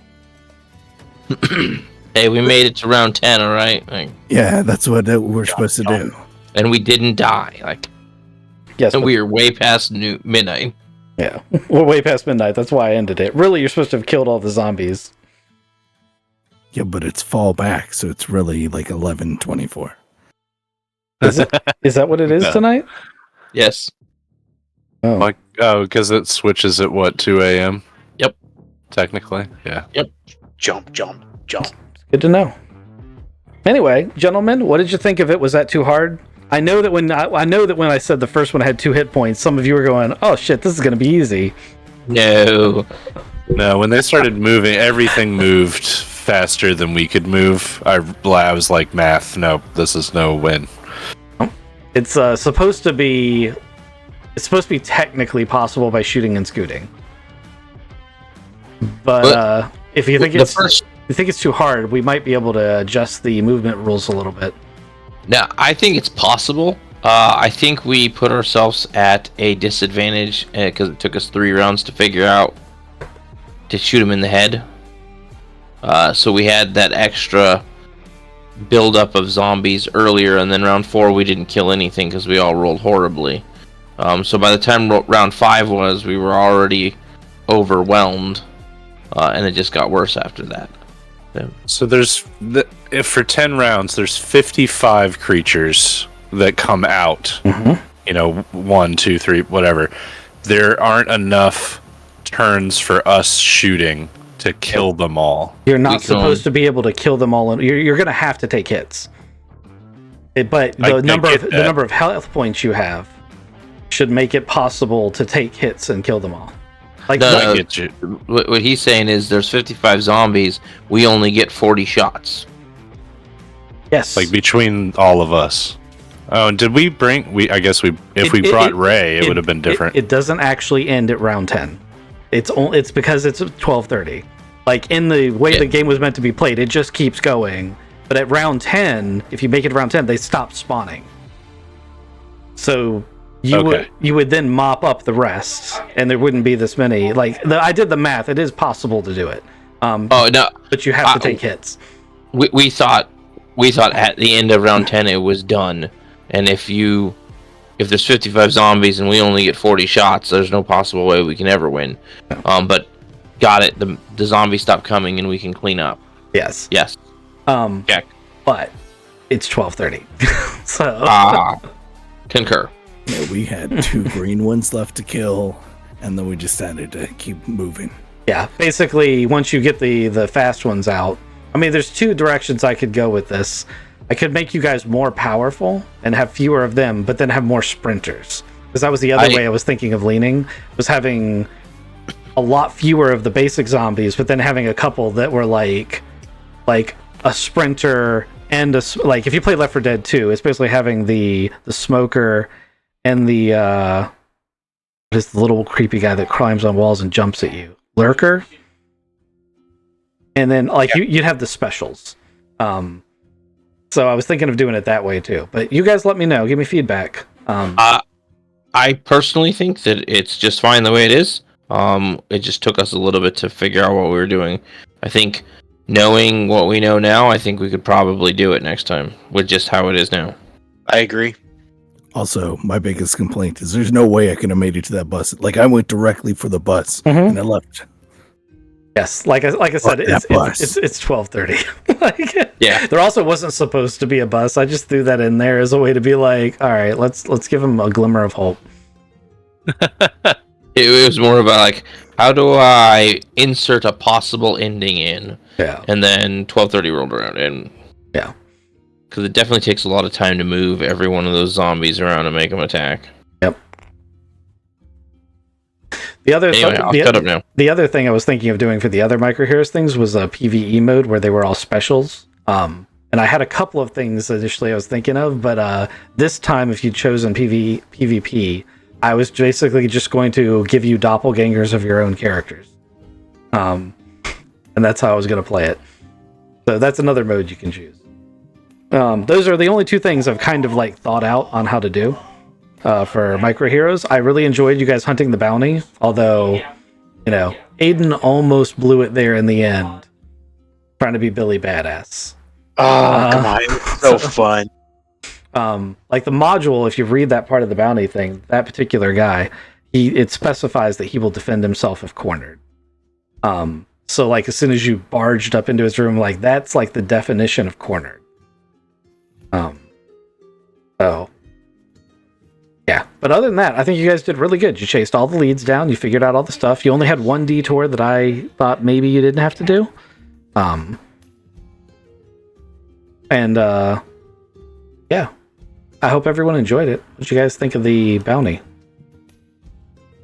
I like that. That was fun. Yeah, went well. It was fun. Yeah. Thank you, guys. We Excellent. didn't need to go to his house. No, you didn't. Alrighty, everybody in stream, I appreciate you stopping by, and we'll see you next time.